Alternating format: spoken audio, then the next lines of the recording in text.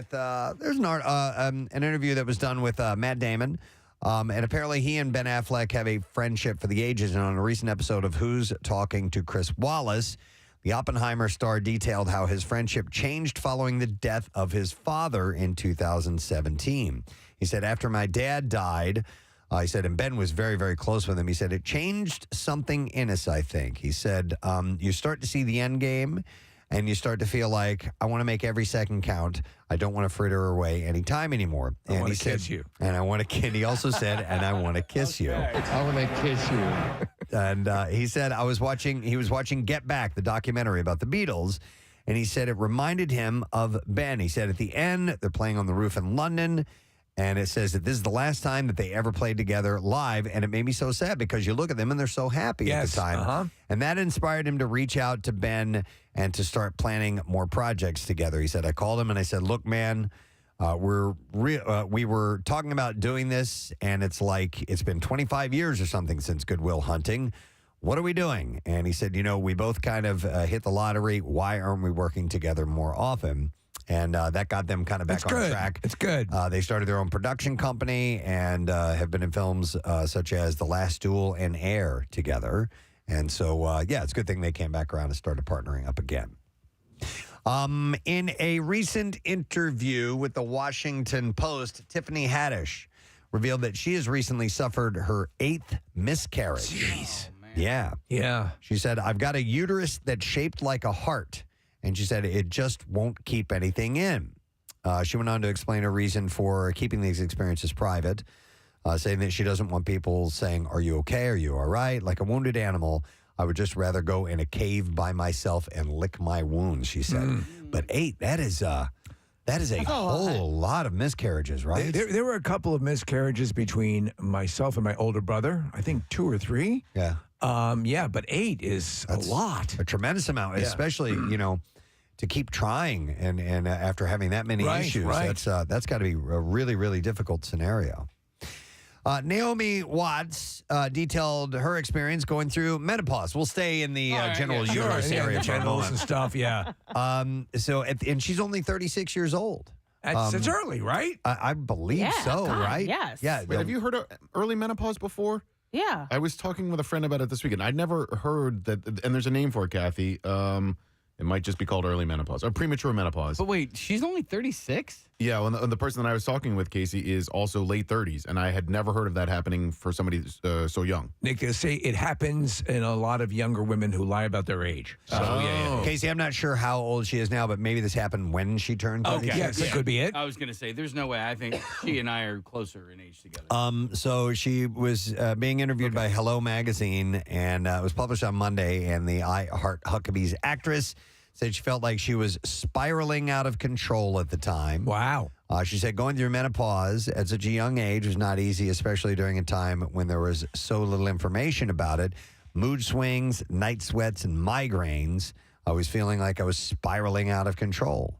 She also believes the experience of menopause hasn't been adequately portrayed on the big screen, she said, and she looks forward to changing that.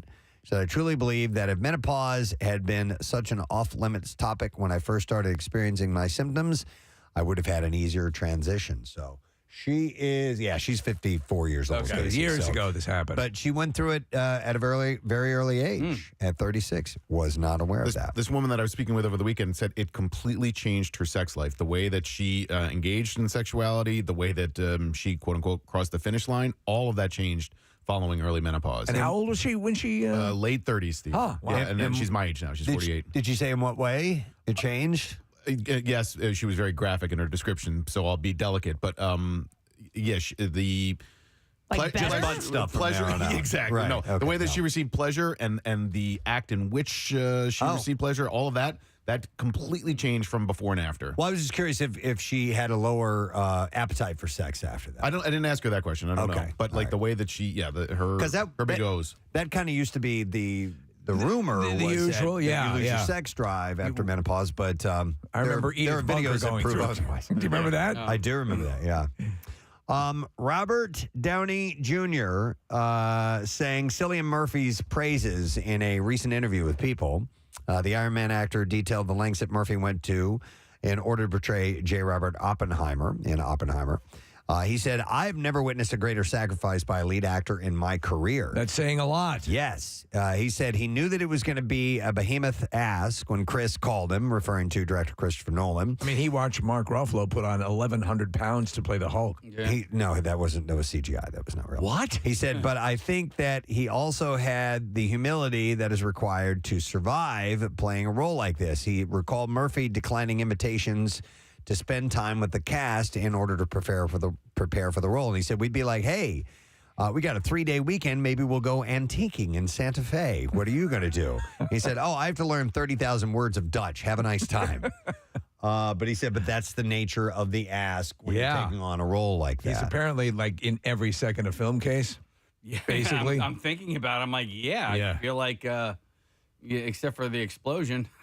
Right. He's not in the No, explosion. he is in it quite a bit. Yeah. So, apparently it was a lot of work to pull off that particular role. Yeah. But it's a long movie. I mean, it's about 3 hours. Yeah. Wow. People reports that Julian Sands' cause of death has been deemed undetermined 4 weeks after the actor's body was discovered by hikers on Mount Baldy in California. An officer for the San Bernardino County Sheriff's Department said that this ruling is due to the condition of the body. And this is common when dealing with cases of this type. He went missing in January after going hiking on the mountain. They only just found him a little while ago. Right. Obviously, his body's going to be in a very poor condition. So he loved to go hiking by himself. Yes. Something he enjoyed. He was doing that apparently when he died, but we don't know, and we'll probably never know exactly what caused it. Yeah, was it a fall? Was it an animal attack? Was it the elements, exposure, any of that stuff? So they're going to try and figure out what happened. People reports that Pete Davidson will be required to complete 50 hours of community service after the Saturday Night Live alum crashed his car into a Beverly Hills home earlier this year. Davidson will also be required to complete 12 hours of traffic school. Traffic school? 12 hours, man. Okay. Yeah. Well, okay, why? I mean... It's part of the punitive thing. It was probably out of his, what's the word I'm looking for? His neglect. He probably, caused this. He had this accident. Not unless the house ran out in front of him. Yeah. All right. I just have never heard of that before. When people they'll get do into that. accidents and stuff like that. Occasionally, yeah. This is part of the plea bargain. Maybe if he was could have deemed- gotten a worse sentence. Yeah, maybe if he was deemed at fault, for doing it, you've got to face some kind of Okay. repercussions.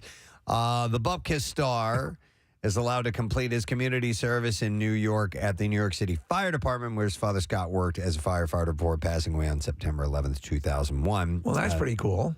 The New York City Fire Department said in a statement, as a son of a 9/11 hero, we would be happy to provide Mr. Davidson the opportunity to do his required community service. It sounds like they won't make him do anything. Not a of lot. course, Yeah, so. he'll just hang out. Did you know anybody who ever had to do community service? Yeah, me. Did you? Yeah. How long? I had to do Oh, that's right. 20 some odd hours at the Jewish Center for the Aged. Right. And I worked in the kitchen, Okay. scrubbing pots and pans. That was pretty much it. Any fun to it at all? Any? No. Yeah. No, not in the slightest. Didn't learn bit. how to make matzah? No, except for there were a couple of guys that worked in the kitchen, and this was when hip hop was still forming. All right. And these guys could rap. Oh, cool. And so I went.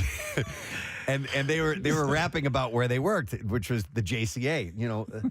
Get on down to the JCA and all this stuff they were throwing in JCA. That could have been an 80s movie. Great. Which was it was Yeah. it was the 1980s. Yeah. I got busted for having an open container of beer. You weren't underage, were you? Yeah. Oh, okay. Yeah. Yeah, that's the worst. Yeah, absolutely. Electric Boogaloo Shalom. You know what? And you know what's funny about that is we were just outside, hanging outside in a neighborhood in front of somebody's house, and a cop pulled up, and everybody ran. And I was taught not to run from the police. I'm going to do Yes. the right thing So here. I'm doing the right thing. I'm Yeah. going to stay here. And I thought, and listen, I knew it was illegal, but I thought the cop would be cool, Right, And yeah. go, look, get rid of this, get out of here. Dude. But he's like, no, I have to do this. No, you and I'm don't. like, come on, man. Those other guys ran. Everybody ran. He did the right thing. Oh, and I went man. to the JCA. I thought he would deputize you. right. My first attempt. Cover me. You've got the stuff we're looking for, Let's young go man. get those guys. Here's a gun. Oh, wait. Here, cover me. Here's a gun. Cover me. You know how to use a shotgun. Something similar happened to me in my first detention ever. I came clean about something that dozens of students did. You had honor. I had honor. And I remember vividly this girl, Donna, in my class, she came clean about something earlier in the year, and the teacher praised her. Boys and girls, Donna did not have to blah, blah, blah, blah, blah. Right. And I was like, okay. Did you get that same treatment? No! I got detention! Son of a bitch. A dog came into the schoolyard, stole a Cabbage Patch doll out of a girl's hand, and then ran. And the whole student body chased after the dog, and we ended up running off of school property. And I mean, there were dozens of kids who did this. What'd they do to the dog? Nothing. Shot it.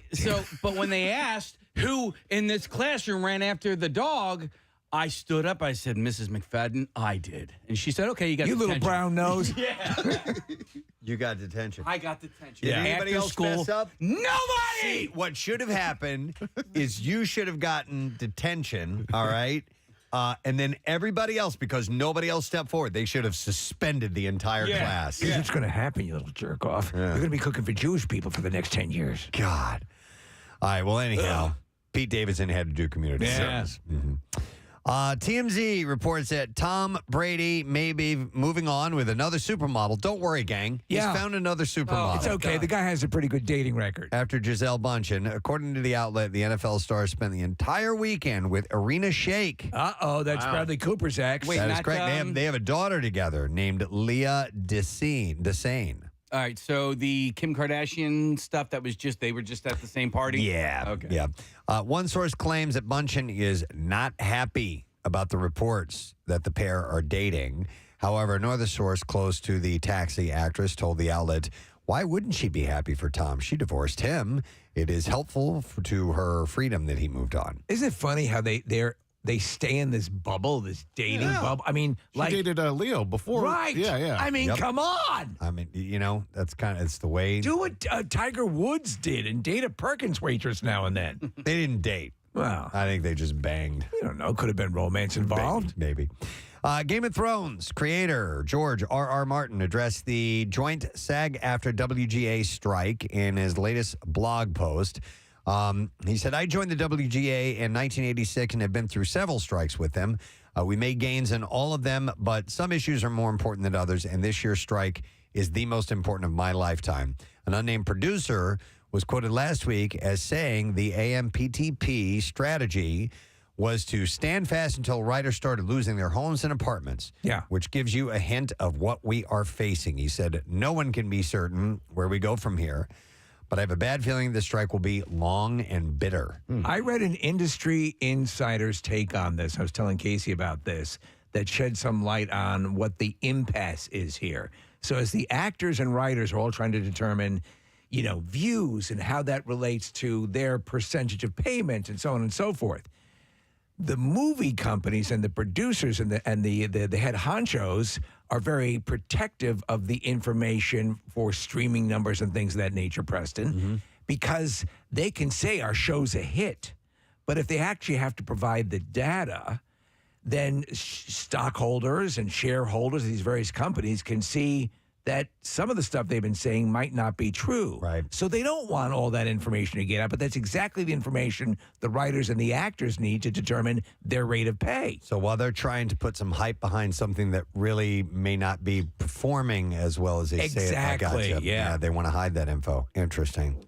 But he added that his overall deal with HBO was suspended on June 1st, but he still has plenty to do and is one of the lucky ones. Is he in any way connected to House of Dragons? Yeah, absolutely. What about Home Improvement? That, I think he is the inspiration for Home Improvement. I don't think he wrote it, but I think it was about his life. He's John Stamos, essentially. Entertainment Tonight reports that the second season of Star Trek Strange New Worlds will feature a musical episode, which is interesting. Paramount Plus dropped the teaser trailer over the weekend to give fans a glimpse of the USS Enterprise crew singing and dancing. So they've already done a thing where they all become different characters in sort of a medieval play. Yep. This is par for the course. The episode titled Subspace Rhapsody will be released on the streaming platform on August 3rd. So I am watching the second season. I loved the first season. Second season, not so much. Okay. Yeah, I hope they pull it back around.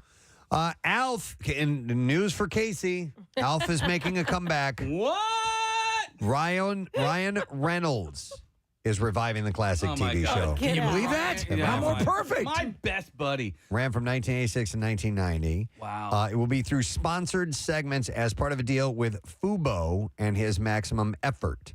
It will premiere on Maximum Effort this Saturday in the channel's first series of Maximum Moments with Alf creator Paul Fusco. Okay. Reynolds said, at Maximum Effort, we love taking risks and blurring the lines between shows and sponsorship because we believe both can be equally entertaining. Besides, he says, besides my irrational love of Alf growing up, one of the reasons we licensed this show was precisely because Paul Shout Studios and our intrepid brand partners, he said. Is he the perfect man for you, Kate? He is for him. Yeah, I mean, Gotta he's a little tall, but Yeah. I'll take it. Yeah. It's funny. My mom was. I saw her. She was wearing her going to bed outfit. And she looks like Alf? No, I was like, she looked like Raquel Achmonic. That means nothing to you guys. That's Trevor's wife, Alf's next door neighbors. And she thought it was the funniest thing because we were such an Alf household. She was a big Alf fan, too? Yeah. Oh, yeah, she, on her bed, as a almost 76-year-old woman, has two stuffed animals. One is a Fozzie bear, and the other one is an Alf. On her bed right now as we speak. I'm curious, what is your mom's going to bed outfit? Just think of what a 76-year-old woman Like a would wear. nightgown? Like a nightgown, but with a robe over it, her Okay. slippers. And pumps? Yeah. All right. Hey, Casey, you know how old Alf is? 653 years old. Well, in this little preview, it said over 300. Okay. Yeah, I didn't know he was that old. So the marathon will feature episodes of Alf along with Maximum Effort Channel's original podcast, The Podcast. I assume they're just rerunning the old episodes. I thought This they is were not a new producing. production, is I it? thought they were doing some new stuff for the commercials, but I don't know. Yeah, it seems kind of vague here. There are commercials, Yeah. but I assume they're just running the old episodes. Of that show, the only people that I have ever seen had a career before and or after was the lady who played Raquel Achmonic. That was Jerry Seinfeld's mom. Right. And then Kate's mom was Mira. Ann Mira? Is that her name? Yes, Ann Marish, who's since passed. Those are the And only still two. his mother. Yeah, those are the only two people. But the dad got to smoke crack with strangers. Yeah. Yeah. What was his name? Max Wright. Wright, yeah. Remember he that was- picture? There was a video of him Yeah.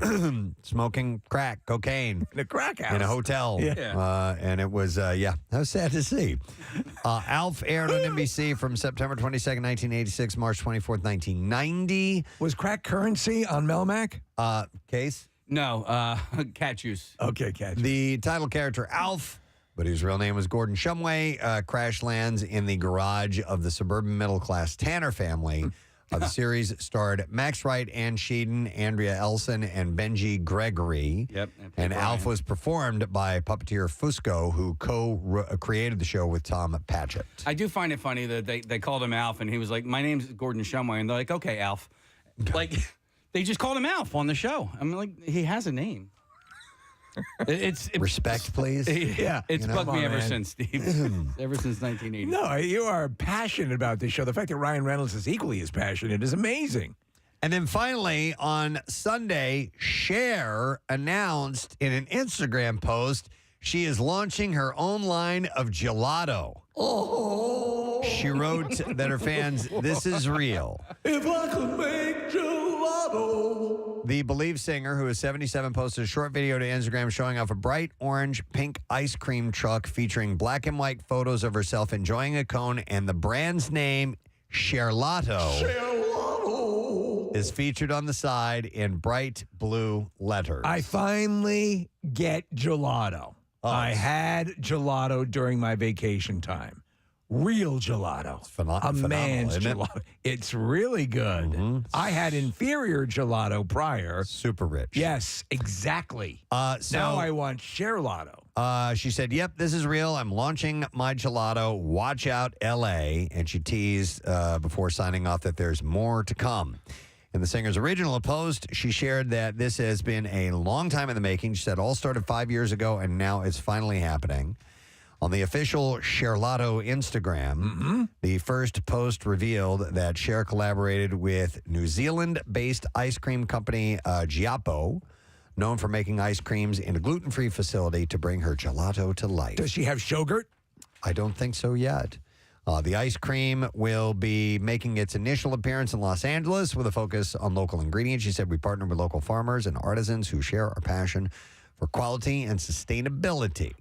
So that's according to the Sherlato Instagram. If you're a Cher, account. what would you move on to next? Would it be Shake and Shakes? I would Shake and go shakes. Steak and eggs. Oh, steak and eggs. I was thinking chocolate covered Me sherry. too. I was thinking shakes. I might try a Sherlato. Yeah, I would have to. I mean, any kind of gelato I will Yeah. sample at any point in time. All right, let's do the clips. Oh. You send the Oh, yeah, we got him. Okay. That was quick. By the way, Casey is cradling his Alf doll. Wait, oh my God, where did this His come from? Alf Adorable. stuffed animal as we're doing this. Good Omens returns this week for its second season, and it is treading on new ground after running out of source material. Here, star Michael Sheen talks about continuing the story beyond the pages of the book. Well, we'd always known from the beginning of season one that there was more story that Neil and Terry Pratchett had worked out. They just hadn't written it down, but they had developed the storylines and the possibilities for the characters quite far. So we were always aware that there was more story to come, but we never assumed, I mean, we just thought that it was going to be the episodes of series one, and that would be it. What the hell are you talking about? Good Omens season 2 begins streaming on Prime Video Friday. I love that guy. Michael great. Sheen. Yeah. You know, it's funny in the Underworld movies, he was like a sexy badass. Yeah. And here he is, never playing that part again. Steve, what was the movie or the show where he was the serial killer in jail? It was And his son was an investigator. it was very good. I Prodigal loved Son, it. Prodigal Son. and it stopped. And it stopped. It was a great show. Bastards. Too bad. Next clip. Here we go. War Pony tells the Calm story down, War Pony. of seriously. War Pony. Seriously. Back off, War Child, seriously. Back off, War Pony. Seriously. It's enough sugar cubes for everyone.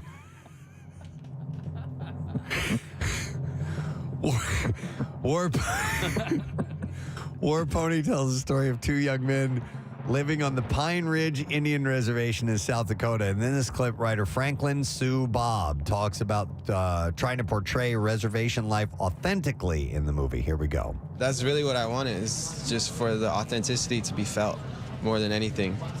Because in a lot of Native films, it's either the poverty porn or it's about one topic or it's about one dilemma. It's not about everything. And that's what this film gives you, is everything. You know what I mean? And this is that I lived in. Having sex with a horse. Oh, yikes.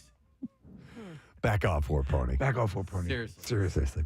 Back off, War Child, seriously. All right, so War Pony opens theaters on Friday. I was playing golf yesterday, and me and the guy that were riding the car together just kept saying that over and over. Back off, War Child, seriously. All right, that is the last bit in the entertainment report. Hey, I failed to mention that today's Tattoos Day. Yes, it is. So we have your opportunity to win a Preston and Steve Show themed tattoo. It's a $350 gift certificate for Floating World Tattoo and Piercing. If you'd like to check out their artwork samples, go for it. FloatingWorldTattoos.com. Or you can check them out on Instagram at Floating World Tattoos. But text word tattoo to 39333.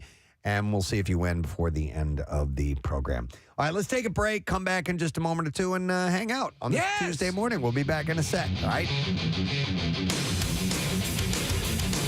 Preston and Steve on 93.3 WMMR. play that piece of audio. Okay. It's real short. It's very, very quick. It's not an audio illusion or anything like that. But do you know? We don't know where this is.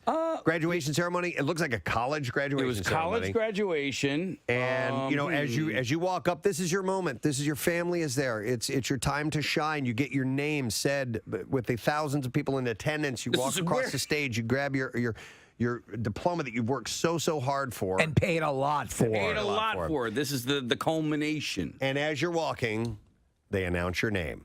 Julie Jerkoff. Forgive me, Kirkhoff. What? Are you serious? Yes. This is legit. Julie Too legit to quit. Wait, one more time. One more time. Quiet, everyone, please. It's her moment. Yeah. Julie Jerkoff. Forgive me, Kirkhoff. Oh my God. Forgive me. Julie Jerkoff, forgive me. Julie Handjob, forgive me. Julie Handy, forgive me. Julie Blumpkin, forgive me. Julie Dirty Sanchez. Oh my God. Julie Jerkoff. Forgive me, Kirkhoff. Wow. You know what, though? That's better than just having your name read that most people are missing anyway. You know she was called Jerkoff all throughout all her life. It had to have been a nickname at some point, or her friends. Julie Jerkoff. Yeah. Or Julie Jerkoff. Forgive me, Kirkhoff. If you think about Julie oh my God, I can't believe I said that. Or that professor won a nice bet. Yeah. Said she would do it. And Julie Salad Tosser. Oh, it's not even close.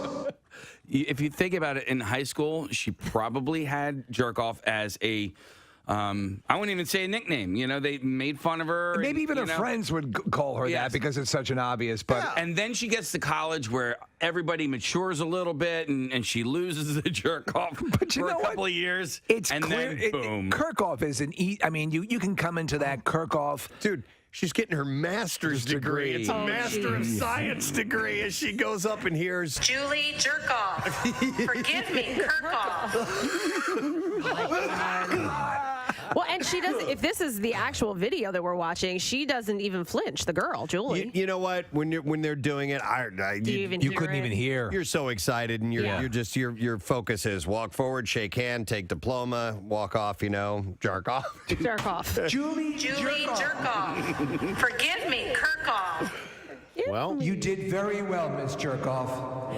And she sounds so sweet. The I know. woman reading the names. I know. Please come up to the microphone, Julie Jerkoff, and tell everyone how you achieved your success. Forgive me. It's the jerk-off way, I think, that we can all emulate. Oh my God! But and you know, there's countless names like that are being butchered in similar ceremonies going on. In fact, this very weekend, I'm sure, absolutely, there'll be mangled names. Yep, loads of them. You realize, anytime we have a caller named Julie, we will have to play Julie Jerkoff. It's awesome. It's the best. It made my day yesterday when Casey sent that to me. So, on that one level, is it sort of cool that you have, I mean, since she's probably dealt with it her whole life, at least she has a meme now that's attached to her. Let's see. We have a caller on the line real quick, and I'm going to go to this caller. Hi, caller. Good morning. What's your name? My name is Julie. Julie Jerkoff. Thank you, Julie. Our first Julie Jerkoff. You're our first to be given the Julie Jerkoff Award. In Ireland, a radio DJ died in the middle of his morning show, the station said. Yeah. Tim Goff was his name, 55 years old, was an hour into his broadcast when the music stopped halfway through a song. The music resumed a few minutes later, but the presenter did not return to his show. The broadcaster, Gen X Radio Suffolk, later confirmed that Tim sadly died. He was 55 years old, and the rest of the story was about people offering their condolences, so I don't know what happened. It wasn't part of their Cash Cadaver promotion, was it? I don't think it was. Don't think it was, Steve. Now, one of us is going to die during the day. And we're going to die on air. When we do, call in. Steve. You've won Cash Cadaver. Dude. That's not funny. Although he probably would get a kick out of this. No, that's just it was his time, and it's horrific. You remember I passed out. Are you on saying air. he would have enjoyed that bit? I don't know. Would any of us have enjoyed it? Cash Cadaver? I think so. Probably. I mean, if I ever die on air while I'm here with you guys and you want to do a cash contest surrounding that, Yeah. Okay. Will you be our Cash Cadaver? Totally. All right. We're allowed? Okay. Yeah. I want you guys sobbing. I'm gone. Steve, I love the voice. So Dracula comes on. 11th call, and you'll be Cash Cadaver. My God. He didn't sound strong when he cracked the mic today. I just knew it was going to happen. Oh, that's the actuarial. Yeah. That's the actuality from the winner. By my phone, and when he started coughing, I knew it was time. This is horrible. This is terrible. That poor guy. He just sounded weak. That's what I knew to call. I knew. I stayed right by the phone. Dude. Oh, my God. To our own kind. I know. We're horrible. Our own kind. Well, they shouldn't have Wow. set up the contest. Yeah, you're right. What is this stupid contest? Be the 14th caller. You're the 11th caller for Cash Cadaver. Oh, man. That poor rest in peace. Totally, Oh, man. my God.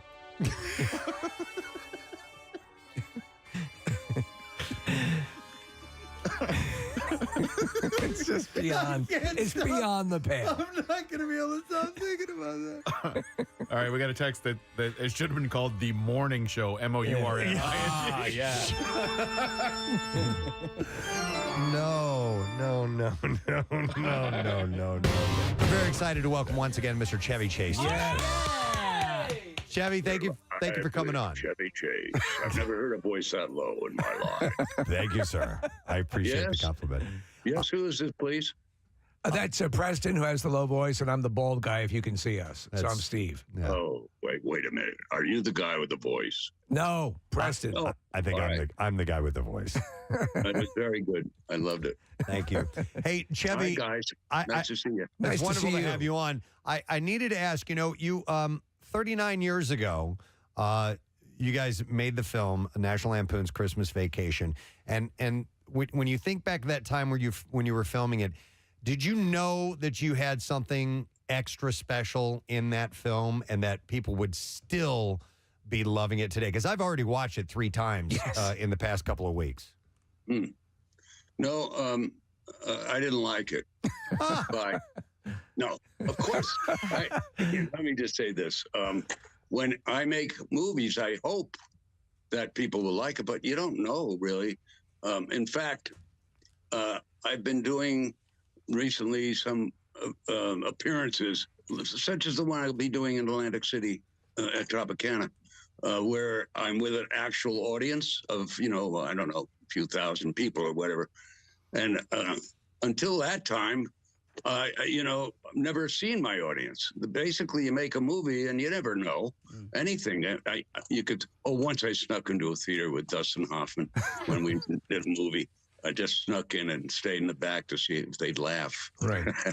But I mean, really, it's the same thing with Dustin or anybody. It's just we don't know. Well, you know what? It's become a holiday classic, and it deserves that.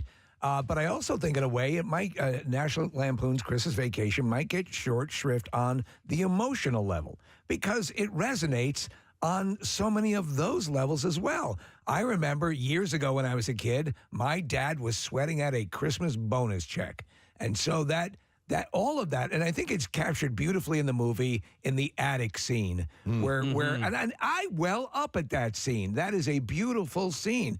How did that come together? Oh, that's funny you should ask that. Well, it's not that funny, but we were in Breckenridge, Colorado on a ski slope shooting the very first scene in the movie where I'm going down the hill, and which you'll notice and see if you watch it. But it suddenly a blizzard hit us, and we were supposed to go back to L.A. and start shooting, and we ended up having to stay there. So the bed and breakfast that we were in had an attic. And we thought, well, let's let's try out their attic, which we did. That's where we shot it. Wow. In their attic. And I was happy to find, a couple of boards I could stand on that would hit me in the back of the head and in the front of the head and, whatnot. Yeah. So that's how we did it. And then at the end of that scene, might be interesting for those who watch it, I look out a window outside and see my family either arriving or driving away or something. That was shot in L.A. because if I looked out that window in Breckenridge, I would just see other houses and naked people. I lied. No, but Steve's right. And I watched this movie the first time I was a teenager, and now I'm a father and I have 3 kids, and so the movie kind of on a few different times hits differently now as a father. And, somebody who prepares to make sure that, Christmas morning is as magical for my kids as it was for me. So, yeah, that one scene in particular is it's different. Great. But I always get surprised that when I can laugh at the same joke over and over again. And Chevy, the scene with you and the lady at the lingerie counter, it does not. Every single time I watch it, I'm like, I cannot believe that I'm like legit laughing out loud at the same joke over and over again. And when she says, "Can I take something out for you?" and you just start laughing, I laugh along with you. And I know. I'm not going to say it on the air here, but Thank you. no, I love that part. And then you can't see the line, can you, Russ? Is it lost on you at all that, and I don't, you have to be aware of this, that people quote you all the time? Like, I can't go play around the golf without using one of your lines from Caddyshack. Fletch, everything, yeah. Christmas time, there's always, Fletch. I have 2 Fletch sound clips that I play. You can hear these. Thanks, Kath. A little later on this morning, Chef Brian Duffy from Food Network is going to be stopping in today, talking about the barbecue brawl, which is coming up. I mentioned at the beginning of this segment, the Word of the Week prize. Now, last week's Word of the Week prize was set up at the Pocono Raceway, and the event that was taken was like a Pocono 400. It was like a VIP, great seats and pit passes and all that stuff. And I'm sure that parking passes probably came along with that too. I'm not 100% sure. They did. Okay. Well, yeah, there was some sort of like, I don't know if it was preferred parking or an area, where you could park. So Kathy's dad went to Pocono Raceway this past weekend. Did he have the VIP preferred parking? So he did. He had whatever that parking was where you could go. Now, before I tell you the story. I didn't know that. Yes, before I tell you the story, it was the largest crowd that they've seen since 2010. I don't know. They don't normally release numbers, apparently, for NASCAR, but they said it was the largest crowd that they've seen since 2010. And my dad said, even with the preferred parking, like, it was crazy how many cars were there. So those NASCAR events, you're talking about 100,000 people. They can get into the 6-figure range easily. It becomes a city unto itself. Yeah, it's just insane how many people attend that event. Those events. So my dad, who is 78 years old, he went with a friend, and my dad's very active, and he rides bikes, walk, whatever. He's all over the place, so he was fine. But when they got there, instead of walking, they still had to walk a pretty far distance, even though they got this parking. So there was a guy in a golf cart who was kind of picking up some people who may need a ride to their seats. So that's what they did. They got a ride to their seats, and my dad said that the tickets were awesome, seats were awesome. He said when all the cars started, I'm like, did you wear ear protection? He's like, no, that's what I went for. He's like, that was the best part. He's like, I screamed at the top of my lungs because I was so excited. He goes, and nobody could hear me. Like that. He said it was so loud. But he just loved it. Him and his friend absolutely loved it.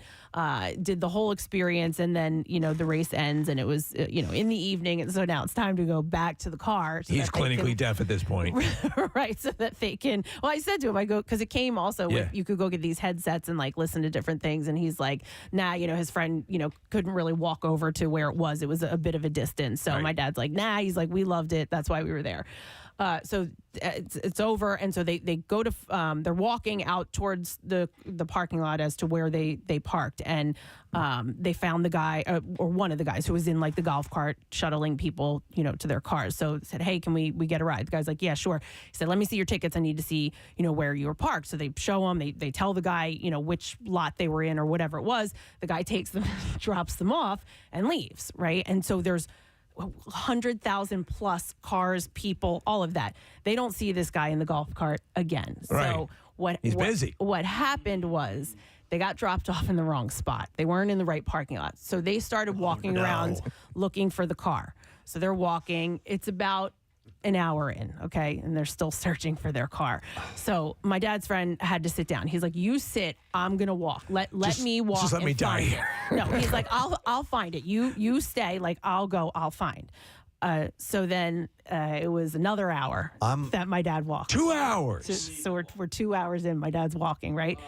Did he lose his buddy too? Because okay. No, the guy. Well, yeah, I know. I actually meant to ask him that. Like, were you able to go back to where he was to find him? I think he was. And and so the guy's looking on his phone because he can see where his car is on his phone, and he's like, we're in the wrong lot. The guy, he dropped us off in the wrong lot. Like, we got to get back. But my dad said it was far from where they were dropped off, right. and so his friend couldn't make it. So my dad then's like, okay, we're in the wrong lot, can't find the car. Let me find the guy. 2 hours into it. 2 hours in. Let me find the guy with the golf cart. It's nowhere. Like the guy's driving other people. Like they're already dropped off. The guy's not coming back for them.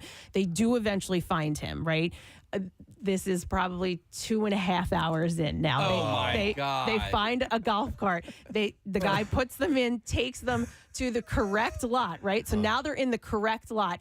And it took about another, I think, 15, 20 minutes in the correct lot. They were almost at 3 hours searching for their car. And I said, put the alarm on the car.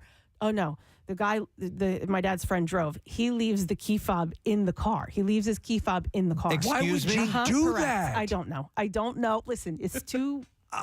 You can get in I don't know. You can drive the car. I don't know. Is he the same age as your dad? Or No, he's younger. He's oh younger my than my God, dad. he's an idiot. I don't know. So yeah, the key fob's in the car. So it was about. And I left a full tank of gas in it for you. 2:30, 2:40. And my wallet's on the dashboard. Yeah. And my wife is in the back naked. Yeah, so about 2.5, 2:45, it took them to find their car. Now, I said, because I know my dad, and like my hatred for traffic and sitting in traffic comes from my father, Right. and I know it. And I was like, Dad, like, were you losing your mind? And he goes, no. He said, actually, I wasn't. He said, it was taking people 2 to 3 hours to get out of the parking lot because there were so many cars. He goes, so I just walked around for that time. He goes, by the time we got into the car, we pulled right out of the parking lot. You had a little adventure. Yeah. That's what I was curious about. Did they wait until the race was over? Yes. Okay, Yeah, they because the watched place the would have end. started, It's emptying out. Yeah, like so- it's like the 100,000 Mecca. people. Yeah, That's what 100,000 people. That's what he said. He said we would have waited in the car. He goes, instead, my friend sat and I walked around for 2.5 hours. So is this friend just sitting on the side of the road, moaning? Well, or? in the parking, like in the Okay. parking lot. He just sat down. He's a bigger guy. He couldn't do all the Okay, walking, so all he right. just kind of sat. Yeah. Oh man. I would have been losing it. Me I would have been so anxiety ridden. Yeah. I would have been angry and unhappy and just the my bad person mind. to be around. Yeah, just the other day I walked out of I think it was in Old Navy at the Metroplex, and I had gone to the liquor store afterwards. So when I came out, I forgot that I wasn't directly in front of the liquor store. I Oh, was that's over by funny. Old Navy, and I'm like cursing to myself. Yeah. Where I don't know. I just walked into one store. You've been here for 10 minutes. How can you not remember where your car is? So- and that was like, and I liquor. realized where it was. My sister-in-law, she had to call the cops because her car was she thought it was stolen. She had just walked out the wrong side of the Cherry Hill Mall. So she walked in on one side, gone. and then came out the other side, and it was gone. Do you guys know Jamie Apodi? Yeah. She goes to my swim club, and she came out of the swim club and was like, my car's stolen. It's gone. Cops came. They had to report it. So whole thing. And she didn't have her cell phone on her. Her husband called and said, I'm coming to the pool to get the car.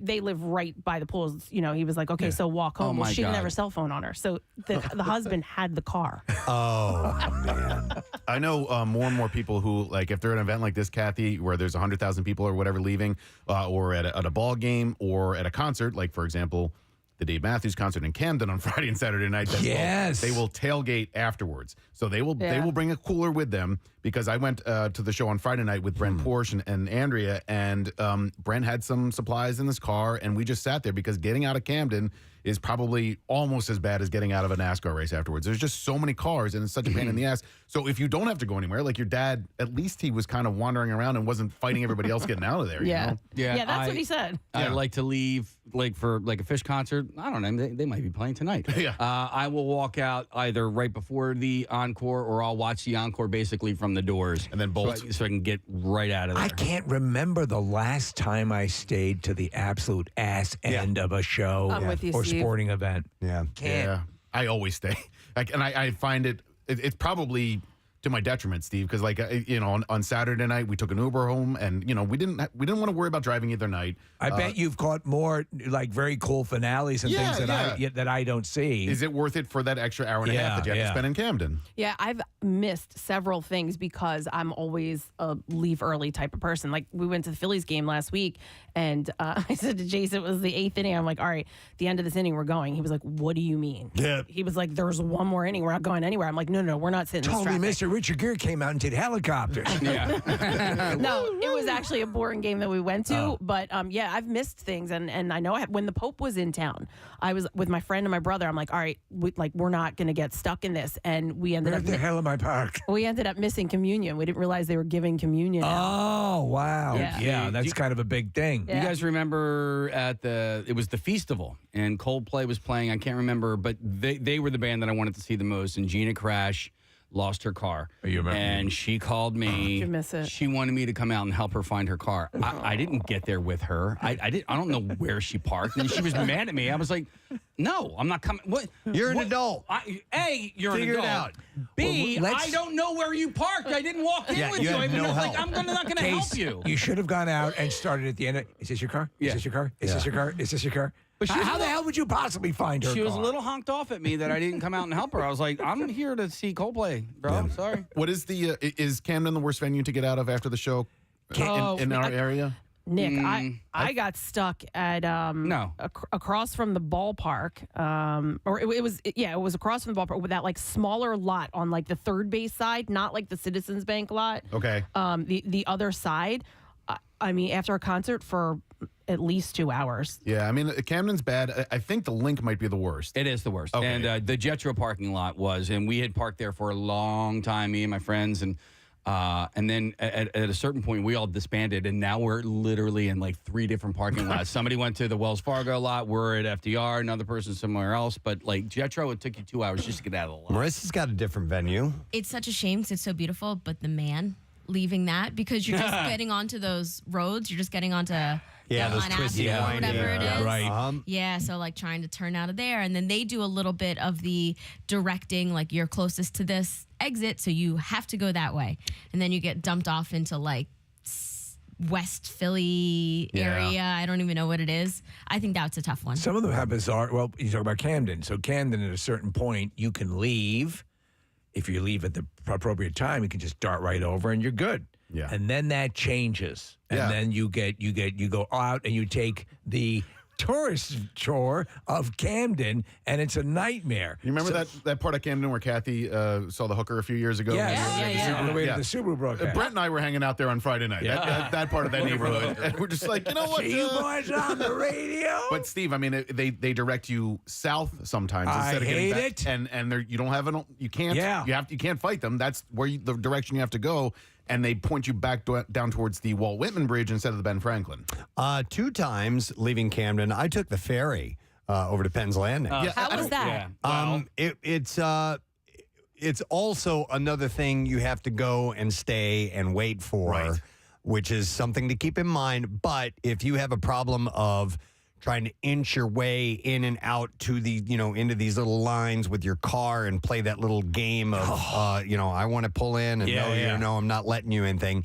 It's fine. It's better, I think, if you want to avoid all that. But you do have to go kind of get and wait in line. Wait for the ferry. If the ferry's already sent a group over, that's got to go all the way back over and then come back across the river. But I found it to be a little less stressful. They should have boat Ubers for the Camden Aquarium. I'm not Camden, not aquarium. The FM Pavilion, whatever that's called. Yeah. Boat Ubers? Yeah, because they have that. When I flew into Boston one time. Boobers. Yeah, There you go. Exactly. Yeah. When I flew into Boston one time, our hotel was on the other side of the harbor from the airport. And we hopped on a boat. And the Water boat took us- taxis? Yeah, water taxis. There's a little dock there at Dock, Yeah. at Camden, and for a long time, I've wanted to tailgate or boatgate or whatever with a friend before a show, and then like go out to the boat afterwards, because it's like, have you guys seen it? It's that like little circular area where the boats can pull in, and that must be a fun place to hang out. Yeah. Absolutely. But I was not aware that people are do a post-event tailgate of sorts. And it's just a way to chill and not be stressed. And yeah, I mean, Brent and Andrea and I were just sitting in the car, not going anywhere for 45 minutes. And then when you finally do get out of the lot, you're getting through Camden for another 20 or 30 minutes. Right. At the post-tailgate, are people drinking beer and whatnot? Okay. People bring coolers, and it's really nice. And then on Saturday night, we made the mistake of trying to Uber home, or not the mistake, but we Ubered home, and so we had to walk to like the other side of Camden by where Rutgers is. Yeah, which sometimes to pick up your Uber, you might as well just walk home. Seriously, man. Somebody texted in and said, take the light rail into Camden. Yeah, for you can do that. concerts. Yeah. Where do you pick that up? Right there. I mean, the light rail that? is right in front of the. No, I know that, but I mean, does it go across the bridge or? I don't think it. I No, don't it think stays in Jersey. Does, yeah. Okay, so that's if you're in Jersey already, but you could go somewhere else in New Jersey and park. Get the hell out of Camden. Yeah. Huh, Which do you pick it up at Madison Square Garden, Preston? Right, yeah. Let's go to MSG, Park there. Penn Station. You'll take that through to Trenton, then you get on the light rail. Here's what you're going to want to do. So I learned this recently. It's the River Link that goes right in front of Camden and the Yes. aquarium. River Line. River Line. Thank you so much. But it's Patco that you can get at like 15th and Locust. There's a couple of stops in Center City, so you can take that over. No But kidding. you have to walk like 3 or 4 blocks. What? Yeah. But 3 or 4 blocks? another alternate, my friends and I started doing leaving Eagles games. We hop on an Indigo bike. Those are the rental bikes. Yeah. Because, I mean, driving is insane. The SEPTA line is starting to be insane, especially when they're free now. SEPTA is offering free rides home. How many Indigo bikes are there? There's They're all over, right? yeah, there's it's starting to catch on, so it's getting a little There you harder to go. even get those. But there's like 20 or 40 probably right near the link. And then if you don't get those, you can walk down to Patterson or what's Chicken and Pizza on? What street is that? Oregon? I think so. Yeah, Oregon Avenue. Yeah, I think so. Wait a minute. Hold on. So where are the Indigo bikes near the link? They're right outside the SEPTA station. Would you consider taking them back to Harleysville, Preston? Yeah. No, but parking somewhere far away from there, parking, I don't know.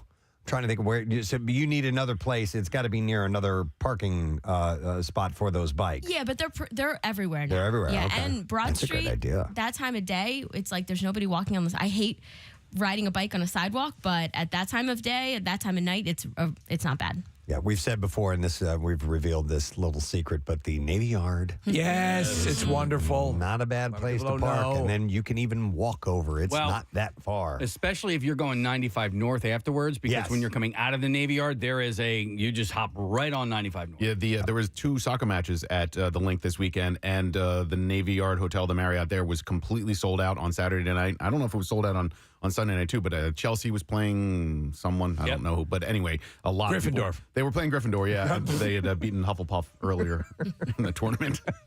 It was a magical event. Yeah, I bet you. I wonder how often that Marriott just jams up.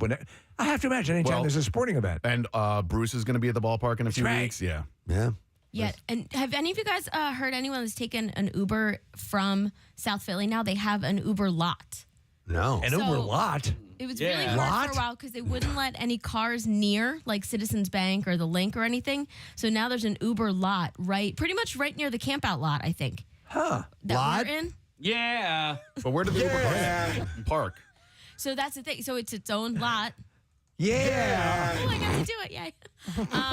And you're supposed to walk and meet your car there. So it's like right by the train station. But I was talking to an Uber driver the other day, and he says it's a debacle because nobody knows that it exists yet. Well, and don't they have to be in there by a certain time? Like they can't just stroll up right as the show gets out. Yeah, and you're supposed to like get to the lot and then call your Uber, which nobody does ever. Here's the explanation up on the screen here, Preston, if you want to. New Uber rideshare lot for fans starting on April 20th, which is, we're already deep into that. Uber will be providing a rideshare in Lot T for all Citizens Bank Park and Wells Fargo Center events. And fans should exit the third base gate. This is if you're at the ball game. Yeah. And walk along Patterson Avenue toward Broad Street to enter the lot. Request a vehicle, which will meet each rider at in the designated area. And the lot will also include an Uber-branded lounge with seating and charging stations. Well, that sounds fun. Okay. Hoity-toity. They have the lounge? I don't know if it's like a lounge or a tent. Okay. But no, I haven't taken it yet. So you're basically going like hailing an Uber cab is what you're doing. You're right? You're calling an Uber, but it's like in the lot. They're all right there. And I then got you. sometimes Uber will provide incentives to drivers to be there and waiting for it. So, hey, Kath, your dad, was he coming home or did he was he staying in the Poconos? No, they were driving home. Oh, man. Yeah. After all that time. Yeah.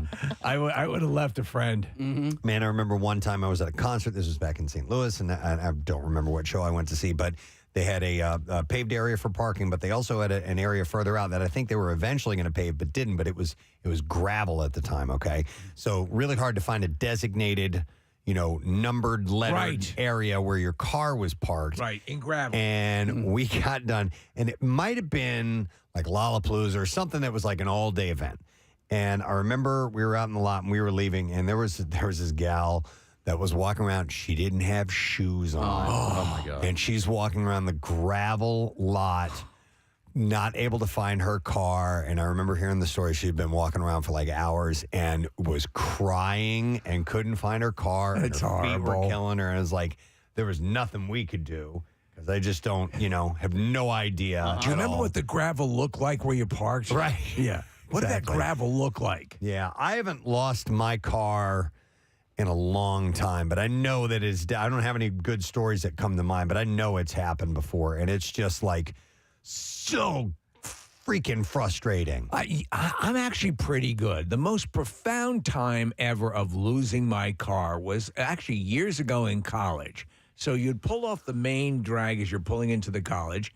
You'd go down to one level. So that was one level down from the street, Preston, parking lot. And then there was another little street that went down a little bit lower, and there was another parking lot. What I didn't realize is that there was a third parking lot. Oh, my God. That apparently I parked in thinking it was the second parking lot. And I had no indication. And I'm like, it was one of those, it just disappeared. It's gone. Yeah. And it was incredibly frustrating until security came and performed the service of making me feel like the biggest jackass. Yeah. I'll tell you one of the places I hate parking at is going to a show at the Tower. Yeah. And parking in that. It looks like it's barely able to stand up garage. Yeah. It's horrible. It's just it smells like piss. There's garbage all over the place. It's dilapidated. When was the last time there was actually a show at the Tower? That's a really good question. I don't know. I remember after they took the sign down and everything that I kind of stopped hearing about shows at the Tower. Right. That's a really good You had two question. things going for you. The bar that you love, Preston, and the garage. Oh, don't even get me started on that. Oh, my God. Hang on a second. Let me go to Frank real quick. Hi, Frank. Good morning. Hey, how's it going? Good morning, guys. Morning. What's up, buddy? So don't take the New Jersey speed line. They close early, and they drop you off in Pennsauken. What's the Jersey speed line again? The river line?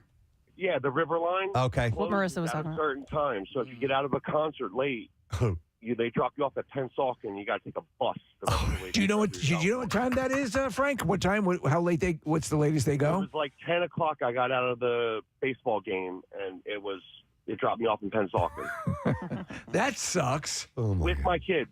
No, that's even better. Oh, dude. Should have taken him around Camden. Thanks, Frank. Appreciate it, bud.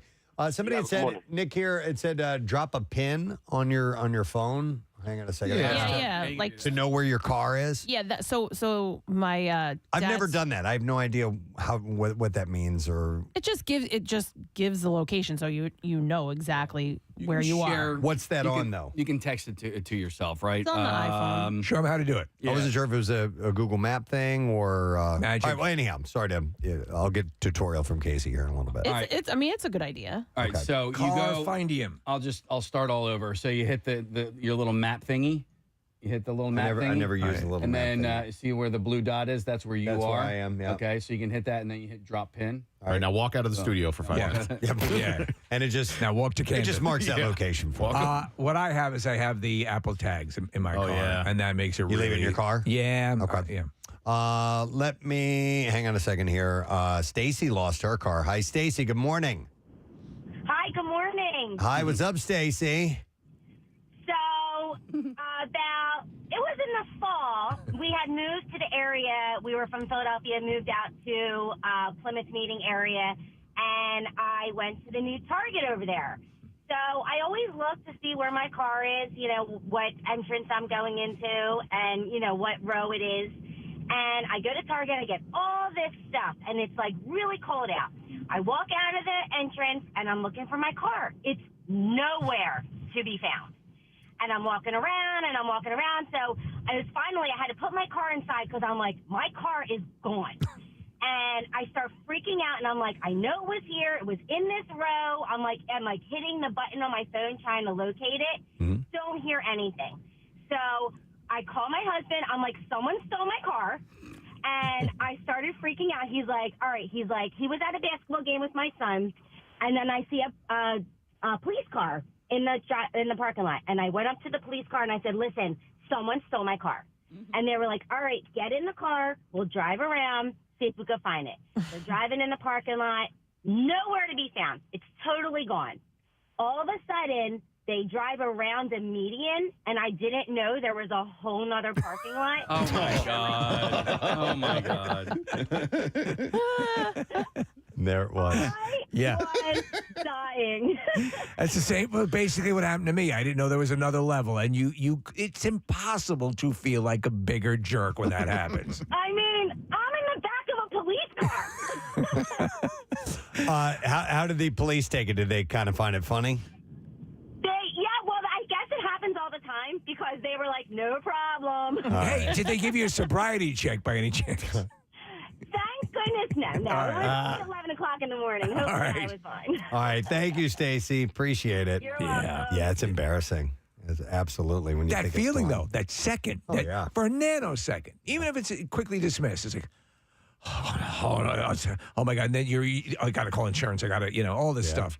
Hang on. I'm going to go to a caller named MK, who's wants to mention the Uber lot thing. MK, good morning. Hey, can you hear me? Yes. Sorry to bother you guys at work. Okay. All right. So you can help us out with the Uber lot thing. Yes. So I moved to Denver, Colorado for my master's degree, and I stayed out there for 4 years. So I've been to quite a few Red Rock shows, and they have an Uber lot, and it's the farthest possible lot from the actual venue. You have to hike all the way down the mountain, all the way to the southest lot. And it's absolute chaos. You have to wait in a line, and they basically have like people that work for Uber or Lyft. And the Uber pulls in, they call out the name and what party it is. So it's almost like you're waiting for your table at a restaurant. Or like a valet parking thing, right? Yes. But they'll call out like Dave, party of 3, and like 7,000 people are waiting. That's a nightmare. Am I Dave, party of 3? And like you walk up and it's not your Uber, and you get to watch somebody that has the same name, same party number get in the Uber. You're so jealous. MK, is this only at the end of the night, or does it happen at the beginning of the night too? Like, in other words, where does the Uber drop you off? So, it depends on your Uber driver. If they're nice enough, most of the time they can drop you off all the way at the top, very, very top entrance. But all the partying happens on the south lot. So it kind of depends what vibe you want to do. But the venue will let you get dropped off all the way at the top, but you can't get picked up at the top. MK, I wonder if that's the same situation with here. So where if you're running it that way, where they're calling out whose car is next, that's only pandemonium can result from that.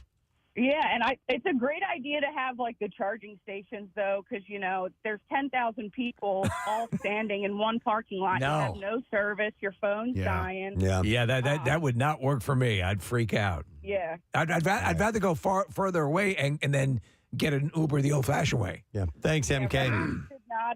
Appreciate they it. did not have the charging station, but they did sell Chick-fil-A in the parking lot. There you go. All right. That's a perk right there. All right, thank you. All right. By the way, you guys. listen. Have a good one. Listen to this story. It says I drove to Atlantic City, had a long night, was drunk enough. I Ubered back to my house in Plymouth meeting, woke up in bed with my truck still in Atlantic City. Oh my God. That would suck. That would blow. I mean, you did the right thing and got somebody else to drive, but you have to go all the way back. What do you think? What would that ride run you? Couple $100 maybe. Yeah, Something right. like that. What's the most you've ever paid for a? Well, I didn't pay for it, but a friend paid for an Uber. A friend who works here middays on air.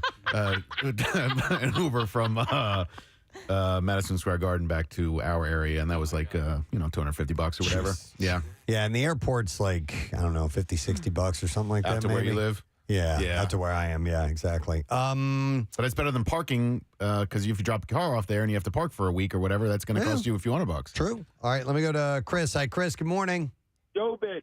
Yo, bitch. Yo, bitch. What's up? I'll try to make the story as tolerable as possible. All right. So I was at a wedding at Atlantic City Country Club. My truck was at Hard Rock. My parents were at the same wedding. They took my truck that was Atlantic City Country Club back to the hotel because I had my kids. So me and my wife stayed, party, took an Uber back that night. The next morning, my dad and I walked around for an hour and a half looking for this truck. Could not find it.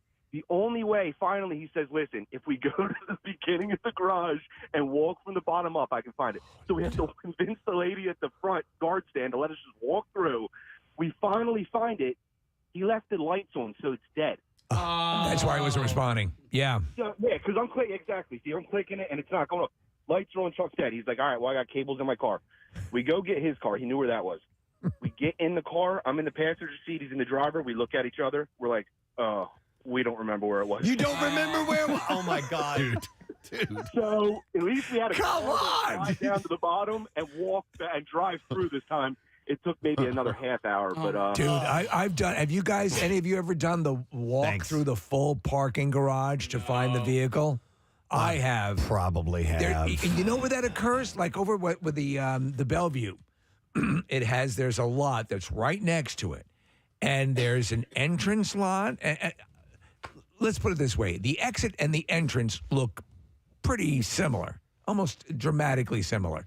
And that will throw you off if you're going in. I've had it happen a number of times where I'll go to the elevator and I'm like, okay, I'll hit the number for the level that I'm on and get completely disoriented. And my sense of direction is pretty good, but I've done the 3 or 4 levels walking around looking for my car. It sucks. I now take a picture every time I'm parking in a where you garage. are, yeah. It's just real quick. It's easy to do. I used to...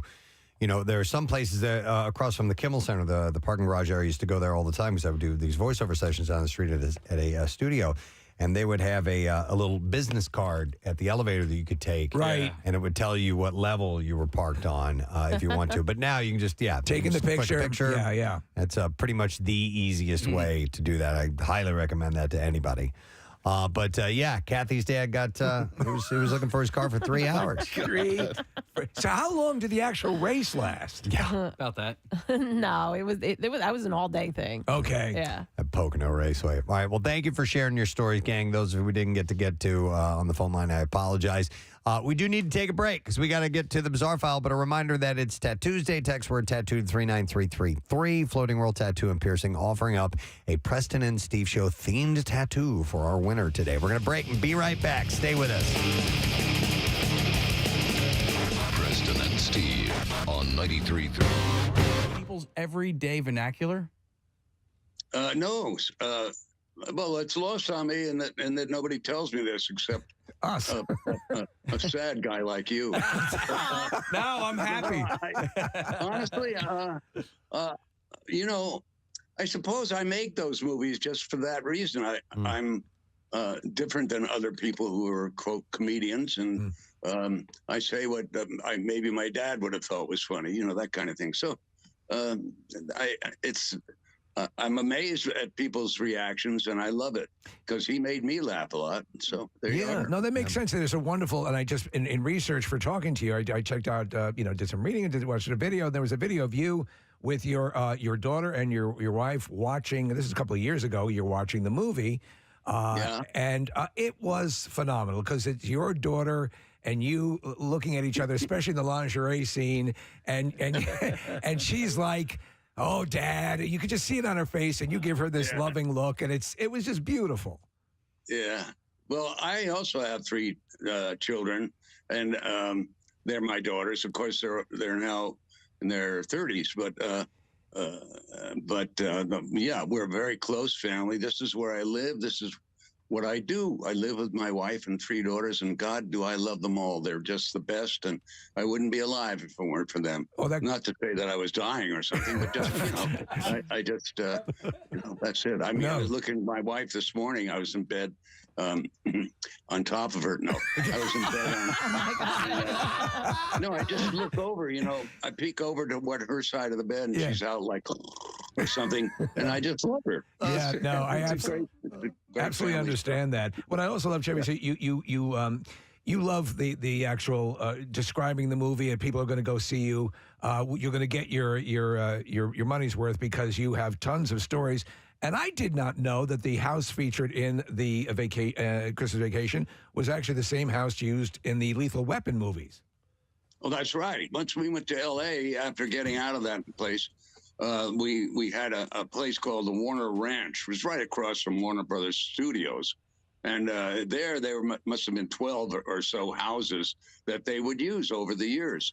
And we picked one that had a great lawn. And on the lawn, by the way, there was a toilet, just a toilet. You mentioned Lethal Weapon. I believe there was a toilet scene at the very end where Danny Glover. Danny Thomas. What?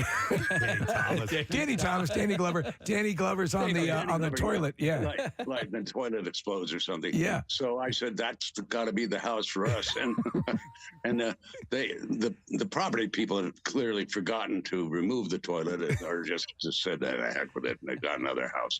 And so I had our property people please remove the toilet from the lawn. And then there's this scene, it's like one of the first scenes in the movie in which I fall off the roof, setting the lights up. Right. And I land behind this bush, and I landed on the toilet. Nobody saw that, but that's where the property people this time put it. Oh, my God. That's hilarious. Wow. Yeah. Hey, we are going to have, there's one of the stars of Christmas Vacation actually still lives in this area, and we're going to have her in studio on Monday. The young girl who played Ruby Sue, Ellen Latson's going to be here on Monday. Oh, my God, yeah. Yeah, so what a little kitty. Yeah, well, she's a grown-up now. Do you have any memories of shooting any scenes with her? Because you guys did have that really touching scene. Beautiful. When you were Santa Claus. Yeah, Santa Claus, yeah. Yeah. We went out together after that. That's cool. I'm kidding. That would have been illegal at the time. I know, I would have been. I'll say.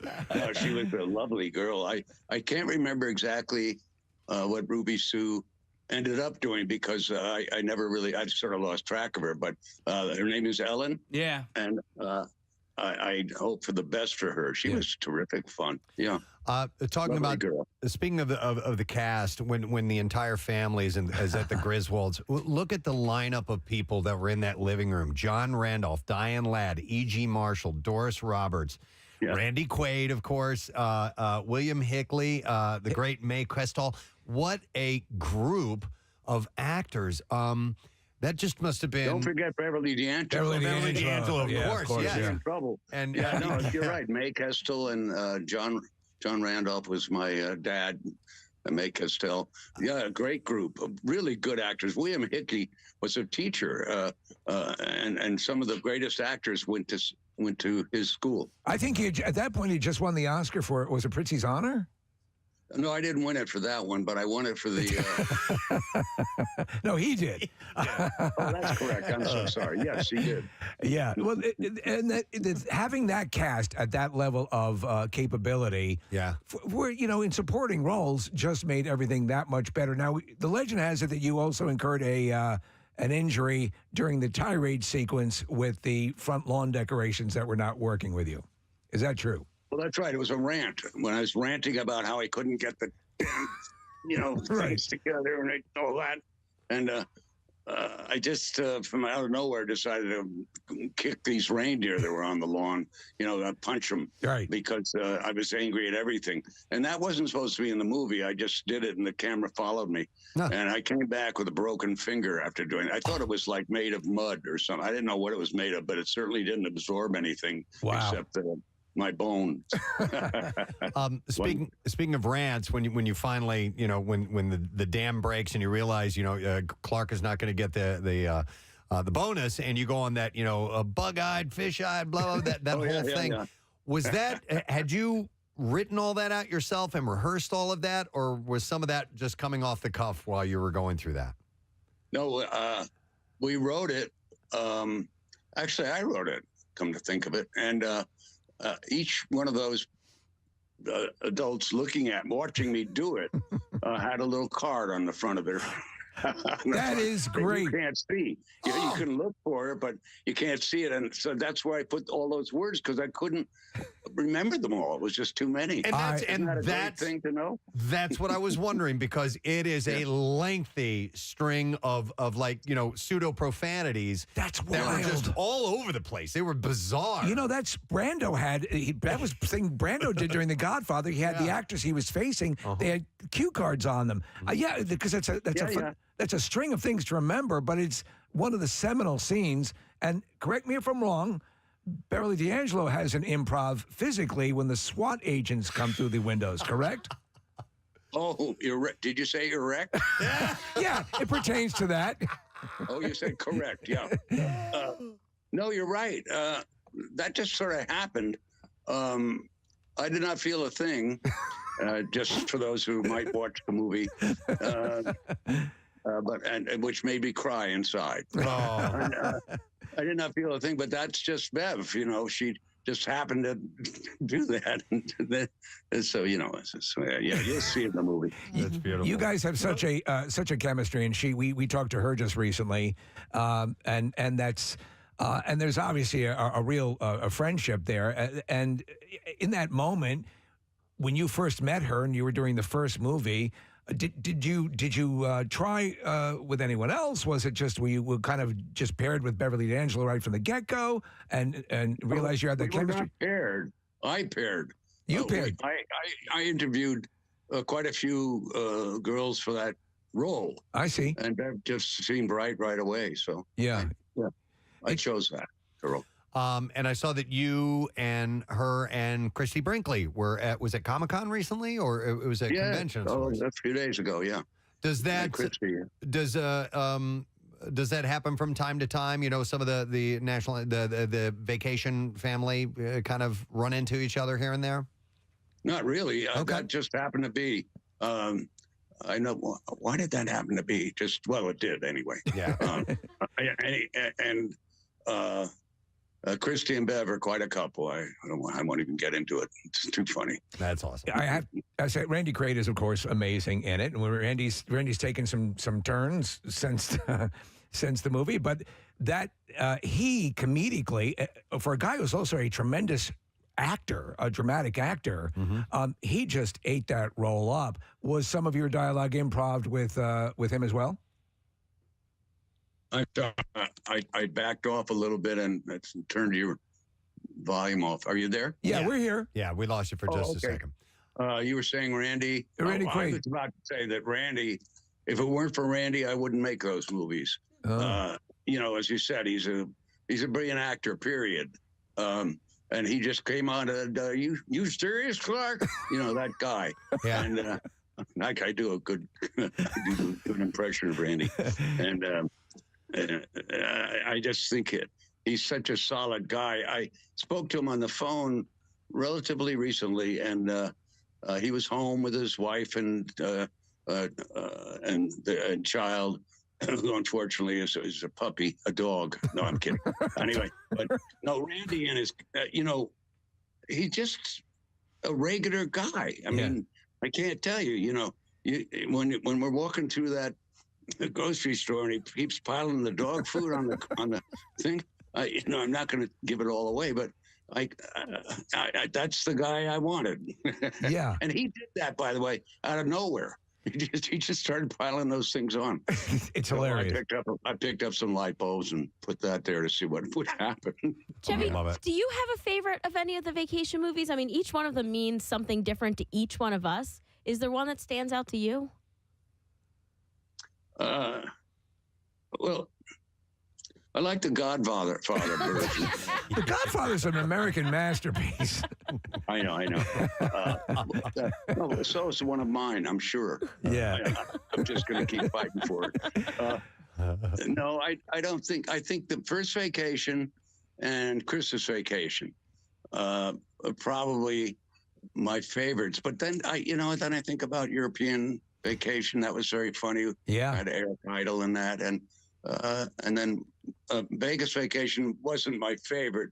It was rough to do, but otherwise, I mean, I enjoyed it very much, obviously. But I think the first one and the last one. Well, there are tons of stories associated with the movies, and I'll just bring up one that you got a lot of tidbits that you've given us today. But as the legend goes, Chris Columbus was offered the directing role for National Lampoon's Christmas Vacation first, and then passed on it, and he went on to direct Home Alone from that. Is that correct? No, actually, he discovered the country in 1492. Oh, it was that one. Wow. Anyway, I have no idea if that's really true. I don't know Chris Columbus. Okay. I always wanted Harold Ramis, and is that who I got? No, you got Jeremiah Chechik. Oh, I got Jeremiah. Yeah, that's right. Yes. So there you have it. My knowledge of that is really shaky. What you've given us is worth it, though. The conversation has been great, and this is some of what you'll get if you attend the screening and the conversation afterwards. Yeah, this is going to be thank you. Saturday night at Tropicana Casino and Resort in AC. Tickets available at Ticketmaster. I'm actually going to give away some here in just a little bit. 8 o'clock. It'll be great fun. I hope the place fills up and is packed with young girls. As a fan, wonderful people. As a fan, we are thrilled you're doing this with your movie catalog, because we are massive fans. Absolutely. Yeah. Oh, that's very nice. Thank you. I thank you for that. Thank you Thanks for so the much, interview. Chevy. Have a great holiday. Enjoy the weekend and take care of yourself. Okay. Well, you too, guys. All right, thank you. Bye. Chevy Chase, guys. I mean, come on, man. The great Joe Satriani, guitarist. We'll be rocking St. Louis, KGN 89.1. Up on deck right now, we've got some hot new stuff from a guy named Joe Satriani. This cat really knows how to play guitar. Watch out for him. He's getting some really fantastic... Dude, stop it. If I have to listen to, he's calling my phone. Okay, all right. Then you got to listen to that. commercial success from his all-instrumental album, which you don't... This is me in broadcasting school. Right. Mind you. seen much of, and I see some very big things from him in the future. So what do you say we roll it? This is The Crush of Love on KGN. At least, listen, I still have never showed you guys mine. At least you're like, you're doing it. Like, I froze. I didn't, like, the words weren't even coming out of my mouth. There's no words on it? Oh, yeah. It was, Steve, there were very little words on it. I didn't know that. Do you have it, or is it just mythical No, now? I have it. I think I lied to you guys and said I didn't. I think you did. I knew it. We know you did. Preston, but that's a very serviceable... It's not that bad. It was terrible. No, that's what I mean. Like, listen, it's terrible now, but like you were speaking well, and you. I can't read it. There's no words on it. I was talking like this, you know. You know what it sounds like? It sounds like you're in broadcast school. Yeah, there you go. Yeah. Yep. Yeah, here's another one if you want to hear Foreigner. This is KGN 89.1, the only rock of St. Louis. Good afternoon. I am feeling good, and I hope you are too. And if not, I've got just the thing for you. Here's a little bit of Foreigner, Double Vision on KGN. I like that. I hope you're feeling good. If not, there's not a goddamn thing I can do about it. That's me, by the way, just sitting in a booth with a tape recorder. Yeah. I wasn't actually on the radio. It's I was the weirdest- pretending. I had to make up a radio station. KGN did not exist. I made didn't? that up. No. I don't know why I thought of those letters KGN. K-Gun. Yeah, man. I don't know. Kevin Gunn. Yeah. Anyway, Joe Satriani, that cat turned 66 years old today. We are so happy he is back in town. It's been a while since he's been here in this studio, and we know him as Gay Robot. We love him for that. Ladies and gentlemen, Nick Swartz. everybody is with us. Good morning, sir. I'm glad you got my name right and didn't call me Blink 182. you nailed it. It's that kind of day, Nick. It is. Flooding in the streets and in Preston. WMMR presents Preston and Steve's Bizarre File. Brought to you by Lehigh Valley Restaurant Group Red Robin, and Lehigh Valley Restaurant Group's local Red Robin locations are celebrating their 30th anniversary. You can dine at your local Red Robin on August 1st, and 30% of all sales are going to be donated to the Leukemia and Lymphoma Society. Visit redrobinpa.com. In New Hampshire, a boarded up window and burned pillow were simple signs of a dangerous morning for one man in Deerfield. Russ Pierce said that his neighbor threw Molotov cocktails into his house and threatened to kill him with a sword. You're a bad neighbor. Russ said, and I heard some banging on the back door. I figured someone was in trouble, so I rushed up without even looking out the window. I'm going to kill you with my sword. He said it was a perfectly normal day as he was getting some work done, but he suddenly found himself in the middle of a crisis. He said, I encountered someone who was all covered up around his head. He had a machete and claimed that he was law enforcement. And said, get out here, you're under arrest. No. Police said, I'm not going to do that. Joshua Layton was the person at the door. As an Army veteran, Pierce said that his instincts kicked in. He ran back inside, locked the door, and called 911. That's what you do in the military.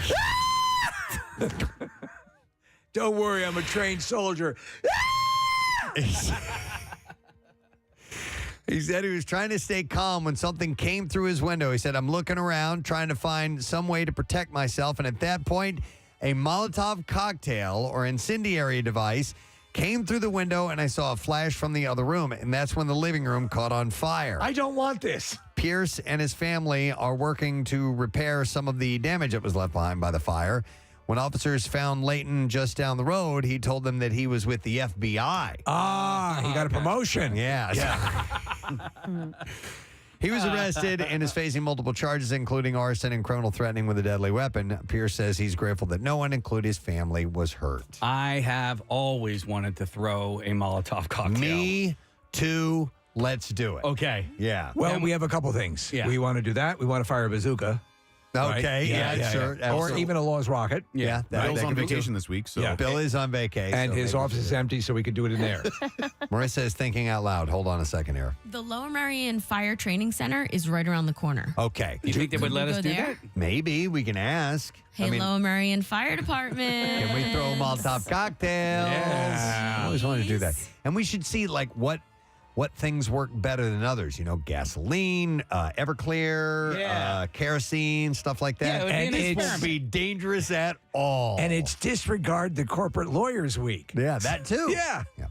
All right, a woman was found dead in Montana on Saturday. Kathy touched on this in the news after coming into contact with a grizzly bear on a trail west of Yellowstone National Park. The Montana Department of Fish and Wildlife Parks said that the woman was found deceased on a trail near West Yellowstone. They said that the woman was found dead following an apparent bear encounter based on what investigators determined were grizzly bear tracks at the scene. You know what amazes me about this story is that, so you figure if you're attacked by a grizzly bear, that would be readily apparent. And they seem to be keying off the footprints. What was the shape of her body? Yeah, I don't know. That's a good question. I mean, because if the bear wasn't hungry, it's Right. not necessarily going to stop and feed on her or something like that. And who knows, man? Maybe hell. without using their teeth or anything like that. Maybe who knows?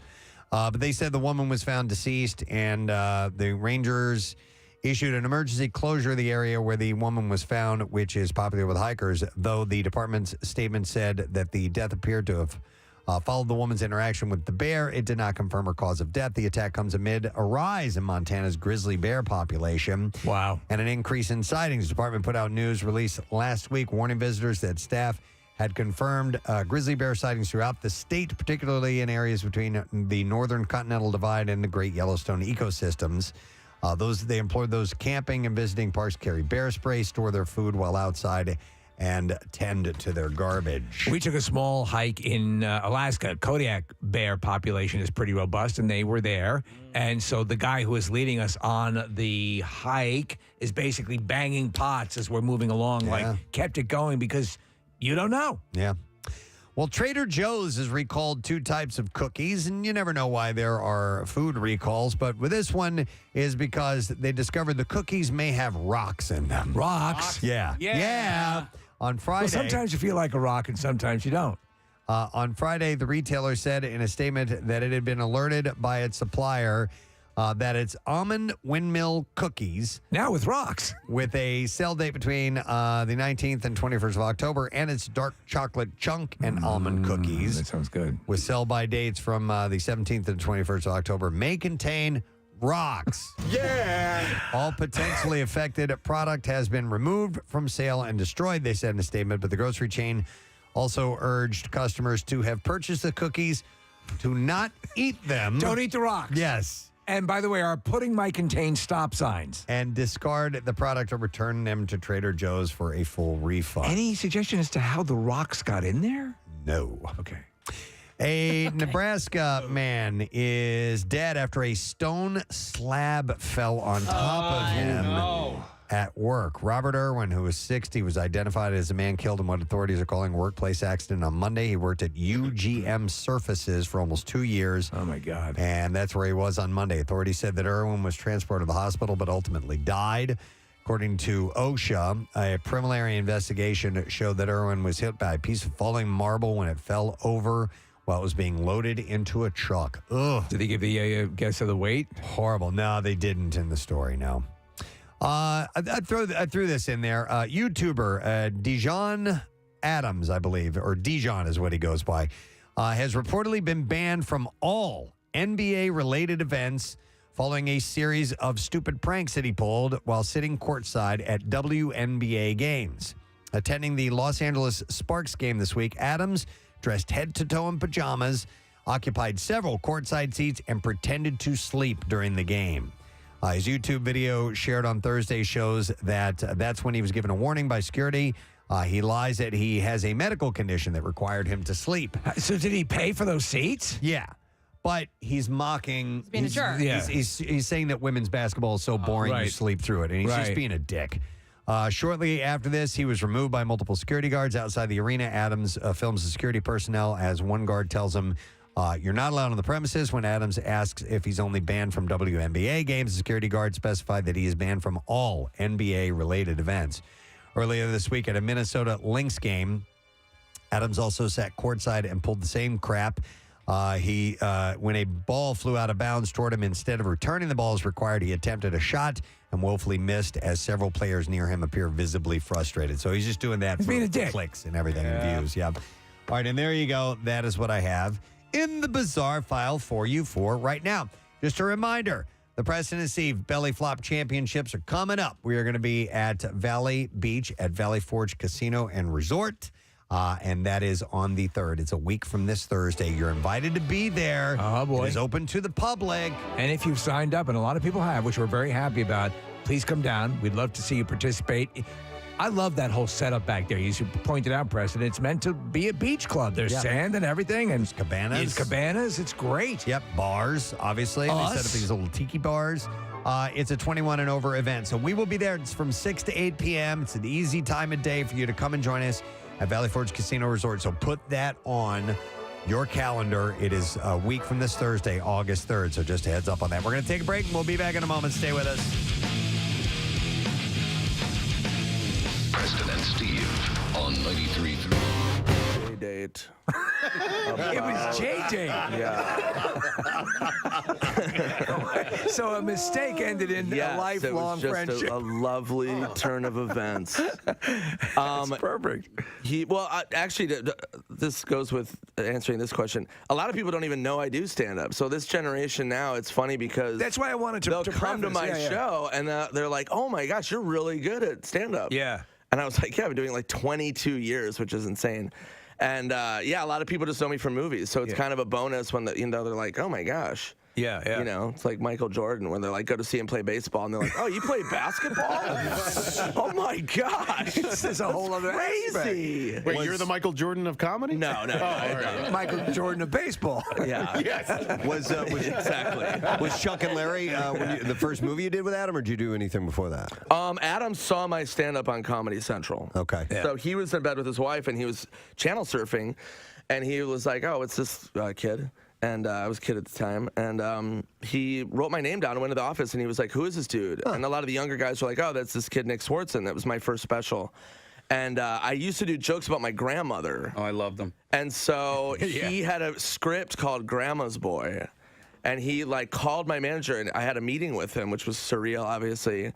And the whole time I just wanted to be like, "Yeah, you."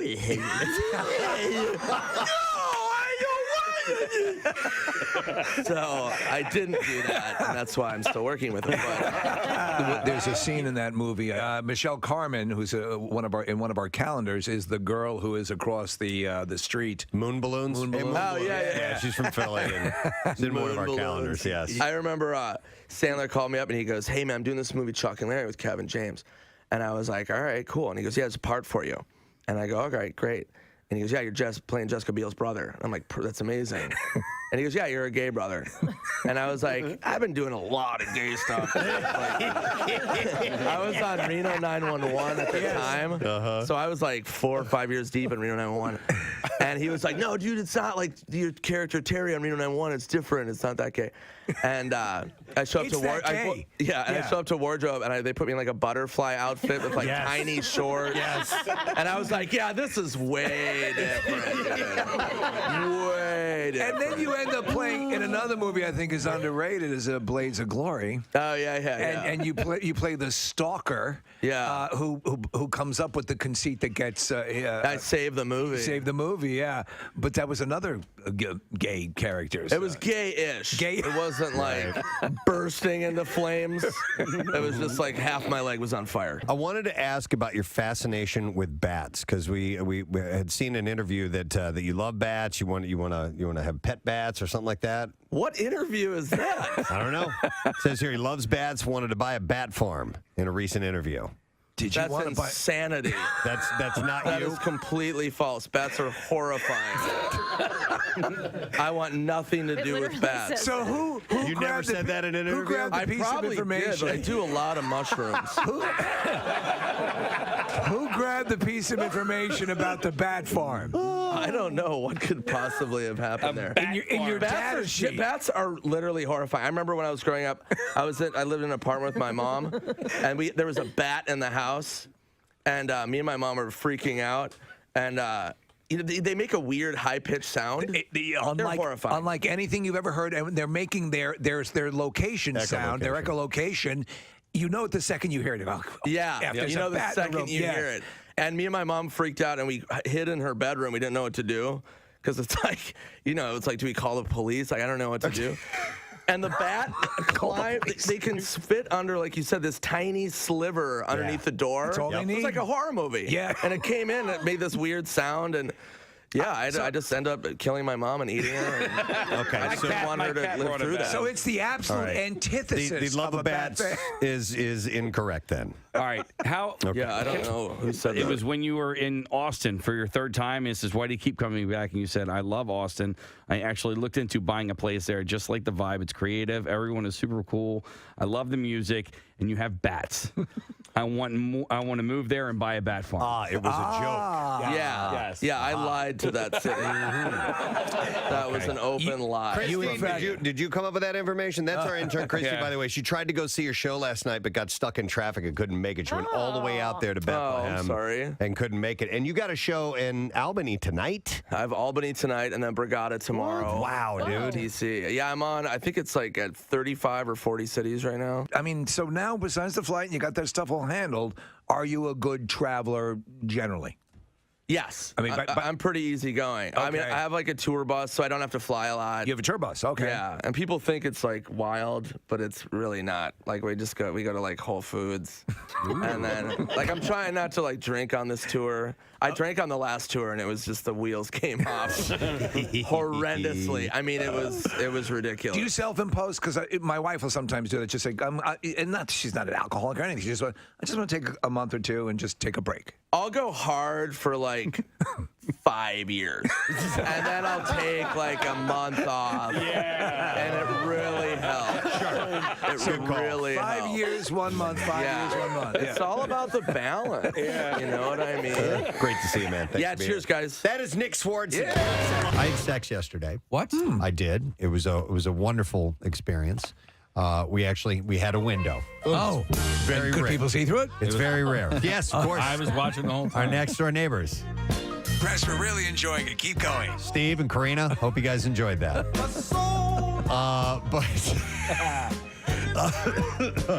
No, it was nice. And when you've got essentially 5 grown people living in the same house, it's tough to find opportunities to do that. So I relish it when it happens.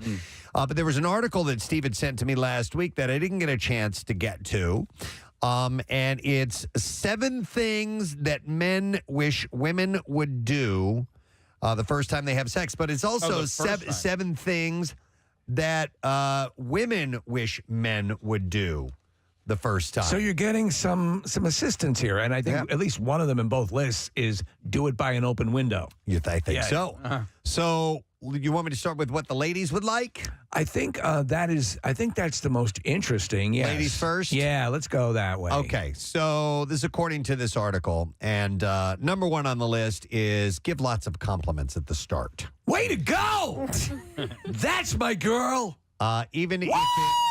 Even if it, and listen to the example here, even if it's a mumbled perfect breasts. Oh my God! Wait, what? Wait, or There's no way. What? No! What did I miss? I get it. Just that. Oh, grody. That's like Casey's. Well, that was more of a reaction than I thought. Oh, God. Your knockers. Not your knockers, your breasts. Your breasts are like melons. Not melons, like pillows. Can I fluff your pillows? Oh, my God. Your breasts are perfect. Or your skin feels so soft. Okay, that one's That's okay, all right? Yeah, yeah. I want to turn it into a coat. That's it. Well, Ed Gein? No, make some acknowledgement of the fact that you're thrilled that you finally got your hands on our body. This is according to women. I've been waiting to feel you up for years.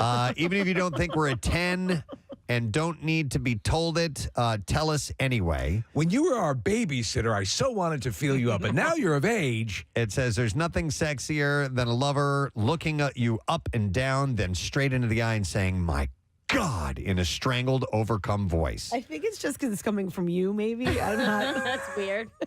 Let me ask you, Kathy, and Marissa, so we have you both in. Wait a minute. Thanks. And is there, do you like being talked to a lot during? No, she doesn't. Yeah. Kathy. Shut up. Yeah, totally. Get it over. Shut up. Stop bothering me. Yeah. Close your eyes. Make your deposit and shut up. By the way, I want to try this. It says, try saying "my God" in a strangled, overcome voice. So let me try that. God. My God. Oh, my God. Oh my God. She says it's daunting being naked in front of someone for the first time. Knowing you think we look great helps us relax into it. All right, number 2 on this list is the things that 7 things that women hope for the first time you have sex with them. Show us how much you want us. Oh, okay. It says a bit of caveman is a good thing. I did a pie chart presentation here, if you don't mind. If you notice in the first graph, the overlapping colors depict how much I want you. No, it says a bit of caveman is a good thing. This is terrible. It says this doesn't mean pushing us back on the bed, unzipping yourself and going for it. No. That we don't want. But being too tentative is an equal turnoff. Yeah. So I can see that. You want to be a man, but you don't want to be over. You have to be overzealous. a polite caveman. Right. Would it be okay if I jumped on you? Grog-like. All right, and then number 3 on this list it says, once our consent has been given, go for it. Well, it says, undress us like we're the most longed-for present you've ever wanted. A PlayStation! Just thinking those 2 little kids in front of the Christmas tree. Just ripping their clothes off. That's exactly what I wanted! It says, let your eyes and fingers trail over every part. Let us see naked lust in your eyes. Would you just get this over with? Grab a handful of hair and pull it. Oh, my God. That's my pubic hair. Grab our face and kiss us hard. Let me grab your face. What are you doing? I'm tugging on your ears. You're hurting me. I can't breathe. I know you're holding. Listen, stop it. Relax. All right.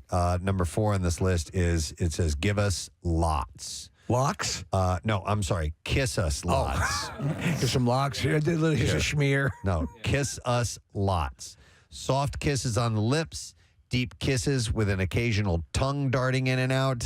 Nibbles and bites on the neck. All right, so let me ask you guys, and we've heard this said in a number of surveys, that those little aspects of affection are actually more desirable in the long run. The gentle stroking, massaging, and he kisses. is returning Thursday, Friday, Saturday. We're going to be in the mid to upper 90s, and the humidity levels returning as well. Feeling like it's in the hundreds, they said. We had a nice break from that. The weekend was mercifully a little bit more comfortable, and it was just in time for one young man to take a 65-mile bike ride from the Benjamin Franklin Bridge to Atlantic City, and it was the Bend to the Shore tour that took place over the weekend. Yeah. And you had to have been thanking your lucky stars that it was decent weather this weekend. The best day in a number of days. Yeah. And I got to tell you, Press, my cousin and I, we parked our car in Atlantic City on Saturday evening, and we took the train into the city. When we got off the train and we're standing outside of 30th Street Station on our bikes, I was like, oh my God, thank God. Please don't change. All right. Don't go changing. Don't go changing. I'm like, try and please me. It was like 7-something at night. I'm like, if you can just hang on for like 12 to 15 hours. That's all you want. That's all I want. Yeah. That is all I want. Yeah. The ride on Sunday was, and it was my 10th ride. It was the best one for so many reasons, and temperature was, I think, reason number 1. When we left at 7 o'clock in the morning on Sunday, the weather was perfect. Blue skies, nice little chill in the air. Wonderful. Great tailwind, and we just crushed it. I told you I was like a little bit worried because I didn't have some good training rides. Right. And I chalked that up to malnourishment and underhydration. Not dehydration, but underhydration. So all last week, I made sure I hydrated like a mofo. I drank tons of Gatorade. I had electrolyte pills. I made sure I ate and all that. And so that part of my ride and training was all set and ready to go. And I had the best time ever. Really? Yes. Wow. Yeah. So 3 years ago, I was like, okay, I want to try and get in under 4 hours. And I did it in like 3 hours and 40 minutes. Last year was 3 hours and 45 minutes. On Sunday, I did it in 3 hours and 36 minutes. Shut up. And with not as rigorous of training as you would like to have had. How about that? Yeah. I'm sure the tailwind assisted a little bit. Well, so that's that's great. I'm going to say yes. The tailwind was a major reason why it didn't take as long. Now listen, that's 3 hours and 36 minutes of moving time. Like total elapsed time was still under 4 hours. So your average speed was about 50 miles an hour. About 50 miles per hour, which wasn't bad, man. Yeah. It's not bad. Wow. Yeah, no, I maxed out. I think at 31 miles per hour was the fastest I went, but that was on the downside of the Ben Franklin Bridge. You rarely, if ever, get a tailwind like that. You're always talking about how difficult it is. Oh, well, right?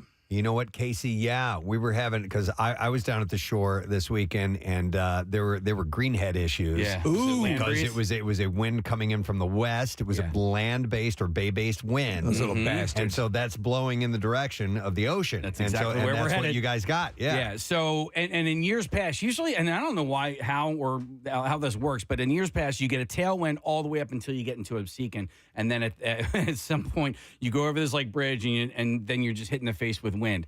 That was not the case this year. Those last 5 miles, which have been an ass kicker for me in the past, was not an ass kicker for me at all.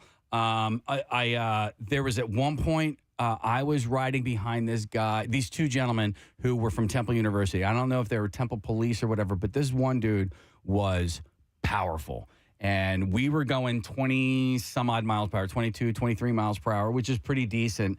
And I was able to keep up with them, and you're in these pelotons. And so there was, I don't even know, maybe 10 of us riding, and I was third in line, and I was able to keep up. But they say when you line up like that, you use 20% less energy, but you're still going 20 some odd miles per hour. You're cruising. I see one of the things that happens in this. So I did a 26-mile ride on the second day of our vacation, and that's nothing to sneeze at either, right? Man. But I mean, it was all flat, and it was. Doesn't matter. You're still pumping anyway. But in that case, Casey, where you're surrounded with other cyclists, I found that first I was like. I was getting nervous. You don't want to hit anyone, and then they're kind of wobbling into you. You're listen, when you're behind some seasoned cyclists, they hold a line for a while, and so you can trust on those guys. But 10 years ago, I wouldn't be right up on somebody else's tire. There's no way. But on Sunday, I've been doing this for a little while. And I was, I don't know, maybe this far away from the guy's tire in front of me. I'd be crapping myself. And they cut all that wind for you, so you're just cruising. And oh, by the way, Marissa's husband, Matt, did this on Sunday. It was his first ride. And I saw him in the very beginning. We went over the Ben Franklin Bridge, and then I didn't see him ever again. He's a monster, right? He is a beast. Yeah. And so when I was coming across the finish line, he was there with a full beer, like, hey, what's going on? And I did it in 27 minutes. Well, my cousin did it in 3 hours and 15 minutes. Yeah. I'm riding, and at 10:15, I get a text from him. He's like, I'm all done. I'm like, you mother. But he's also really, really strong. But Marissa was she was videoing me as I was coming across the finish line, and Matt was right there, and I was like, I wonder how long were you guys waiting for me, by the way, because I was very proud with how quickly I finished. She's all sunburned, so I guess a while. It was 10:20, I think, when he crossed, so he was 3:20. And what were you? 3:36. It's still very respectable. But 3:36 move time. So really it was 3:50. It took me a little less than 4 hours to finish. But, I stopped at a couple of times. But, man, Team MMR raised over $40,000 so far. Nice. Yeah. I have to compliment. It's the first time I had been down there. And the party that they throw afterwards, I mean, it's, there's a whole bunch of cyclists who need a minute to chill and get some calories in and water, but they have music going. They have plenty of tents and shade. The Bud Light tents serving beer and things like that. It's a great atmosphere, and everybody kind of nods and gives each other accolades, but then when you see somebody with your same jersey on, everyone's like, yeah, great job, and you get some fist bumps and all. It's just a really, really cool vibe. That's awesome. Yeah, the team jerseys this year were awesome. They were they look like the Phillies powder blue uniforms, and so I have a guy with Brights, Breitz. They're the ones who do the jerseys. It just knocked it out of the park. Everybody was super thrilled with it. How great that your 10th anniversary was exemplary in all these ways. Yeah. And that you had the support of the team. You were a little leery, and it all turned out so well. That's fantastic. Well, Mark O'Connor, he's the guy who runs this whole thing. Mark and Amanda are, they do an amazing job setting everything up. Like the logistics of getting 2,300 riders from Philadelphia to Atlantic City safely, an after party, the start line, the 4 rest stops. Like there's a lot of stuff that they need to plan all year long for this sort of stuff. So Mark and Amanda, you guys did an amazing job. My team captain, Sherry Ivers, she was the one who keeps us all together. And, if it wasn't for her, our team wouldn't be anything. So Sherry did an amazing job. And there was something else that I wanted to thank my friend Bob, because Bob was with me the whole time. And he was so complimentary. He's like, dude, you look great. He's like, you got this like vegan. He was taking pictures of me and telling me that I look good. And he was a great coach for me. So I want to thank my friend Bob. You look good too, but I just don't know how to tell you. Oh, I saw a tandem bike that I'd never seen before.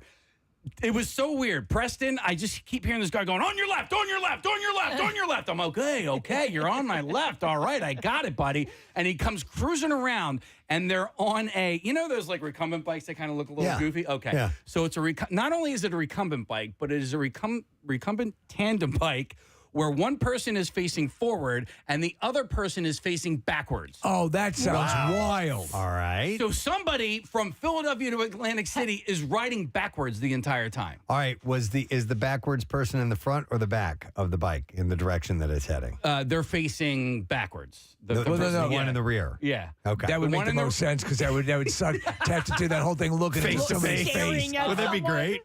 So what do you like to eat? Wait, are they pedaling backwards? So that's the one thing my mind I couldn't wrap my mind around. I'm like, is she moving her pedals forward? And It's I got couldn't figure it out. somehow it's got to be forward. There'd be no way you would have someone pedal backwards. Yeah. But how could that all be connected and her pedal forward? It's probably 2 drive chains, right? Yeah, I would think They're so. fighting each other. They didn't go very fast. Right. Yeah. You can't move. Yeah. So there's a guy on my team. He does the entire thing on a unicycle. There are a lot of people. Is that a case? That is it. All right, we're looking at a tandem recumbent bicycle. I don't understand it. There's some switch in the chain that makes it okay to pedal forward. Yeah. Sure. And then last but not least, I want to thank all of our sponsors, because our jerseys are helped paid for by our sponsors. So Penn Distributors, Michelob Ultra is number 1. Number 2, Visit Delco. They're a brand new sponsor. Very nice. Headstrong Foundation has been there from the beginning. So has the Pinocchio's Pizza has been there from the very, very beginning. And then also I want to thank, who else was it? Oh, Wilson's Secret Sauce. Yes. So not only did that. Did you want to thank Kathy, too? I want to thank Kathy Romano. You're welcome. Yeah, I really want your dad to ride with us next year. He wants to do it. He's still in the parking lot, but he's though. at the parking lot at the Pocono Raceway. All right, I want to do it. I just can't buy my car. Yeah. Wow. Yeah. So Quickly, your team member Dave has a call here real quick. Hey, Dave, good morning. Dave, you're on the air, bud. Dave Thompson. Thanks for calling, Dave. All right, we'll see you later, bud. Couldn't hear. Yeah. All right, well, anything else to cover on that? No, I thought we were going to talk about this later, so I'm not prepared. But no, we're good. And I want to. Wait a minute. No, we're good. You sure? Yeah, we're good. Okay, all right. Because that was not the only event the weekend. Nick had a weekend event planned with some buddies. Yes. Dave Matthews Band was in town. Yeah. And so, therefore, you got together with and surrounding your birthday, which you recently had. Yes, it was really nice. Some friends came up from D.C., friends came down from New York. It was awesome. 2 great concerts. Friday night was a really great show, and then Saturday night was just epic. Like they took it to another level. The energy was fantastic the whole night. Can I ask you just a question? Yeah. I was just curious if I remember years ago, Dave Matthews concerts were legendary for people just being completely wasted. Has the audience that matured with Dave Matthews? Is that less the case now? Absolutely. I mean, everybody that walks in is around my age, Steve, and then the young people are the kids of people my age. So it's definitely lightened up over the years. I mean, there's still people partying, and it's a great time. Thanks again to Jim Sutcliffe from Live Nation, who was incredibly helpful with me and my friends getting the tickets and everything this weekend. But I just wanted to bring something up really quickly because there was a dude. We were in section 202, row P. Right. And there was a guy standing in front of us in section 202, row O. And his ass crack was out the entire show. How much? Well, the top inch. It's a teeny little butt crack. It is a teeny little butt crack. But Kathy, see where his belt is in this photo? Yeah. It was pretty much there the whole time. Okay. And his hands were on his ass cheeks most of the time. So, yeah, and to describe this, because Nick posted pictures on Instagram of this, the guy doesn't just have his hands on his ass cheeks. He's got his hands shoved down into his pants, into his underwear. What the hell is that about? Cupping his own butt cheeks. Right. And you said he was that way most of the show? Yeah. And exposing his butt crack and a little bit of hair, a little tuft of hair right at the top of his butt crack. Right. And we noticed it early on, and I was with a bunch of college friends, and so, of course, we were immature idiots and started giggling. So to this guy whose ass I posted on Instagram, I apologize in advance. But there were two women to my right, to my fiance's right, Andrea, and they had, for some reason, these two tiny little plastic hands. So the women... Plastic hands? Hands, yes. Yeah, why not? Okay. Plastic, like toy doll Like doll hands. hands, Doll hands, yeah. And so one of the women handed me one of the plastic hands, and I thought it would be funny to put the hand right near this guy's ass crack. Were you playing Guess Who's Touching You? No, we did play that on Saturday, though, Steve. good. I won every single round. Wait, was the tiny hand like this little tiny hand that I have? Similar, Kathy, except it was not giving the middle finger. It was just... Preston. I love that. It was just a little hand. And so Andrea has some video of these ladies. And so I put a call out on Instagram because we'd really like to figure out who these women were. They handed it to us. We didn't get their contact information. So if you were at Dave Matthews Show on Saturday night and you were sitting in section 202, row P, right next to us, we want to hear from you. With a tiny hand. With a tiny hand. Why do you think this guy had his hands down his pants the entire time, exposing his butt crack, squeezing his cheeks together like that? You know, if I had a good answer for you, Preston, I'd tell it to you, but I have no If I had answer. $1 for every time I've asked that question, it is certainly a weird. I've never seen. I could see. No, I can't. There's no. Listen, well, you have to go to Nick's Instagram and look at it though, because me of all people, I'm gonna make a comment, but like it's not like he's got a little butt crack there, but it's not like his hands are like down and he's cupping his ass cheeks. yeah. He sort of just has them at the top by his belt. What he does? I can't believe you're defending. I can't believe. No, I'm not defending I know, him. I'm I just know. saying, you have to take a look. It's not like he's cupping his ass cheeks in his pants. Yeah, but here's the thing: you are aware of you should be aware of your spatial and your surroundings. area and your surroundings, and that there's somebody standing directly behind you. Yeah. and you're exposing your ass. You're getting touchy feely with yourself. It's going to be a little bit distracting to what's going up on stage, which is what you paid to be there for. I have never in my long life seen someone stand this way with their hands pushed down into their pants, into their underwear. Steve, there was a comment on my Instagram page from a guy named Bob Orama, and he said almost the exact same thing you just did. He said, I've stood a lot of different ways in my life. None of them has ever been double hands on my own ass cheeks with my crack hanging out. Now, mind you, if this person derives comfort and solace from that, terrific. Have at it. I can see. You just have to understand it is weird. I can see being comfortable like this, kind of hooking your thumbs into your waistband and hanging like that. And maybe it is comfortable to put your hands down there like that and stand for a moment, but not with somebody, 3 feet behind you. Did he do the Mary Catherine Gallagher thing of pulling his hands out And then sniffing sniffing them? his like that? Yeah. If I were to guess, this dude didn't know his ass crack was hanging out. How could you not? He certainly didn't know there were people getting video behind him. Right, of course. But you're saying you live and let live. Yeah. And but that And is then we'll make fun of you on the radio on Tuesday. Man, I see ass crack all the time. Do you? Yeah, just When you people. blink? What's that? When you blink? No, not when I blink. No, but I mean, people who just don't maybe know that it's hanging How out do you like not that. know? I don't know. I can tell a temperature shift or a breeze the second it's happening. I don't know how you couldn't Or know. just that your waistline is uncomfortably low. Right. You know? I wonder if I would know if my ass. Well, crack pull was your hanging pants out. down. No, Yeah. seriously. I mean, You yeah, would no, know. I would. I'm You pulling would it know. down now. Yeah, I would know. You'd feel the breeze, right? Yeah, yeah. You'd feel the plastic doll hand in your ass. Press, when I went to the lazy river, Maurice Pier yesterday, and when I hopped into the tube, my bathing suit went more than halfway down my and I was like, man. And I had There's a pervert in the lazy river. Gentleman is exposing his nutsack to children. Please mind himself. But I had my phone in a Ziploc bag. I had a water bottle with me, and so like my hands were kind of full, so I just let it hang out for a little while, and then I saw a kid with goggles on. I'm like, okay, I gotta pull my pants up. Because my ass was hanging out, but it was also in the tube facing the bottom down of the pool, towards the water. But once I saw the kid with the goggles on, I'm like, okay, I need to fix some things here. You don't need to help a spelunker.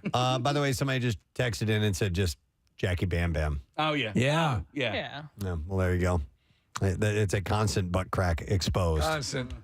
We got some calls coming in, and I'm curious as to whether it's someone who can identify the person that was next to you guys, Nick, or maybe the guy himself with maybe butt crack guys calling in. I don't really know Because you're standing that way for the virtual length of the concert seems really weird. The whole length of the concert. Wow. Yeah, it was his butt crack was always I think like it would that. just be uncomfortable arching your arms back like that.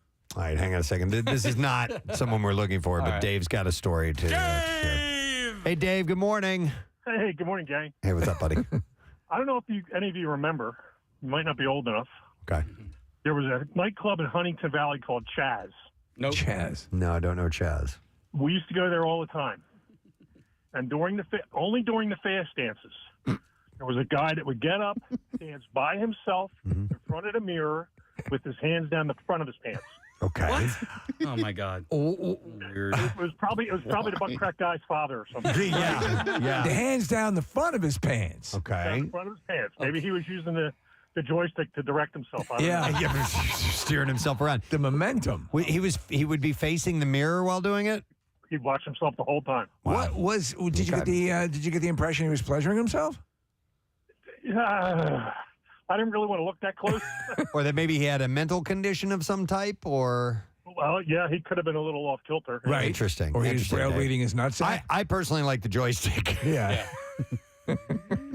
That's how he directs his own That's how you movements, control your right. dancing. Interesting, Dave. Thank you very much. I appreciate got it. All right, hang on. Let me go. I did not expect this. This is Megan, who is a dental hygienist. And apparently in that profession, you see a lot of butt crack. Hi, Megan. Good morning. Hello, how are you? Good. Gadzooks. Gadzooks, Megan. What's up? So, as a dental hygienist, you know how you have to ask people to politely rinse in the bowl, which is wonderful. Yeah. I have now diligently turned around because I physically can't stomach any more back fat and ass crack. Like, people buy bigger shirts. Come on. All right. So this is when they lean over to spit. They turn kind of. Lord, Okay. like my job isn't disgusting enough. Megan, there's no way I would have. I don't even know how that happens. When I rinse, I lean a little bit forward. I'm not bending myself in half. They are bending themselves in half. I have seen more ass crack in my 20 years of hygiene than I ever wanted to see in my entire. I think I have it up on plumbers. Wow. I never saw that coming. Yeah. Move the sink a little closer, maybe, right? Or buy bigger shirts, people. Yeah.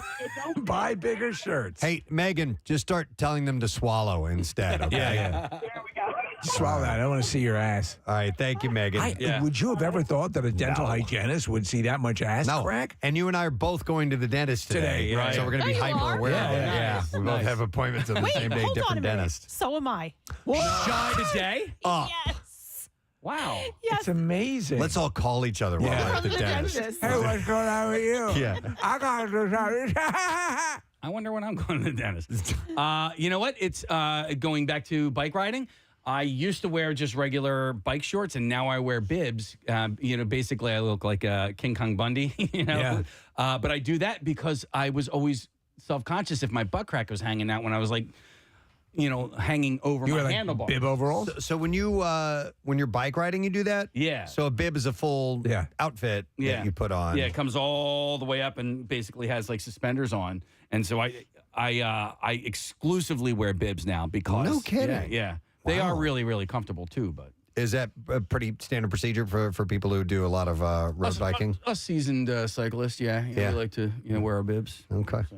All right. Wear our bibs. When my dad started wearing bibs, whenever he would bike, to wherever we were, he would pull up and we'd go, there he is with his bib on. But also, they're like control tops, so they come up over and they slim you down. They suck my my love handles in. Yeah. Never better. Here's a text says regarding butt cracks showing. I went jet skiing at the beach a couple of weeks ago. My bathing suit kept going straight up my ass because of the wind and water. It was really choppy too, so I can't even imagine what the instructor saw as my full moon was bouncing around on the jet ski for an hour.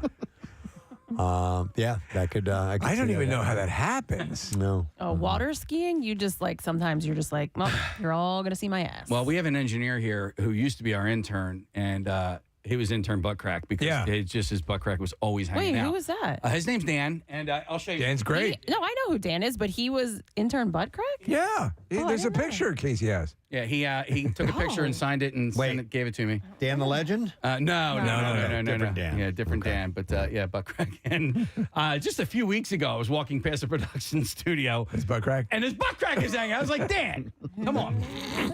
Some people may not have butt crack awareness.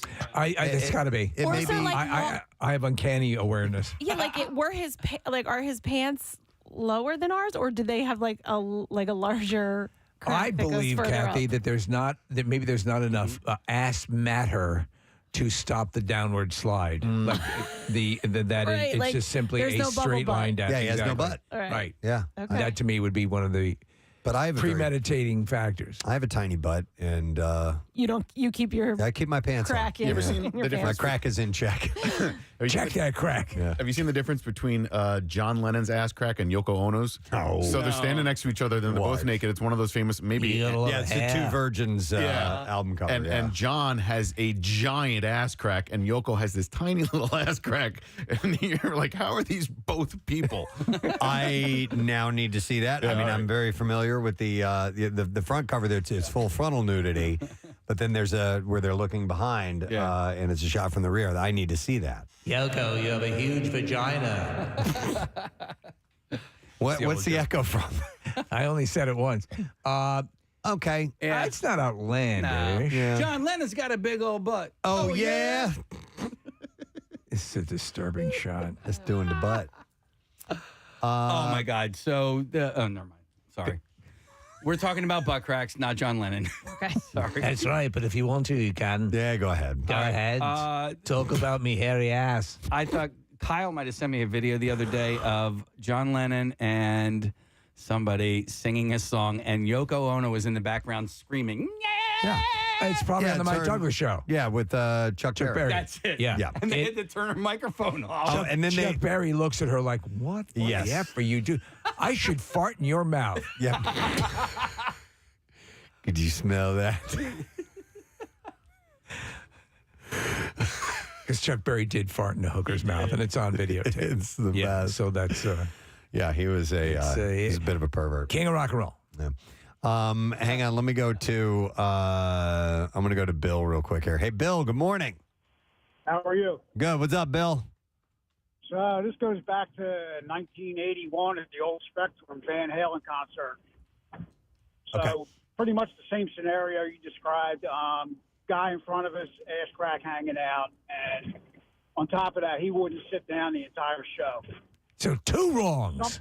Somebody in our row had smuggled in a can of those like little Planters cheese balls, those orange cracker things. Right.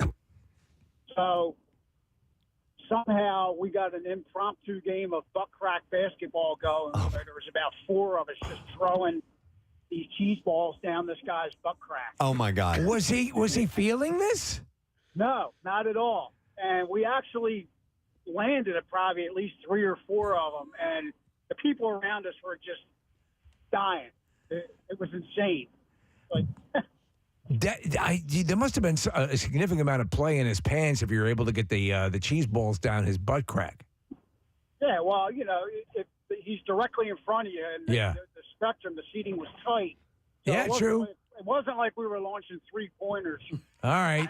Yeah. They were sort of layups. Yeah, I got you. That makes sense. All right. Do what you got to do. Yeah, seriously. All right. Make that Van Halen 81 show all that more memorable.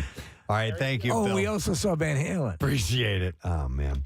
Well, yeah, yeah, Nick, I'm a little bit, that was strange. That was a new one. I didn't quite understand because I didn't notice your, caption that it was somebody. I thought it was you doing that, joking around. No, Let me ask you something. But there was a guy in front of you exposing his butt crack. After that, I would assume that if it was me, no, it wouldn't be me, first off, but I would wash my hands before I touched anything else, right? Well, it doesn't appear to be in his butt crack. They just, his hands are just, touching his cheeks. Sweaty ass. But yeah, maybe he had Sweaty swamp ass. Dave Matthews ass. Yeah, so once again, section 202, row P, if you were in that section and you brought those tiny little hands, please let me know. By the way, Nick also sent me a video of Dave throwing somebody out of the show. Really? Because they were fighting. I had never seen this before, Steve. In his pants like he's touching his own ass. There was a fight. At a Dave Matthews concert? Yeah, so apparently it was in the pit on, this was on Friday night's show, and this guy was wearing a yellow shirt that said F around and find out. No. F your feelings. And he was apparently a problem for a lot of the time during the show and got in a bit of a wrestling match with 2 other people. And Dave Matthews had been watching this guy be a bit of a jerk in the pit for a while. This is a story that I heard. I didn't see this happen. There's a great Dave Matthews Band fan account called DMBGC, which stands for the Gorge Crew, and they posted this video. So I didn't figure out what had happened until the next morning. And then a bunch of people messaged me on Instagram and stuff. But apparently this guy was really being disruptive, being a total jerk. And Dave Matthews saw that happening. So to his credit, he goes over to that section, starts gesturing to get the guy tossed, and then Dave Matthews Band's security team goes running into the pit, grabs the guy. Apparently, he was then fighting the security. He was not a happy person. I have no idea. He was just being a dick. You can clearly see Dave mouthing, "Get the F out of here." Yeah. He was pissed off. So. Wow. Yeah, and you know what? Listen, I saw a guy get kicked out of the Tom Segura show, and you can go from just being escorted out to being arrested. Right. If you then try to assault, security and stuff. So. Yep, most definitely. So yeah, it took a few different security people, to get him out of the pit and get him out of the show. They put handcuffs on him, but it turned out they were fake tiny doll hands, so he was able to get rid of away. But bands, musicians, they must see fights all the time. I mean, they're touring and constantly, and there's got to be one every couple of shows. I would imagine at least a scuffle of some type. Well, speaking of incidents like this recently, there's the Miranda Lambert thing. You saw that? Yeah.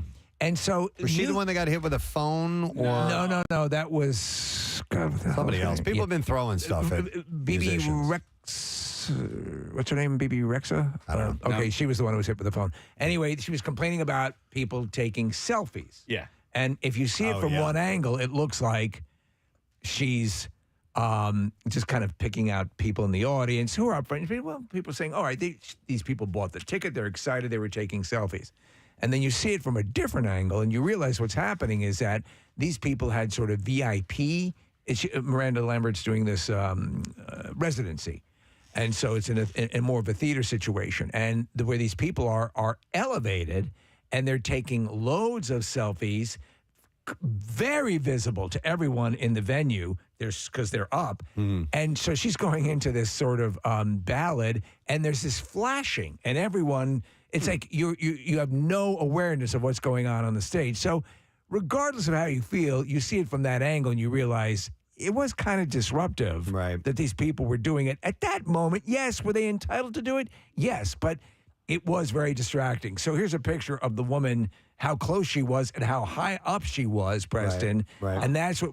I thought Miranda Lambert, if you see the original thing, was looking down into the audience and people were just taking selfies. But this person is basically at eye level with her. And also, if you're sitting there doing it at photo shoot level. At photo shoot level. I mean, just like taking picture after picture and people are moving around, getting the right positions and all that stuff. It's like, okay, stop it. Just, come on. There's a performer on stage who this is what we're supposed to be. Songs about my mother that got run over by a tractor. I don't really care. I think you should be entitled to. I mean, unless you're banning phones altogether, you should be allowed to take as many pictures as you want. But you can if this is an issue for you. The comedians do it all the time.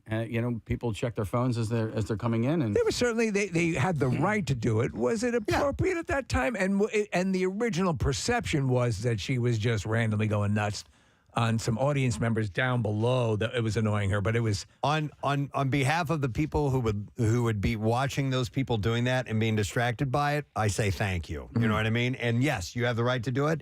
But me, that person that would sit back and go, dude, sit down, turn around, watch the show, stop this. Pick your Buttcrack. I'd be glad that they were called out. So, but that's just me.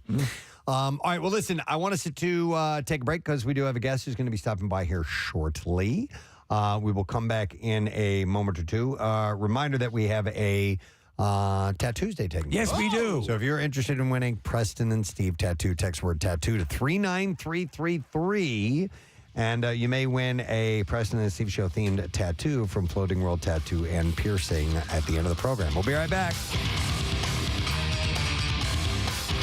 Preston and Steve on 93.3. Pose it to you two. I don't know. This is all disgusting. Hearing Oh it my from you guys. God. It all depends on the person. I'm going to speak up for the ladies. no, it does. Some people, you need to have communication when you're getting naked. I love a neck kiss. If Okay. that's where you're going for, Okay, Steve. yeah. But like too soft? That's a big turn on. Nah, Yeah. you need to, like- What about darting tongues and that strangled voice? Darting tongues. That's where I draw a line. Steve.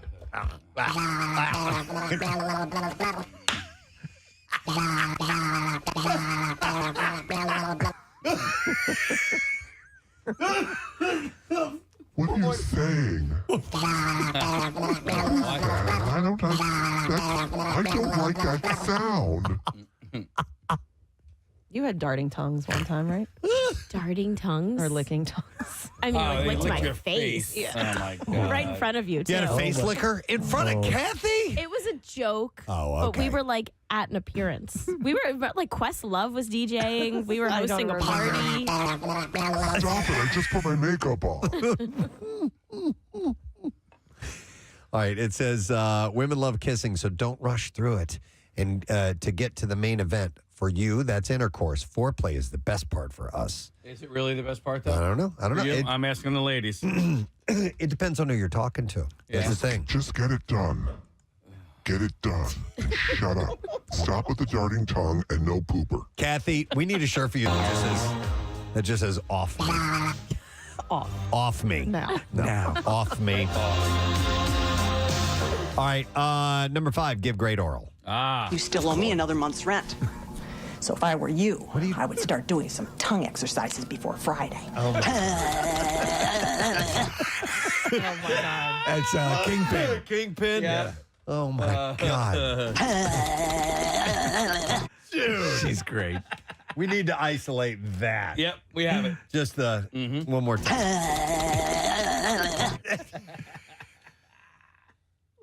God, she's awesome. I'm not even going to go into the details of that particular. You know it is, yeah. To that particular. Using your mouth to provide pleasure. Yeah, but it goes into some detail, and I'm not going to go into that right now. Dad, can I talk to you for a minute? Okay, number 6 I was going to say says. that some men might need that detail, so look it up if you need it. Yes, yeah, for real. Yeah. You know, Yeah. and ask. Feel free to ask what they prefer. I think anyway. Like, do you like it when I do that? Yeah. When I go like this?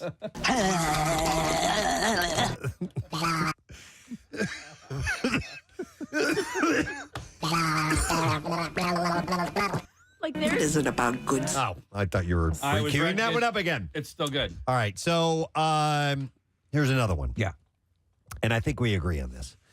The ladies say, let us finish first. Yes. By finish, you know what I mean. Yes. Everyone knows the second he's done, sex is done.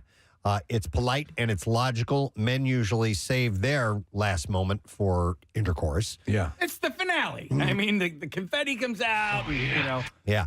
But it also says, but don't stress if we don't. That's right. If we end up not having that happen, then? Yeah, no, women.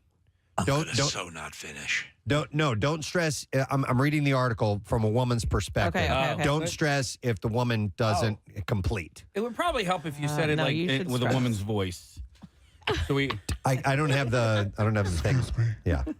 I didn't finish. I didn't like it, and I wanted you off me all the time. But you're the king. Oh my God. You're the best, Rubber Johnny. Casey almost spit coffee out. Rubber Johnny. That's his name. Rubber Johnny is that Yeah, I character know. that Steve was playing. Oh, Rubber Johnny. Oh, yeah. Oh, That's yeah. from a song. Oh, you're the king. You're the king. All right. Now I'm going to Floral and Hardy. It's saying that if the woman does not complete, you don't have to freak out about it.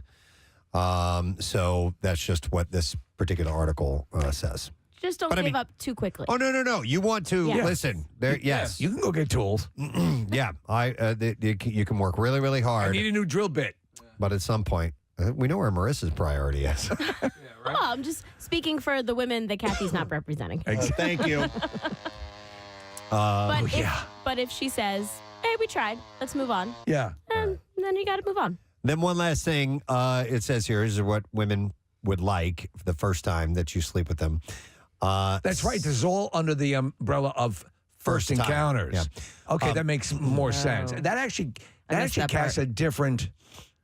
I wasn't keeping that in context. It's like when I play Jeopardy and I forget the category. Yeah, so that changes some of my responses. And then finally, say something nice afterwards.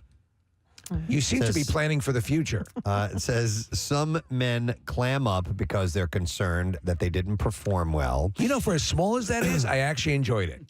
And they don't want verbal confirmation. If they rave about how great it was, you might come back with a dry, well, it was for one of us. And it says, we get that, but you may need, and I should be saying this in a female voice. Let me do it. We get that, Okay, baby. but You just say it and I'll repeat it. we get that, but you need to understand that women operate differently. If there was a problem, talking about it helps. If it was great, talking about it makes it even better. At the very least, give us a squeeze and a kiss and say, I think you're amazing. I think you're amazing, too. Yeah. A squeeze and a kiss. I think you're amazing. I love the way your skin generates mucus. All right. Do you want to hear what the men say? Yeah, I'm sure. Well, okay, this is your first encounter. Yep. And what men say they want. Yes. All right. 7 things men wish women would do the first time they have sex. All right. Here we go. Stop telling you to get off. No. Number 1, keep the lights on. Says a bit of a mood lighting is great and preferable to a gnarly bright room. But total darkness isn't. It's hard enough for him to guess if you're enjoying what he's doing by looking into your face and reading your body language. Trying to determine it when he can't see a thing is damn near impossible. Do you like rave lighting? No. But I can see that. Yeah. Look, complete darkness, total darkness, no. No. I do like a darkly... accents of light. Yeah, there you go. Yeah. It's just a little bit so that you don't... I'm having a really good time! Man. Okay, never mind. Okay, no, Go ahead. I need to hear Take it now. There was one time, my girlfriend at the time and we were at somebody's house whose parents were out of town, which is just licensed to have at it. So we go up into a bedroom. It's later in the evening, and it's pitch black dark, and I'm doing this. Okay. And our friend, I think it was our friend Cindy, comes in and flips on the brightest lights in the world. And I'm like, I mean, buried in it. Yodeling. And it was just, when those lights came on, it was like, oh my God. What happens is that it's like seeing a bar you go to in the broad daylight. Yes. Yeah, and it's jarring. Different story. You look up, your mouth looks like you're in a watermelon eating contest. So anyhow, a little bit of light. Guys would like a little bit of light. I'm okay with that. Number 2 says, don't stress out about your own body. A guy said, I slept with a girl who was so paranoid, she wouldn't let me touch her anywhere. She kept pushing my hands away and saying things like, don't touch my stomach. It's revolting. I gave up after a while and sex didn't happen at all. Because these are features that she didn't find flattering about herself. And it's a sad thing to feel that way. And we all have our insecurities. Sure. And once you realize that, but a lot of times, again, people come in with standards that they've seen cultivated in movies and Instagram filters and all that stuff, and they think, oh my God, I'm falling short. And the truth is, you're normal, and a lot of what you see is abnormal. It says insisting on darkness, hiding under the covers, keeping your bra on because you don't like your breasts. I keep my bra on. Wearing a T-shirt to bed. We're getting better, but a lot of women are still unnecessarily self-critical about their own bodies. Yeah. Number 3, don't overreact if all does not go to plan. This is guys. This is what they want women to do. Not overreact if all does not go to plans. It really helps to remember that you aren't the only one out to impress that very first time. Performance anxiety is real, and an anxious owner makes for, it says here, a penis that doesn't want to come out and play.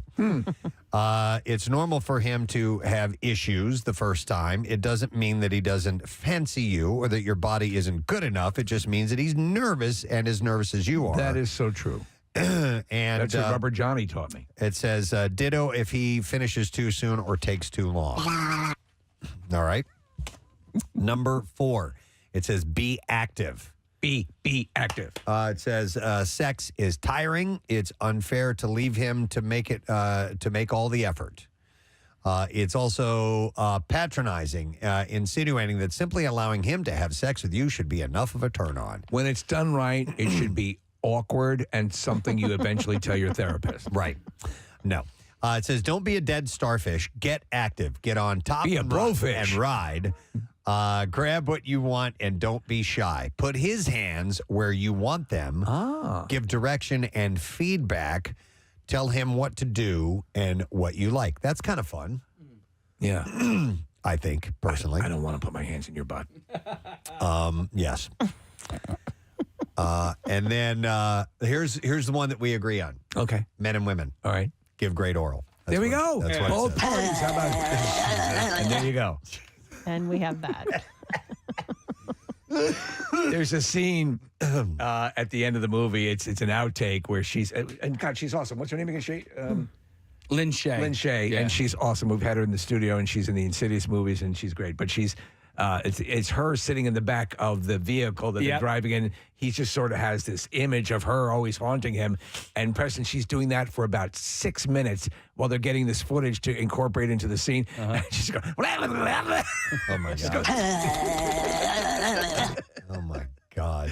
It's hilarious. All right, number 6 on this list, the guys want women to do the first time that they are naked in bed. Let us know that you're enjoying it. This is so great. It really is. I didn't want to have wine and watch White Lotus.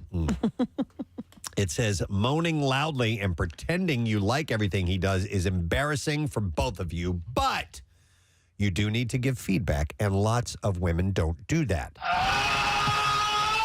That's right. That's appropriate, right? Yes. You're letting the woman know you enjoy it. No. This is, hold on. This is men wanting women to do this. This is from the men's perspective, okay? It says, a genuine moan or groan of pleasure, a whispered, that feels great. That's great. This is what's so terrible. A whispered, I'll say that again, a whispered, that feels great. Excuse me. Sorry, I had cauliflower. Sorry. I'm sorry I had Brussels sprouts. I had salad balls. Salad balls. Your little fart bombs. Is that back or front? That's what Jackie Bam Bam calls Brussels sprouts. Salad balls. But it says, a whispered, that feels great. I don't like that at all. We all... Stop doing that. Should I call you an Uber?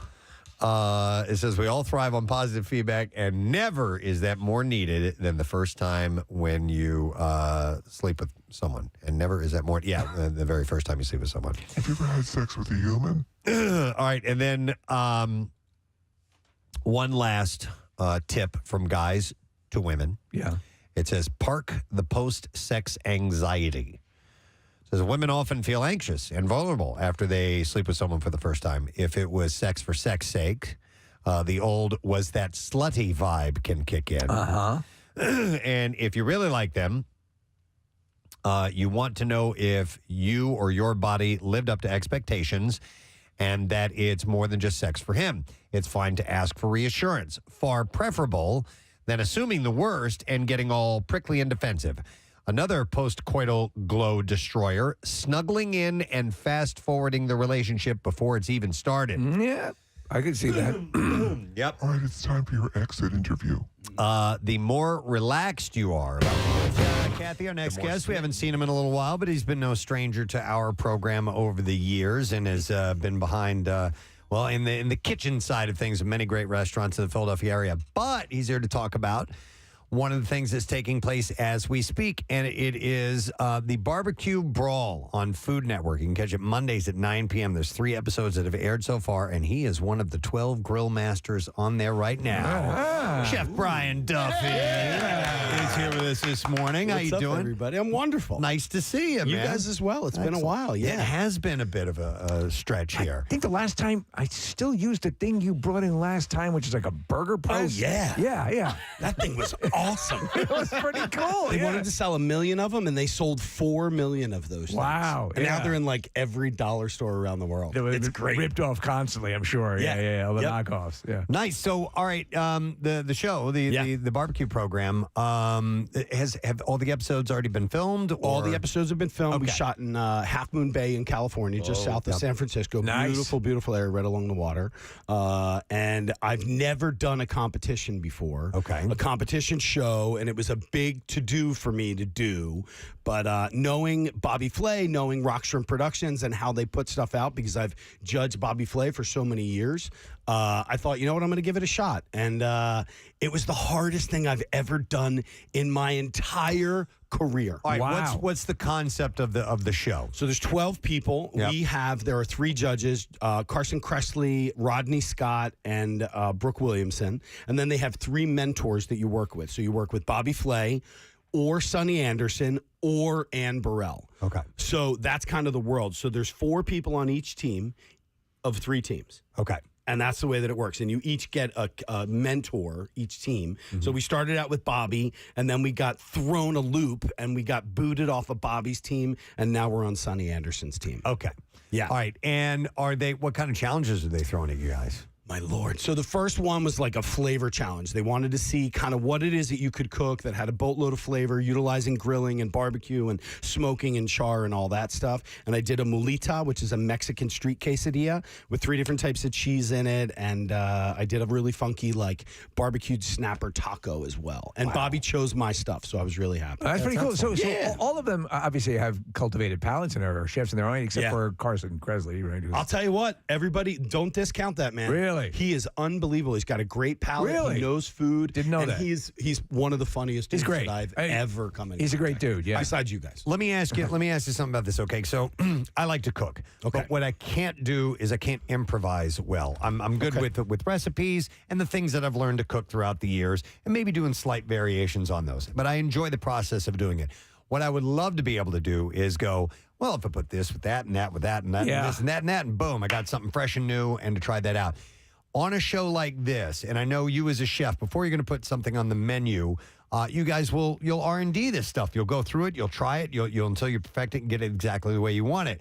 But when you're being asked to just, is this like you need to come up with this right here and now? Is it that Pretty type much. of show? Okay. Pretty much. I mean, they throw a challenge at you. Like, you know, I mean, the first one was no big deal. I know how to put flavor on things. Right. Okay. And you know what's just really funny is I don't remember the challenges. So as they're watching the show, I was like, oh my God, I totally forgot about that. Like last night was a seafood festival. So I did a bronzino, but I salt crusted the whole thing, and then I smoked that. That sounds and I good. did really, really cool fried rice, but I cured the eggs in salt prior to, and I smoked those. So it's like I know techniques, but then they're like, all right, we want you to do a whole fish dish, but you've got 2 hours to bang it out. Okay. So it's like those are really more of the challenges are the time constraints. Yeah, how can I get than it this is done? flavor. I know food, I know how things work, and I know how they get put together. Yeah. But at the same time, realize I don't have an oven. I don't have the normal stuff that you would have in a kitchen. I've got grills and I've got smokers and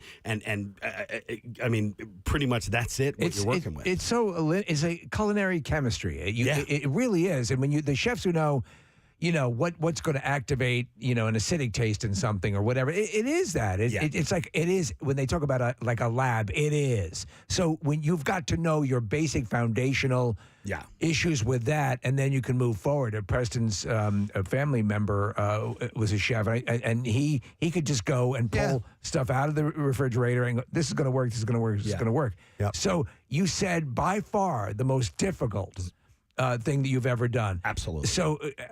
Right now, how do you feel? Obviously, you're not going to give away the ending of the show, but how are you rising to the? How do you feel you were rising to the challenge? I mean, first and foremost, it is a competition. Right. So there's a strategy that's involved in that. And our strategy, and we had, the people that were on my team were awesome. We have a guy named Robert from Texas who is a world championship, 3-time world champion barbecue master. Right. Okay, but there's a lot different. There's a lot different world of being a barbecue master. Yes, because you're putting out brisket, chicken, ribs, that sort of stuff. Right. That are coming out that are absolutely beautiful. So he kind of had a tough time. Larissa's a woman from Brazil, brilliant chef. A guy named Chuck's Flavor Train out of California. So Chuck's got French 2.5 million followers on TikTok. Wow. And he's just just an unbelievable barbecue master. So our whole world was really about the strategy that we were going to do. And they're going to focus on the meats. Right. I'm going to take care of the sides as much as I can. Okay. And that was our first strategy for the first 3 episodes. Chef, there are a million cooking shows, right? And some are better than others. But there's one that came out a few years ago called Salt, Fat, Acid, and Heat. And they did a barbecue episode. And Steve was just talking about the chemistry. Like when you add heat to something or you add fire to something, you can change it with just by 50 degrees different one way or the other. So are you constantly learning when you're doing something like this? And even, I mean, it just seems like your craft, your art, there is no end. There's no finish line, right? No, not at all. I mean, for me, look, I'm classically trained. I went to the restaurant school, Walnut Hill College in Philadelphia. I did my apprenticeship at the Four Seasons. I worked at San Marco on City Line Avenue. Like, I've done all of that. And so for me, barbecue was something that I really wanted to play with about 5 years ago when Ardmore Q in Ardmore, Pennsylvania came up. And I didn't tell anybody that I had anything to do with it for like the first 3 months because I had to figure my smokers out. I had to figure out the equipment. I wanted to know the best way to do stuff. So before I even said that I had anything to do with the place, I practiced for 3 months just to make sure that my rubs were right, my times were right, all that stuff. Is the restaurant school still open? It is. It's called Walnut Hill College now. Okay, it's a that's it. 4-year program. They used to advertise with us, and I remember. Very cool place. I haven't heard that in a while. Yeah. Yeah, especially because they had a restaurant on premises, and you could go by and for a minimal amount of money, it was like $25 or something. Get food that the students were cooking up, and they're learning culinary techniques, and it's really good food and great restaurant food at a very inexpensive price. True. Yeah. So let me ask you. So the people say, okay, if you're going to participate and be a contestant on Jeopardy, you should brush up on your Shakespeare, all that stuff. But a lot of people don't have, that's not their strong suit. What would you say is the thing that is your biggest liability competing in a show like this? What's the part of the whole culinary experience that you feel your game should be elevated on? I mean, honestly, it really is going to come down to the equipment. The equipment? Because the food, you're going to figure the food part out. So, like, I mean, look, I'm not going to lie. The production did an unbelievable job, but the smoker sucked. Oh, okay. It just sucked, and we were all texting each other last night, our group, which we are all 12 of us, even though there's only... I don't know, 10, 9 left, I think it is. Right. We're still in communication every single day, whether it's we're doing pop-ups together, we're doing events together, whatever it is. We still text each other every day. And last night was because a bunch of them used the smoker, and we were all texting, that smoker was such a piece of like it was just like all we did was complain about that damn smoker the whole night. Okay, so it's the equipment that's the real issue. Yeah. All right. For us, it was. What's the end game here for the contest? You win. Is there a prize associated? Yeah, you get a massive prize of bragging rights. That's it. It's always bragging rights. 3 weeks away from your family and your friends. Hang out in another part of the country with people you have no idea. Burn the hell out of yourself all day long. Yeah. Or cut yourself like I did. Yeah, I cut myself in one of the challenges. Well, we had to make pizzas. Yeah. And they're like, you're going to cut onions, you're going to grate cheese. We had one guy who grated his fingertips off. Okay, that's how intense this is. And I'm like, here's me banging a knife out with a knife from the early 1900s that I literally cut my finger, nicked it. And I've got my hand behind going, give me a glove, man. Give me a glove. So, Hey, I have a question for you concerning cutting onions. And and are there any great chefs out there that can't stand slicing up onions? Or do you just, you know what? Because do you become immune to it at some point? I'm talking about the eyes. I'm talking about the crying and all that stuff. Look, we just do it fast. I know all the wives' tales about chewing bread or cover your nose or breathe through your mouth or whatever it is. But honestly, if your onion is sitting out in any form of warm climate, it's going to sweat more, so there's going to be more gases that are going to come out of that. Right. So if you want, throw them in the refrigerator for a half hour beforehand. Okay. I have no idea if it works. I cut way too fast to even worry. I was just wondering if there are any great chefs out there that, even though they've been doing it this many years, it still gets it's one of my time. favorite things to cut. So anytime that I like do a cutting them, too. demonstration, I always show, because there's a classic French way that they taught us in school, which sucks. And then there's my way, which is just brilliant. So What's your way? I love Escoffier. The man taught me everything. But, Actually, I made a video for Casey to show him how to properly dice onions. Oh, yeah. Because there, did you do the slice and the slice? Get rid of that. Don't even do it. Shut up. Yep, don't even do it. You're going to cut your onion in half. Get me an onion! Cut your onion in half. All right. Take the ends off, peel it, and then you're going to have it. There's two. So if you cut with the grain, okay, so if you're cutting like that, that is a julienne. Okay. But if I do it the other way against the grain, that's a slice. So what I do first is now I've got my half clean onion, and I slice it into my thickness of my dice that I want, and then I come across as a julienne, and then I cut it into a dice. I'll do a video later, and I'll tag I'll have you. to see that, because I do the old classic, cut it in half, cut the ends off, face it, cut side down, and then slice, and then across this way, and then straight down, and it dices perfectly. Yeah, it does, but my way's better. Okay. Yeah. Well, I'm intrigued. I recently have shown someone. I was sitting there watching them do this, and I've said someone I've known for years, and eventually I'm like, Lori, I can't watch you do this anymore. I cannot watch you cut onions anymore. Watching anybody cut anything. Showed her how to do it. So- I'm sure. Is a nightmare. Yeah. Is getting the pit out of an avocado, because we talked about how many people get injuries. What is the biggest liability when you're cutting or removing a pit in the kitchen? What food item? Mango. I knew it. Yeah, mangoes suck. I just gave a tutorial to my youngest about how to take the meat off a mango, because my wife goes, well, you just do it like an avocado. And I'm like, oh, no. God, you're going to kill yourself trying to cut this thing. So explain. Right there. No. Explain what makes it on a mango. It's the size of the pit, and it's fibrous. It's fibrous, exactly. So that pit that's in there, that seed holds on to that meat of the mango. Okay. Whereas an avocado's fat, so you just twist it. All right. And it comes right out. Yeah. It's you can easily cut yourself with a mango. Yeah. The other big one that I hate watching people do is pineapple. Nobody knows how to cut a pineapple. So how do you do it?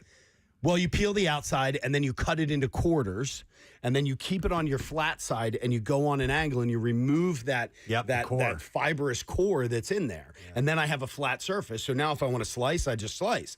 If I want to dice, I cut it in half that way, and then I dice it up that way. So it's just, you get a much higher yield out of it. And in my house, we eat an unbelievable amount of pineapple. It's great. It's good for you as well. We love it. Chef, you could do a whole series of just how to cut that for idiots. Yes, exactly. Of almost any vegetable? I'll do it. Yeah, We'll do it. We'll do a weekly series. I'm not home every week, but we'll figure it out. How to cut for dummies. Yeah. Wait, go back to the mango. How do you cut the mango? So, so honestly, the way that I do a mango is I will make a slice around the top of it. Oh. So I'll take my knife, I'll lay my mango down. Yeah. Okay, because you can tell the flat side of it by Right. looking at it. So you lay it on that flat side, I'm air quoting, and then you make the cut across the top. And then I make the cut across the bottom, and then I run my knife along that seed, and I pull it on an angle Right, down. okay, So got it. then I get that top pith off, Got it. and then you hand it to your children, and they suck on it. Yeah. Right? Perfect. Who knew? Yeah. Yeah, it definitely takes some work. It's going to be video time this week. As if I didn't have enough on my plate opening a restaurant in 3 weeks. We're good. Are there people in your in this contest that you already knew, or is this all new people? I mean, besides nobody. Bobby Flay and no, really? I didn't know anybody, and it Okay. was funny because I've done TV for about 18 years. I've been in a bunch of different lights with all that, had my own shows, the whole 9 yards. So when I walked into the hotel, this guy, Chuck, Flavor Train, looked and he's like, "Oh, no, Duffy's here." He's like, "I can't believe you're going to be a judge." And I was like, "Sorry, brother. I'm your competition." So it was kind of weird for me, again, after everything that I've done, to be involved in a competition setting. But I love barbecue, and I have so much fun doing it. And I know the production quality that they put out, which is so food forward and so technique forward, that was the direction. Just for crappy smokers, that's the one issue. Yeah, except for the... it was so bad. Like, the challenges were so unbelievably hard. Okay. Because realize, like, I've got a guy, one of our episode number 1 or 2, I did a charred shrimp, and I had somebody else doing the shrimp for me because I was handling all the sides. But the thing is he was afraid to burn the stuff because he's so barbecue competition forward. Right. That to burn a shrimp is horrible. Right. So I kept saying, get a char, and he made a mistake on the scallops and the shrimp, and we still love you, Rob. Okay. We still love you. Even though you went home last night, we love you. If you're just tuning in, Chef Brian Duffy is here, Food Network Barbecue Brawl Yeah, it Season is, our 4. voice. New episodes every Monday. What's up with you restaurant-wise right now?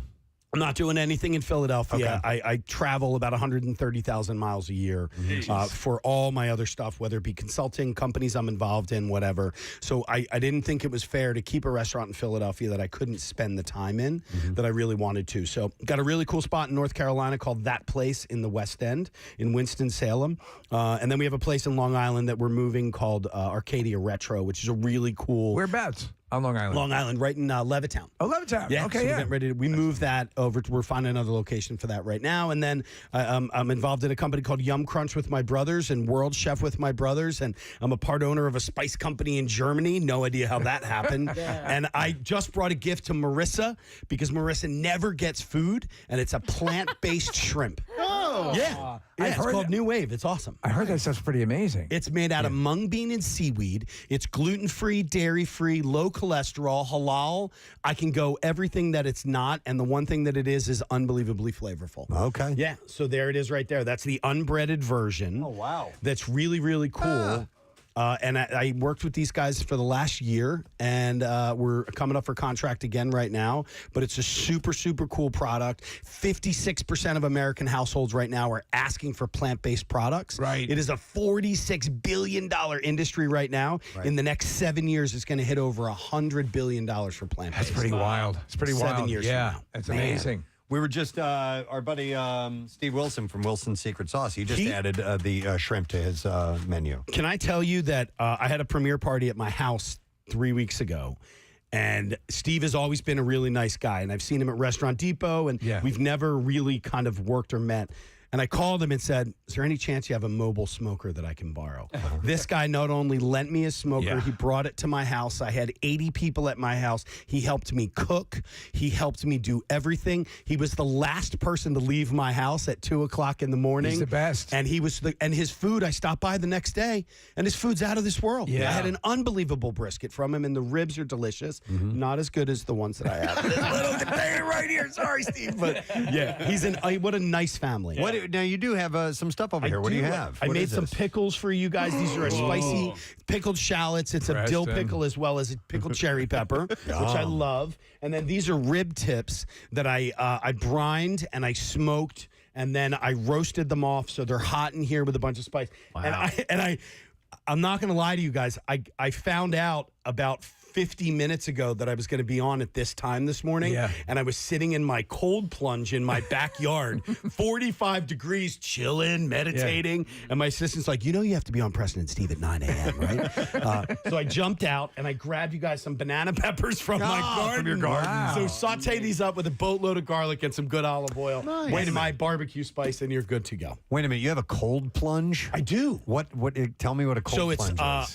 I'm not bougie or rich at all. Let's establish that. I don't have like the $5,000 ceramic beauty in the backyard. I've got a vinyl tub that is in my backyard that I do whenever I'm home. I spend 14 minutes a day at 45 degrees. Wait, 14 minutes? 14 minutes. That's insane. I just did one and I made it 40 seconds. So there's actually a really cool dude named Wim Hof who describes and explains how to breathe. Okay. Because when you think about it, I don't know if we want to get into this, but our bodies never see stress.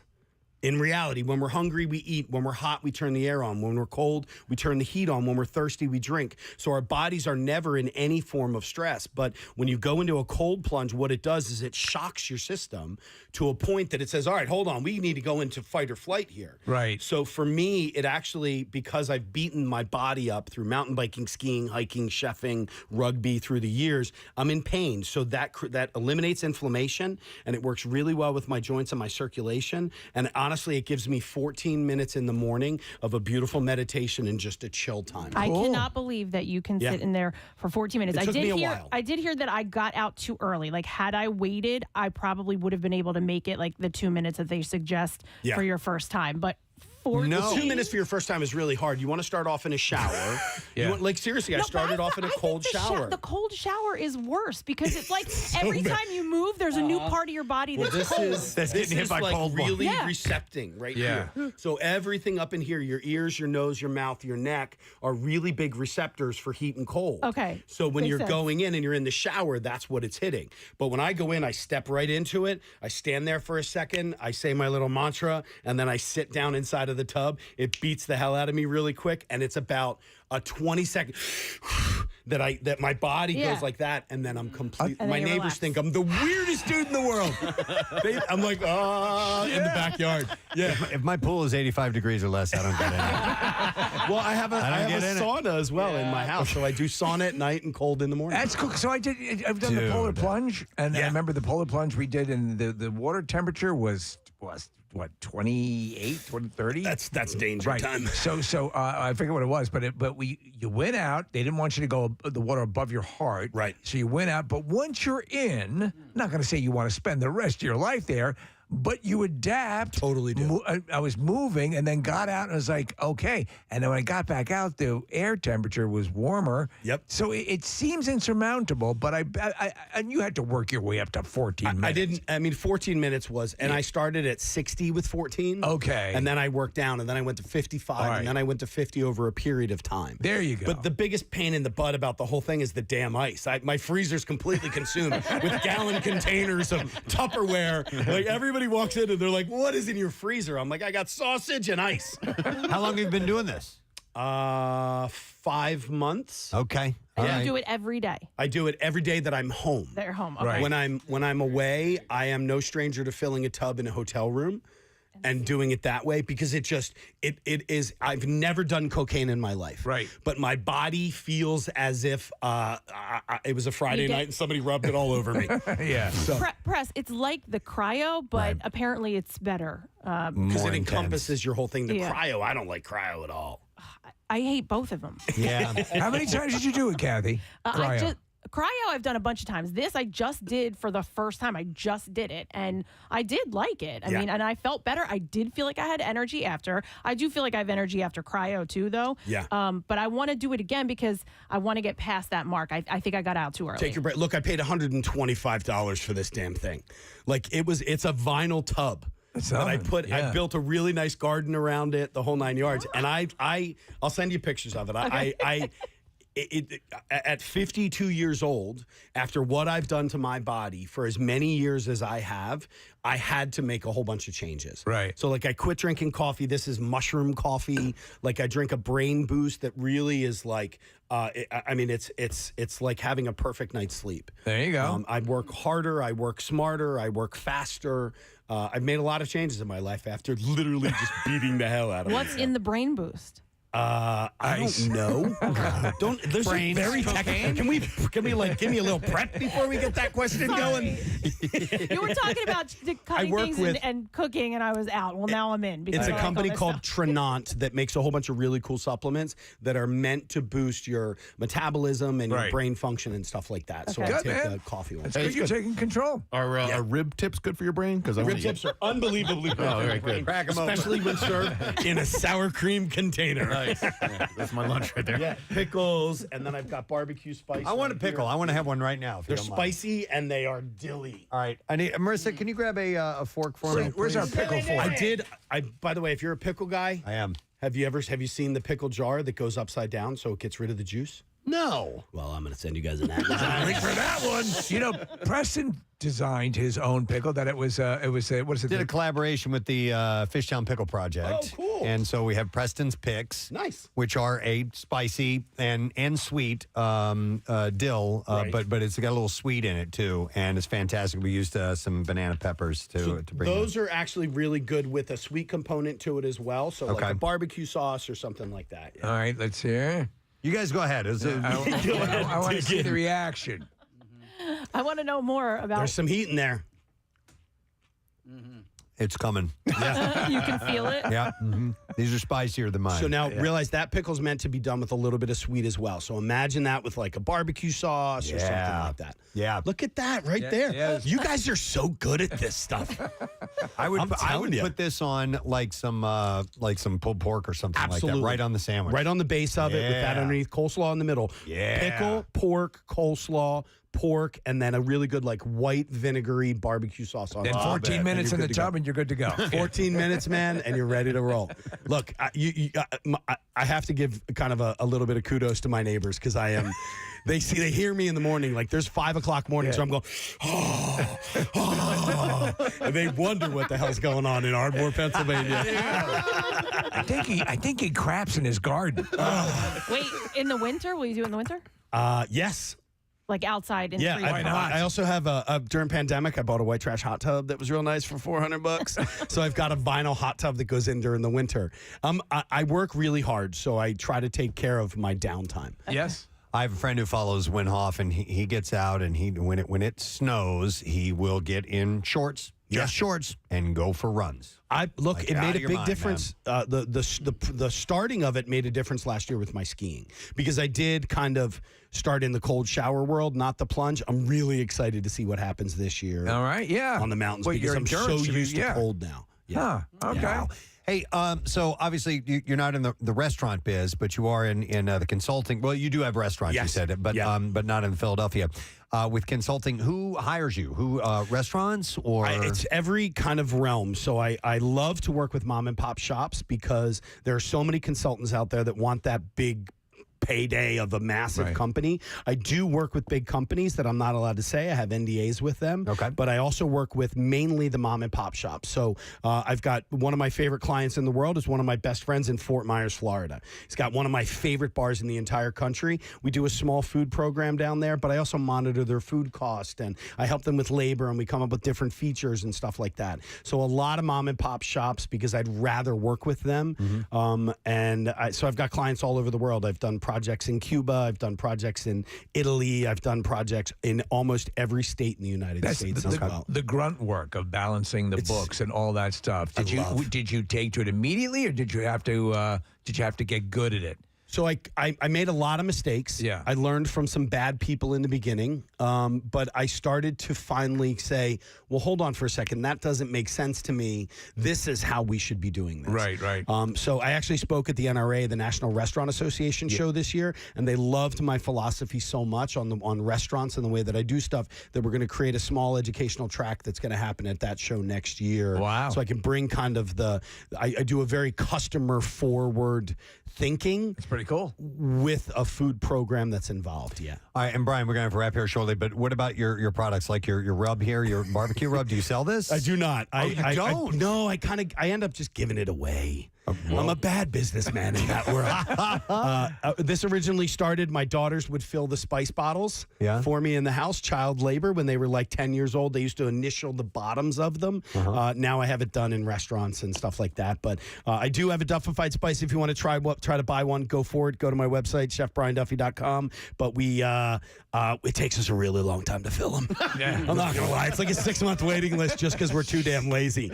So, but you can hit me up on Instagram or any of that to find out about it. So. All right, and then so we've done 3 episodes of Barbecue Brawl. How many are there total for the season?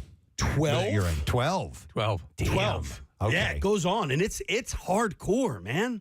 All right. It's really hardcore. It's crazy. So only 3 in, and it's at 9 p.m. on Monday nights, and find out who wins the bragging rights. Yep.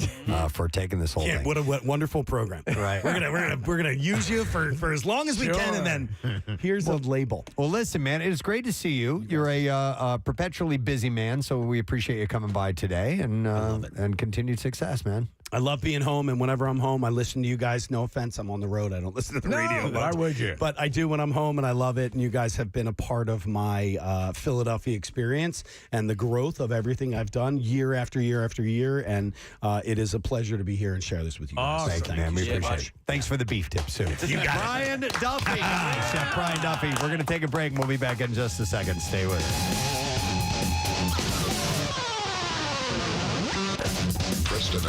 Preston and Steve. Out of this conversation? No, I'm listening. Okay, all right. Be affectionate and shoot a few meaningful looks so that he knows that it meant something. It meant nothing.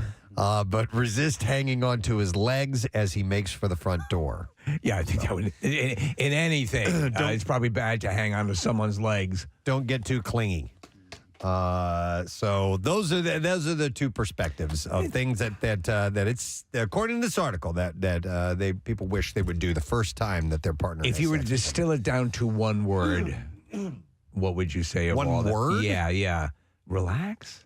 Yeah, or communicate. Yeah, I think that's part of it too. Blumpkin. That's a good one. Yeah. But I think communicating is key, and it can be uncomfortable at first, but once you openly talk about things, I think that's it opens up a whole new world. It doesn't have to be spoken. You can do semaphore, right? Sure. Yeah. Get at the edge of the bed with your flags. Yeah. Hey, sign language. Press, you and your wife have probably done it thousands of times. Maybe. Do you happen to have in your video? mind, and no. Well, I'm trying to finesse this out of him, Steve, so you can't just jump right into that. Do you happen to have a maybe a favorite one that you think might have been the best one you guys ever had? In that journal? When you were watching them do it, which was your favorite? I thought it. Well, what I thought when I was watching, I was like, if this is how they always do it, like, I just want to always be here and watch. Like, do you happen to have one? I have a couple in my Yeah, mind. there was one. We took a vacation to St. Thomas. St. Thomas, John or St. John. Mm-hmm. Yeah. So we were St. John, and we were with our friends, the Chapmans, and we had these separate condos that were wonderful. And we tried to break like our sex record, right? Over the course of like you 3 told us days. this not that long ago. You talked about it. I did. Okay, so and Rochelle's nickname became Montana because she wanted to do it 49 times. And how long? That would hurt. Like 3 days. It was a joke. Oh, okay. So her nickname became Montana because we tried to have That's 49 or so. I thought that was fun. But that I just remembered that we enjoyed it so much, and it was a lot of fun that stands out. That's cool. It's like that's in Step Brothers. Where you talk about a summer of humping. I had to ice my balls. What about you? Name one of yours. My favorite was on our wedding night when we made love for the first time. Shut up. Yeah, that was. I was like, I'm thinking, really? Wow. That was nice. At the beginning of the relationship, when you're basically an Olympic gymnast, and and it's like, and those are wonderful times, and then before you know it, you're in a studio with the stuff falling off the wall. Right, exactly. Anybody else want to add their favorite? Do you have favorites that stand out? I am not answering that. God. I don't want to. You're making me feel There uncomfortable. was one time when he brought a macaque into the room. That was interesting. Hey, John. Preston's making me feel uncomfortable. Facilities. Yes. HR facilities is coming together. All right. I thought this would just be a fun little combo to have, and if we weren't careful, we learned something. Didn't even mention Benadryl. Case, we got to get you on one of those water jet packs. Oh my God, I would love that. We've got to get you on that. So I know they do. Where's have the closest one? They've got them down there somewhere. AC they do. We talked about it last year or the year before, and people said that they are available in certain spots. Very, very expensive to rent. But Are they? I think so. Okay. Yeah, that's what I've heard. I don't know if that's the case or Maybe not. we get a knockoff one. A knockoff jetpack. But I personally would love to go on one of those things. But I'm dying to see you on one. You see the dudes who are able to flip down and go underwater and dive it down and come back up? Since they've had those out now for several years, there's people that have mastered them, and they can do all kinds of spinny, wild, crazy things in the air and then dive down in and back up. I'm afraid that I would jetpack myself right down into the water and not be able to right myself, and then just go down to the bottom and stay there. Yes, just continue to thrust myself.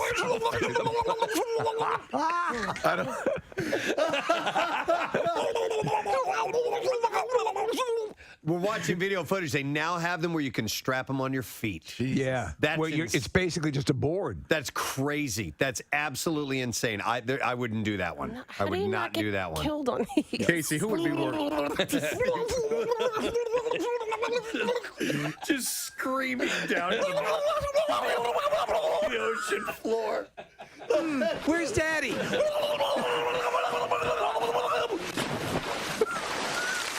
Any kids? Anybody see Daddy?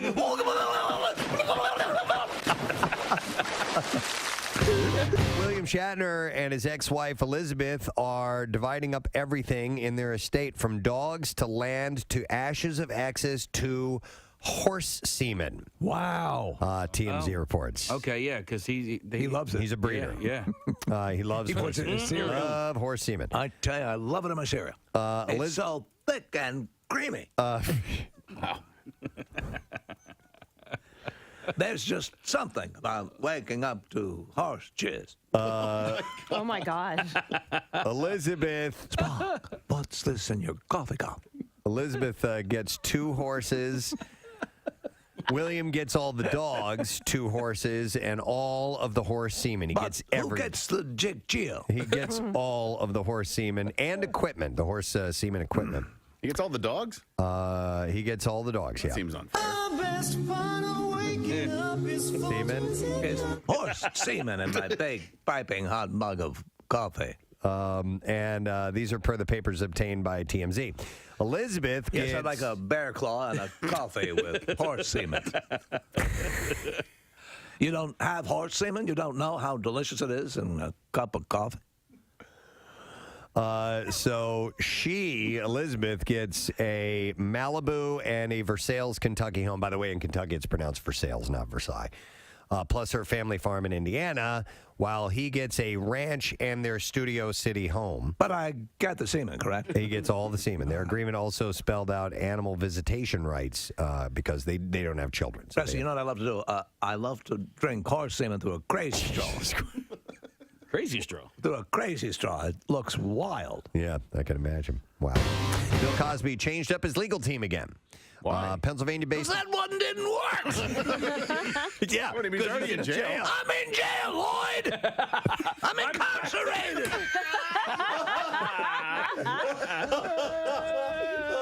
Bill Cosby as Mr. Corn. For Dizzle anything. Oh my for Dizzle God. anything.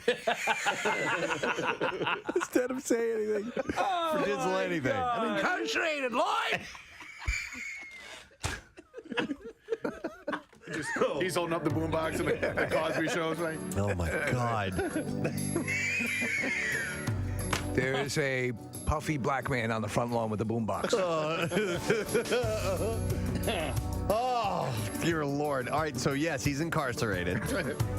And the Pennsylvania-based attorney Joseph Green Jr., who represented Mr. Cosby during sentencing, filed court papers Friday to have himself withdrawn from the case.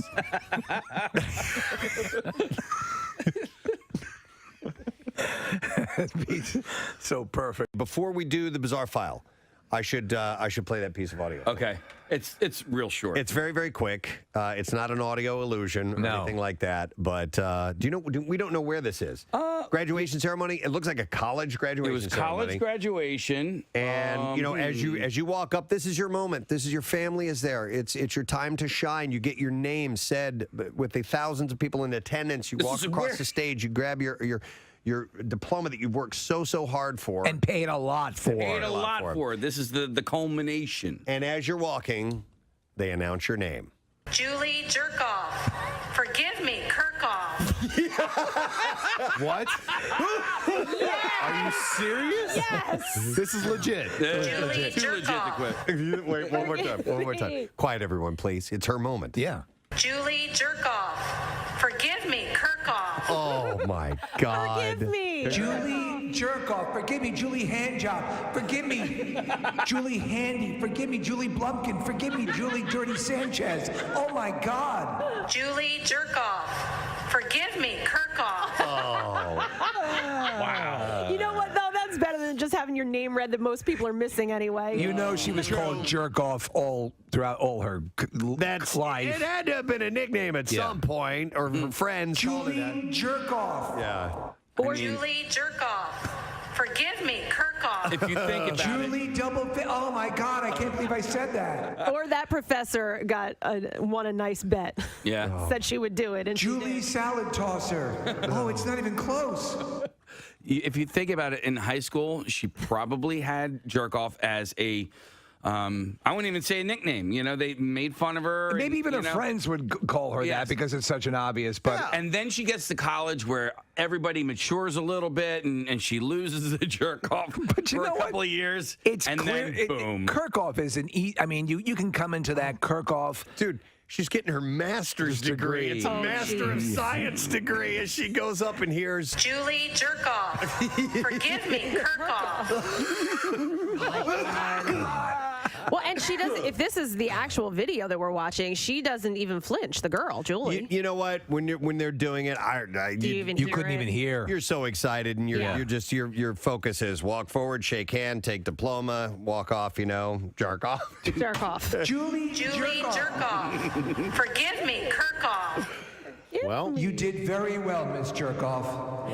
And she sounds so sweet. The woman reading the names. Please come up to the microphone, Julie Jerkoff, and tell everyone how you achieved your success. Forgive me. It's the jerk-off way, I think, that we can all emulate.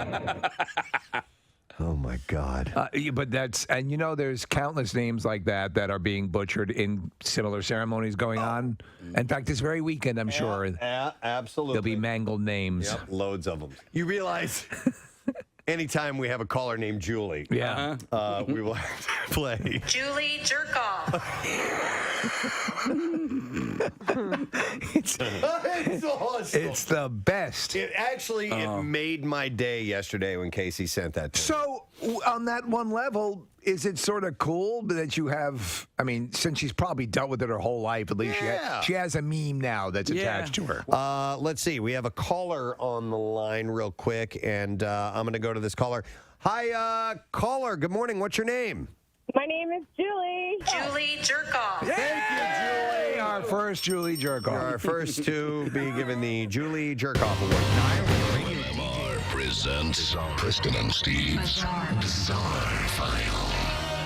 Brought to you this morning by the Valley Forge Tourism and Convention Board. July is Crave Montco Month, a celebration with promotions that highlight the hundreds of eateries, breweries, and restaurants that make Montgomery County, Pennsylvania, the East Coast's premier dining destination. This is a story I'm sure you saw, but the U.S. Transportation Department is investigating why Delta Airlines passengers remain on board a plane at the Las Vegas airport and sat on the tarmac in extreme heat last Monday, citing reports that the plane sat there for 4 hours. 4 hours. And temperatures inside apparently were 111 degrees. with no air conditioning when the pilot announced the plane was returning to the gate, citing multiple emergencies. And they sat there for 4 hours. People had to be taken to the hospital. Oh, wow. Yeah, it was like Did they turn it into a big smoker? Was that the plan? Maybe they were working on that, and we had no idea. But during the tarmac delays, airlines must provide comfortable cabin temperatures and begin moving the plane within 3 hours of a delayed domestic flight to a location where I'm feeling back there. passengers can exit. But apparently that wasn't happening. Apparently, at that point when the announcement was made, passengers were given a choice to leave the plane, but were told that if they did, it could take days to get another flight to Atlanta. Delta said the time of the initial departure until the flight was canceled was just over 3 hours, but the airline noted the plane did make at least one gate return due to heat-related weight and balance issues. Yeah, so I've been on planes where they have to shut off the AC system on the tarmac. Yeah, for just a little while. A little bit, and not it's 4 horrible. hours. It's horrible when that happens, man. Here's another heat-related story. 2 female hikers have died in blistering 114-degree heat after going for a walk in the Valley of Fire State Park. Oh, jeez. Nevada State Police were called by a group of hikers after the women failed to return from a hike in the park 65 miles north of Las Vegas. They were on the next of kin trail. Temperatures reached 114 degrees on Saturday when they went missing. Officers arrived at 2:48 p.m. and requested a search and rescue team, which found one woman dead on the trail and the other in a canyon. The state police have not released any other details about the incident, including the women's identities and their cause of death, but the investigation remains ongoing. Their deaths come after 5 other hikers have died in U.S. national parks in extreme heat since June 1st. The problem is it overtakes you and you don't realize, and that's it. Your ticket's punched. Yeah. A British man labeled as the Easter Bunny by local police after he stole more than $59,000 worth of Cadbury cream eggs from an industrial complex has been sentenced to 18 months in jail. Were they for personal consumption or was he reselling? Court documents show Joby Poole was sentenced at Crown Court.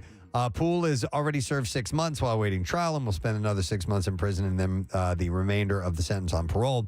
He was arrested in February after he used a grinder to break through a gate at an industrial park and then used a stolen truck to tow away a trailer loaded with 200,000 Cadbury cream eggs and chocolate goods. I'm hungry. Shortly after, police tweeted that officers stopped a vehicle presumably purporting to be the Easter Bunny on a highway and arrested the man on suspicion of theft. I'm not a big fan of those Cadbury eggs. I'm not either. Yeah, too sweet. Poole gave up when he realized that police are after him. He was arrested and the load was recovered. In Illinois, a man has died after punching through a window at a bar. Oh. The sheriff's office said deputies responded to a person who suffered a critical injury at the establishment. Initial reports say the man was at the bar where he got into an argument about it with another person. He was escorted out by security, and after being taken outside, the man punched a window near the front door, causing a severe laceration to his arm and bleeding significantly. That can happen. The man, identified as 32-year-old Jonathan Banks, was pronounced dead at the emergency room. Detectives are investigating. Yeah, man, if you're going through a window, yes, it can cut you to ribbons if you're not careful. A woman, this is a horrible story, okay? But yet it's this website that nabbed another one. A woman accused of trying to hire a hitman this week to kill her 3-year-old son. Are you kidding me? Dear God. Has 3 bonded years old. out of jail. Jasmine Paez, who is 18 years old of Miami, is charged with first-degree solicitation of murder and third-degree use of communications device for unlawful use. You trying to whack me, you sick bitch? Investigators said that they were contacted on Tuesday by a man who operates a fake hire an assassin website to report that the woman had contacted the operator to arrange a murder for hire for the young child. Police said the suspect provided the address for the child and his picture to help facilitate the request. According to investigators, the woman asked that the job be completed by Thursday. Police traced the IP of the computer that was used to make the request from the website, and it was the same one listed by the woman who made the request. I've not been to the website. Is there an actual form you can fill out? Yeah, I believe so. That's great. So police went to the address, spoke to the child's grandmother, identified the child as the intended victim based on the murder request submitted online. The boy was found safe and sound. How did you learn about us? Investigators then posed as the hired hitman and conducted a conversation with the woman who confirmed the request and agreed to pay $3,000 for the murder assignment. Police then went to the woman's home and arrested her. Investigators did not speculate on a motive for the request. And a 3-year-old. But said her computer browser still had the murder for hire website on it. So these are just crazy. Just a crazy person. All right, and that's it.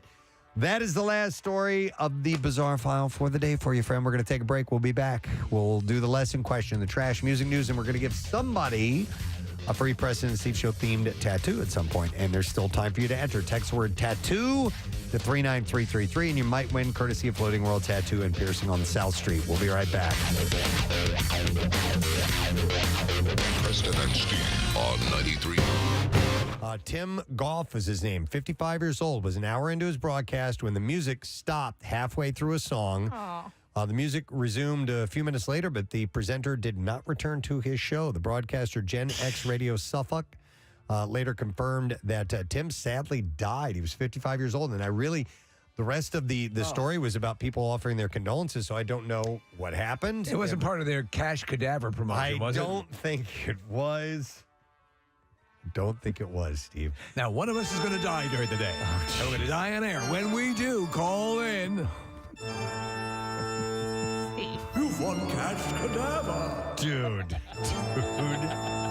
That's not funny. Although he probably would get a kick out of this. No, that's just, it was his time, and it's horrific. Remember, I passed out. Are you saying he would have enjoyed that bit? I don't know. Would any of us have enjoyed it? Probably. So. Probably. I mean, if I ever die on air while I'm here with you guys and you want to do a cash contest surrounding that, okay. Will you be our cash cadaver? Totally. All right. We're allowed? Okay. Yeah. I want you guys sobbing. I'm gone. Steve, I love the voice. So Dracula comes Be the on. 11th call, and you'll be cash cadaver.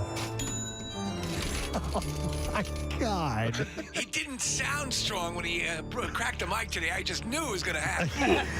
Oh, that's the actuarial. Yeah. That's the actuality from the winner. By my phone, and when he started coughing, I knew it was time. This is horrible. This is terrible. That poor guy. He just sounded weak. That's what I knew to call. I knew. I stayed right by the phone. Dude.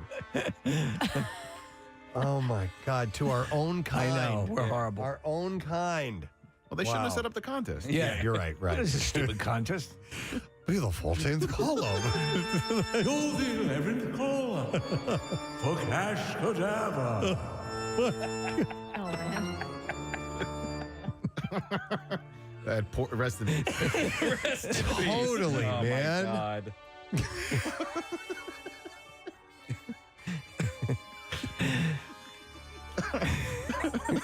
It's just beyond. It's beyond the pale. I'm not going to be able to stop thinking about that. All right, we got a text that it should have been called the Morning Show, MOURN. Ah, yeah. No. I'm very excited to welcome once again Mr. Chevy Chase. Yes. Chevy, thank you for coming on. Chevy Chase. I've never heard a voice that low in my life. Thank you, sir. I appreciate the compliment. Yes, who is this, please? That's Preston, who has the low voice, and I'm the bald guy, if you can see us. So I'm That's- Steve. Yeah. Oh, wait a minute. Are you the guy with the voice? No, Preston. Oh, I think I'm the guy with the voice. that was very good. I loved it. Thank you. Hey, Chevy. Hi, guys.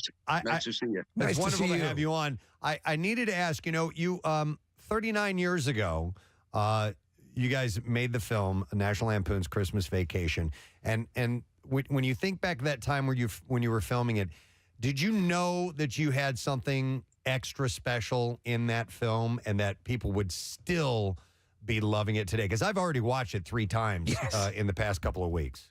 No, I didn't like it. Bye. No, of course.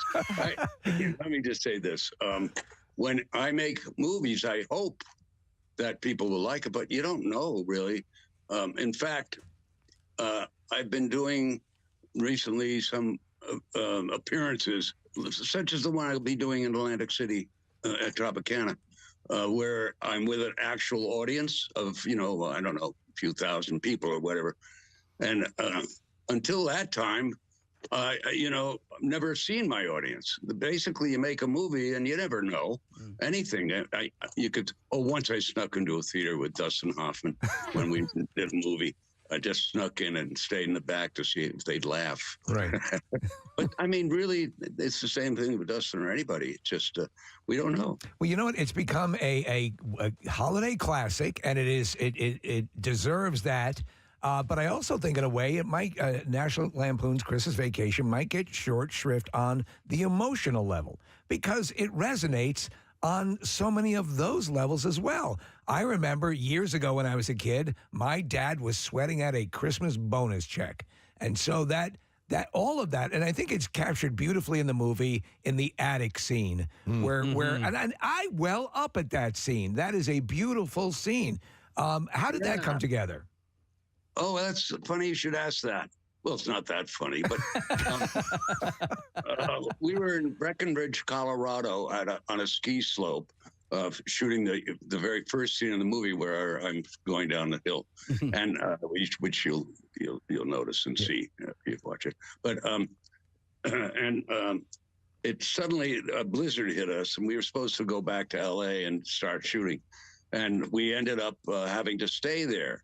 So the bed and breakfast that we were in had an attic. And we thought, well, let's try out their attic, which we did. That's where we shot it. Wow. In their attic. And I was happy to find, a couple of boards I could stand on that would hit me in the back of the head and in the front of the head and, whatnot.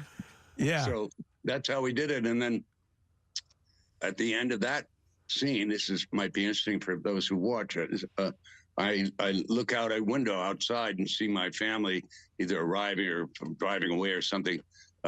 That was shot in L.A. because if I looked out that window in Breckenridge, I would just see other houses and naked people. No, I lied. No, but Steve's right. And I watched this movie the first time I was a teenager, and now I'm a father and I have 3 kids, and so the movie kind of on a few different times hits differently now as a father.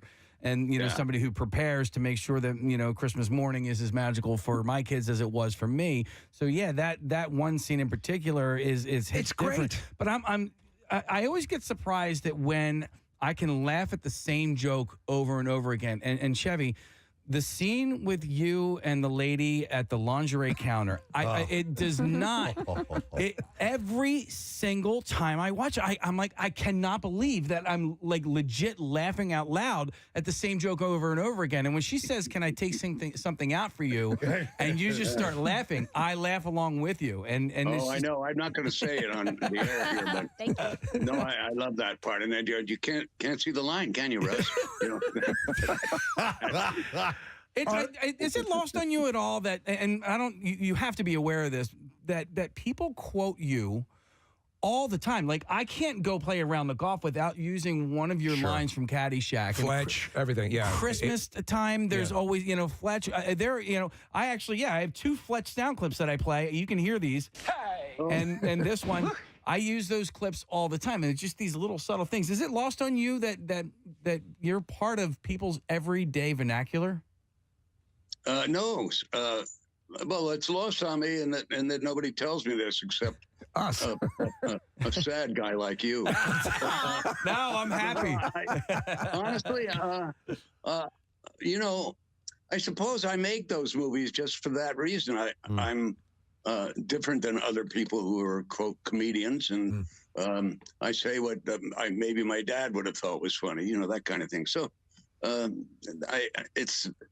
I'm amazed at people's reactions, and I love it because he made me laugh a lot. So there you are. No, that makes sense. There's a wonderful, and I just in research for talking to you, I checked out, did some reading and watched a video. There was a video of you with your daughter and your wife watching. This is a couple of years ago. You're watching the movie, and it was phenomenal because it's your daughter and you looking at each other, especially in the lingerie scene. Wrong way. 10:11 on the Preston and Steve show. It's a Tuesday morning, but we're getting our first letter today for the Word of the Week prize today. Just heads up on that. It's going to be a 4-letter word this week, and that is coming up in a little while. But before any of that, we have something else to give away via the lesson question, and we have a pair of tickets for the Metallica 72 Seasons World Tour live broadcast, which is coming to movie theaters nationwide for 2 nights only. So this will be on August 18th and the 20th. So we are going to give away tickets for you to see that. The question that we go with this morning is, George R.R. Martin is responsible for Game of Thrones and which classic sitcom from the 1990s? Who knew? 215-263 WMMR. George R.R. Martin is responsible for Game of Thrones and which classic sitcom from the 90s? 215-263 WMMR. Call right now. The trash business is a gold mine. 93.3 WMMR with Preston and Steve's Hollywood Trash. All right, we'll get some stories and then we'll get a winner. Steve, what's going on this morning? Well, Minnie Driver went to the beach in Malibu with her son recently, but reportedly had to leave when a nearby man allegedly started pleasuring himself. Driver said she turned around and caught the man after hearing someone say, "Whack off, war child, seriously." Wow. Oh, my God. Back off, war child, seriously. Just as Hollywood is being crippled by the actors and writers going out on strike, now comes word that a UPS strike is imminent. As one industry insider said, quote, "Simply put, there's literally never been a worse time to reboot The King of Queens." And finally, Bloomberg announcing that 31-year-old Selena Gomez is about to become a billionaire thanks to her cosmetics line, Rare Beauty.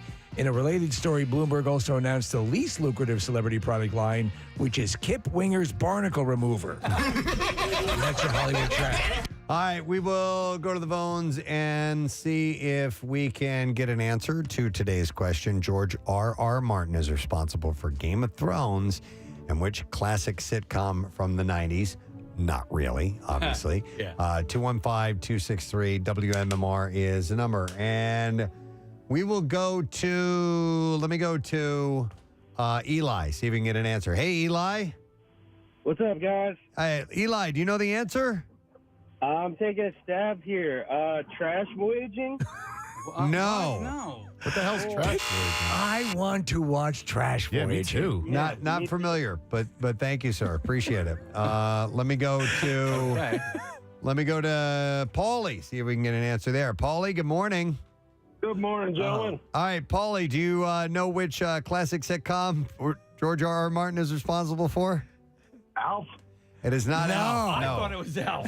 Casey, during that, when I asked that question, Casey went and got his plush Alf toy and had him sitting on his lap. So even Casey didn't know the answer to that question. Right. No, this is kind of a tough one. It really isn't, but people are having difficulty, I guess. Yeah, it was mentioned. I think it might have been. No, was it? It wasn't while we were talking about Alf. I don't think. No, we were talking about the strike. That'd be in bad taste. And George R.R. Martin, you had asked if he was also responsible for this other show. Yeah. But listen, we'll go to one more caller, and if we don't get it right, we're going to have to move on. I'm going to go to Amy. Hi, Amy. Hi. Hi, Amy. Do you know the show? Is it Growing Pains? No, not Growing Pains. Sorry. Yeah, you would think. All right, we'll come back at some point and see if we can get an answer because, gang, I'm gonna hit the music news intro. Okay, hang on. Yeah, Casey, I'll do it. Don't worry about it. I'm gonna hit the music news intro. Preston and Steve's Music News on 93.3 WMMR. Give you our sponsor, and then I have something special for you. A special thing for music news? Yeah, brought to you by Horizon Services. When you have an AC breakdown, you need it repaired today. Horizon Cooling, Heating, and Plumbing repairs your system the same day, or you don't pay. You can book online at horizoneasybook.com. So apparently, while we were off yesterday, a call came in on the hotline from somebody who wanted to go on the air, but we weren't here. And we found out and said, hey, can you call back tomorrow? And I have him on the line right now, ladies and gentlemen. Brett Michaels is on the phone with us. Hey, Brett. This is like my family right here. Don't worry about your old buddy Brett. You're on vacation. I'm calling in saying I got a bottle of, I'm ready to party, and you guys are, you're just on vacation. I'm sorry, man. Had I known, I would have worked that day if we were going to party with Brett Michaels. No, but listen, you guys had the party gras on Sunday, and I'm assuming that's what you called in about. Well, I just called to thank you, the fans. I spoke to Jackie. Just a sincere thank you, man. What the energy there, the party, slam pack, great time. I told the fans a big thank you. Check out the video. We do this thing called the fan cam, and we filmed all of it with the drone, the fans, the craziness, and just go to you or BrettMichaels.com and check that out. And it's just you got to see it. It was wild. It was just one of those, the way a good, fun, over the top, all hits rock show should be. Yeah, we were watching the video, and it is very impressive, and it really looked like it was going crazy. And I think if people can get a better grasp if they weren't there to understand the kind of activity on stage, it's like sort of like a free for all. It looks like a blast. It is like I told you, we come out there, it starts out, I'm singing a couple hits, I throw the mic, Mark McGrath hits his number one hit, he throws it back to me, we do a little Mama Don't Dance, end of Journey, and then at the end, like Jack Blades is up playing bongos and congos, but all of it done, how do I explain it? All of it done within the music of the song. Right. So it's not just like I said, it's not just a gaggle screw. It's really sounds good because we're playing all the live instruments, and the fans, from the moment you hit that stage air, there's an energy that's undeniable, and it was awesome. Cool. Hey, Brett, did you get to meet up with our listener Cindy that you had offered up a backstage meet and greet to? 1,000,000%. Met her right before the show. We had a huge meet and greet before the show. We met her.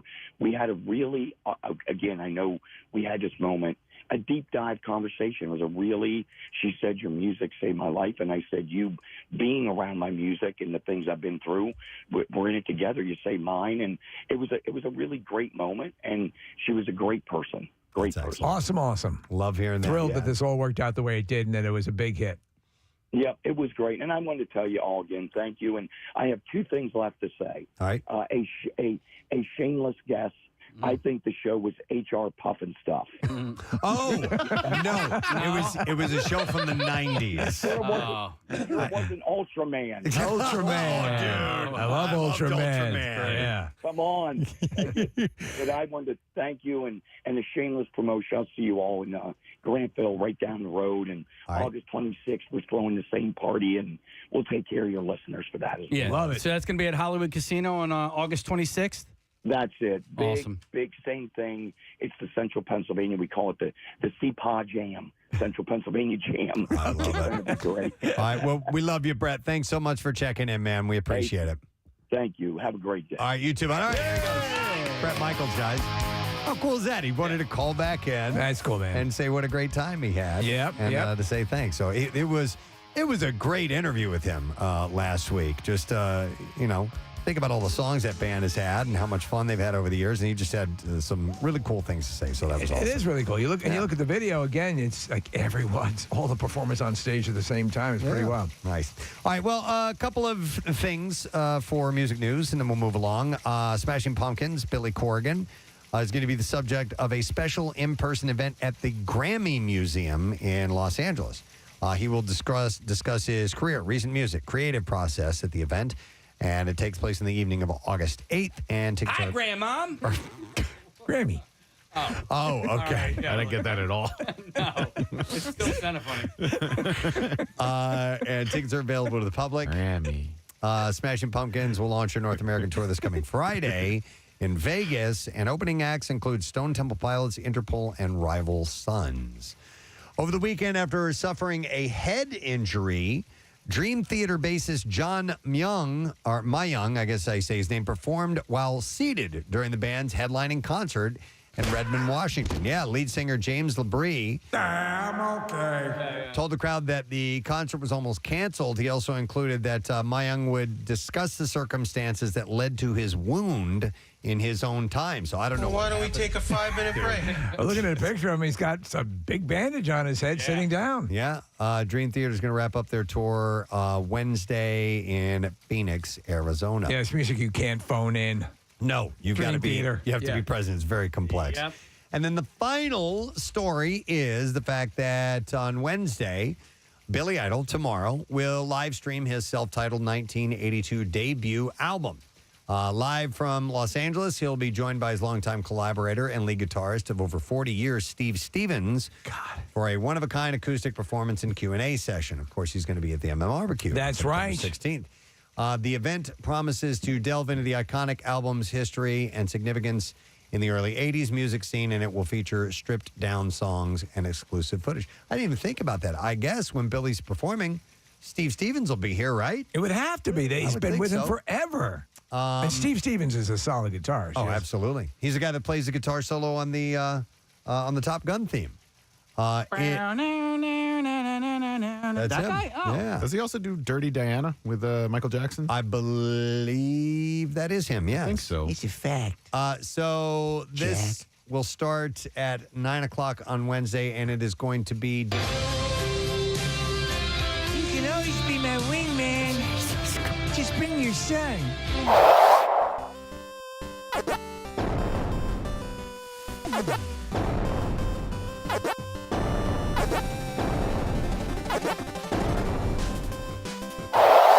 break to take. Oh, we got to get an answer.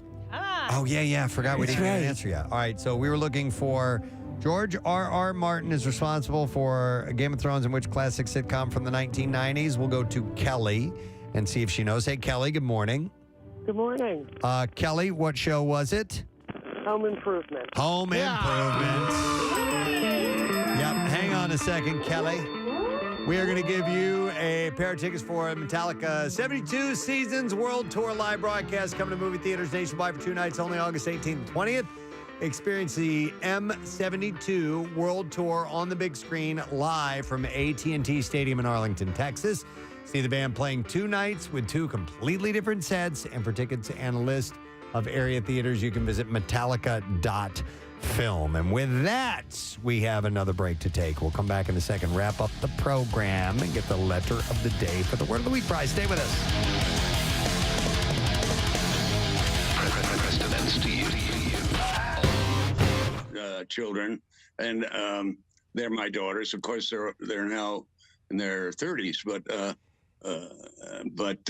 yeah, we're a very close family. This is where I live. This is what I do. I live with my wife and 3 daughters, and God, do I love them all. They're just the best, and I wouldn't be alive if it weren't for them. Not to say that I was dying or something, but just, I just, that's it. I mean, I was looking at my wife this morning. I was in bed on top of her. No, I was in bed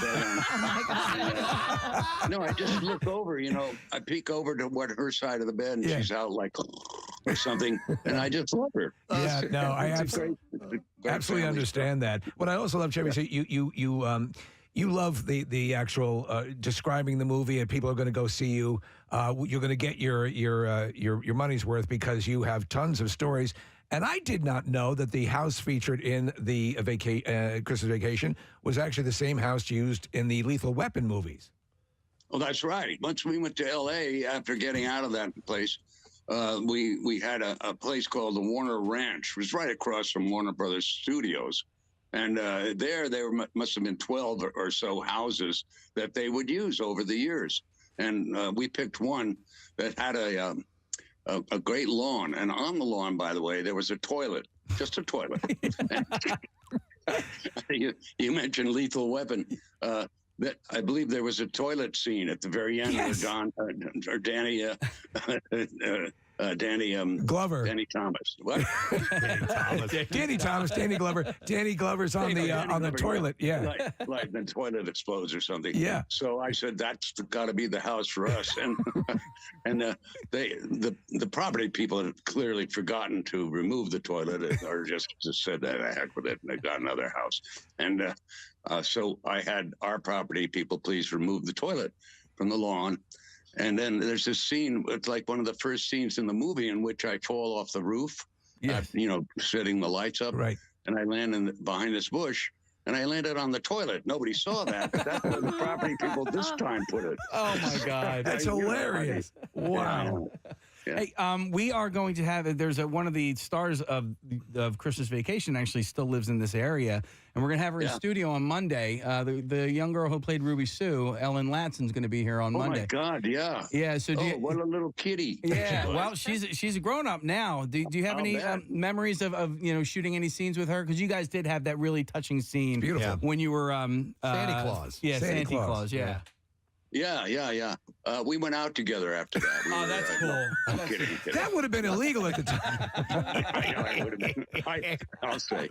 She was a lovely girl. I can't remember exactly what Ruby Sue ended up doing because I sort of lost track of her. But her name is Ellen. Yeah. And I hope for the best for her. She was terrific fun. Yeah. Talking Lovely about girl. speaking of the cast, when the entire family is at the Griswolds, look at the lineup of people that were in that living room: John Randolph, Diane Ladd, E.G. Marshall, Doris Roberts, Randy Quaid, of course, William Hickley, the great Mae Questel. What a group of actors! That just must have been. Don't forget Beverly D'Angelo. Beverly D'Angelo, of course. She's in trouble. And no, you're right. Mae Questel and John Randolph was my dad. Mae Questel. Yeah, a great group of really good actors. William Hickey was a teacher, and some of the greatest actors went to his school. I think at that point he just won the Oscar for, was it Prizzi's Honor? No, I didn't win it for that one, but I won it for the. No, he did. Oh, that's correct. I'm so sorry. Yes, he did. Yeah. Well, having that cast at that level of capability, for in supporting roles, just made everything that much better. Now, the legend has it that you also incurred an injury during the tirade sequence with the front lawn decorations that were not working with you. Is that true? Well, that's right. It was a rant when I was ranting about how I couldn't get the, things together and all that. And I just, from out of nowhere, decided to kick these reindeer that were on the lawn, punch them. Right. Because I was angry at everything. And that wasn't supposed to be in the movie. I just did it and the camera followed me. No. And I came back with a broken finger after doing it. I thought it was like made of mud or something. I didn't know what it was made of, but it certainly didn't absorb anything except my bones. Speaking of rants, when you finally, when the dam breaks and you realize, Clark is not going to get the bonus, and you go on that, bug-eyed, fish-eyed, blah, blah, that whole thing. Yeah. Was that, had you written all that out yourself and rehearsed all of that, or was some of that just coming off the cuff while you were going through that? No, we wrote it. Actually, I wrote it, come to think of it. And each one of those adults watching me do it, had a little card on the front of their. That is great. You can't see. You can look for it, but you can't see it, and so that's why I put all those words because I couldn't remember them all. It was just too many. And that's a great thing to know. That's what I was wondering because it is a lengthy string of pseudo profanities. That's wild. That were just all over the place. They were bizarre. That's Brando had.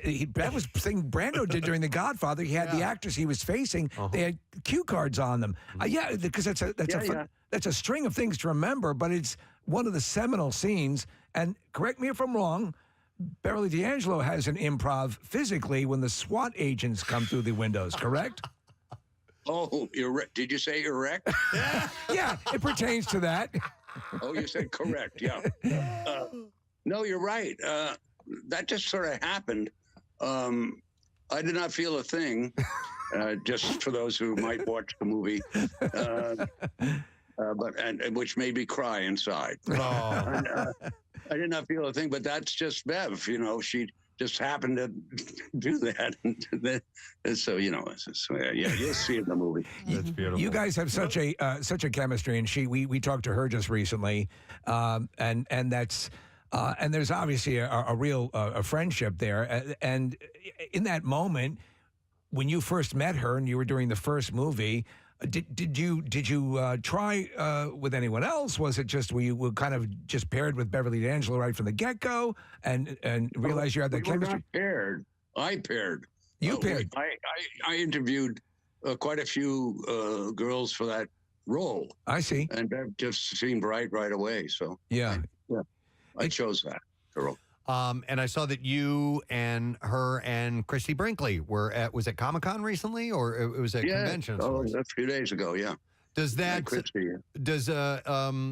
does that happen from time to time? You know, some of the national the vacation family kind of run into each other here and there. Not really. That just happened to be. I know. Why did that happen to be? Well, it did anyway. Yeah. Christy and Bev are quite a couple. I won't even get into it. It's too funny. That's awesome. I said Randy Quaid is, of course, amazing in it, and Randy's taken some turns since the movie, but that he comedically, for a guy who's also a tremendous actor, a dramatic actor, he just ate that role up. Was some of your dialogue improv with fantastic in our studio, performed last year, and we were insanely impressed. Yeah. By how talented they are. And they were actually in town not that long ago. So the song's called More on MMR. It's 10:32 on a Tuesday morning. Coming to the end of our program for the day, and very enjoyable one. I want to take a moment and thank our guest, Chef Brian Duffy. Yeah, ball of energy. We talked about everything from, food and his show that he's appearing on the Food Network, Barbecue Brawl Season 4, but we led into all kinds of other stuff. Like sitting in tubs of ice. Yeah. Which he does. What did he call that? A chill bath, or what was it? Plunge? Chill plunge. Cold plunge. Cold plunge, Cold yeah. plunge. And he does that for 14 minutes, 45 degrees. That's insane. Do you have any idea how cold that is? I was in 60 degrees for 40 seconds. No. Where did you do that, by the way? It's somebody had it's just a green somebody you know. Yeah, but it's just like a blow up one. And like you said, it was like $120 or something like that. You set it up in less than 5 minutes and can just do it in your backyard. No, thank you. But some people swear by it and love it. So anyhow, it was cool to have Chef Duffy by this morning, and you can catch Monday nights on Food Network at, I think they're on at 9 p.m., but it's called Barbecue Brawl. He says it's the most difficult thing he's ever done, ever.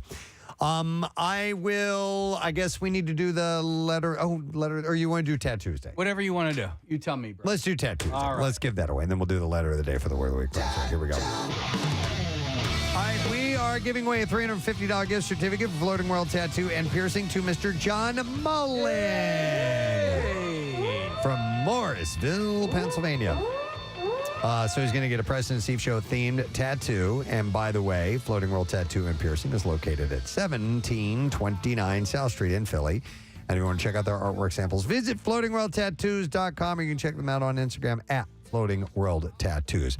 All right, now we can do our letter of the day. Preston and Steve on 93.3 WMMR. Now, the Daily Letter. And the Preston and Steve Show brought to you today by the letter C, as in chalk dust torture. All right, and we are going to give away a pair of great seats, VIP passes, and a PRS guitar signed by Godsmack. WMMR presents Godsmack and Stained Friday night at Freedom Mortgage Pavilion. You can get MMR's as part of MMR's Rock Residency. Tickets are on sale now via Ticketmaster, and you can text Godsmack to 39333, and we will send you a link to details, including photos of the signed guitar as well. And I forgot to thank Brett Michaels of Poison. Yes. Last second phone call. He just wanted to say thanks to the people of Philadelphia and our radio show for having him on last week and for being a part of Party Gras, which was over the weekend at the FM Pavilion. Speaking of I forgot to do this congratulatory shout out earlier because the Bend to the Shore was on Sunday. So I got this email from a guy named Rob Crass, and he said, hey, I want to give a shout out to my grandpop, Jim Crass, who, let me turn that off for you real quick. To my grandpa, Jim Crass, who completed the full 65-mile ride on Sunday. He's going to be 89 next month. 89? That's amazing. And did 65 miles. Did 65 miles. He said we had 3 generations riding with him. So it was Rob and Jim and then Rob's dad, Bob, and they all rode along with his Uncle Mike and son Mike and Aunt Janet, and they're greatly appreciated a shard out. So congratulations, guys. Wow, that's a huge accomplishment. Nice. All right, let me thank the sponsors. Preston and Steve Show brought to you today by Elmwood Park Zoo. For tickets and information, you can visit elmwoodparkzoo.org. Also brought to you by Duncan. Preston and Steve Show runs on Duncan. Tomorrow, Wednesday, Fox Good Day, secret text word. And is he going to be in the studio? Yes. Oh, my God. Mark Summers is in town. Yay, the great Mark Summers. Love that. Always some great stuff to talk about with Mark. All right, that's it. We're done. Rage on. Have a great day.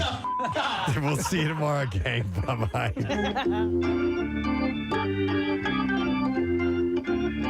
Preston and Steve.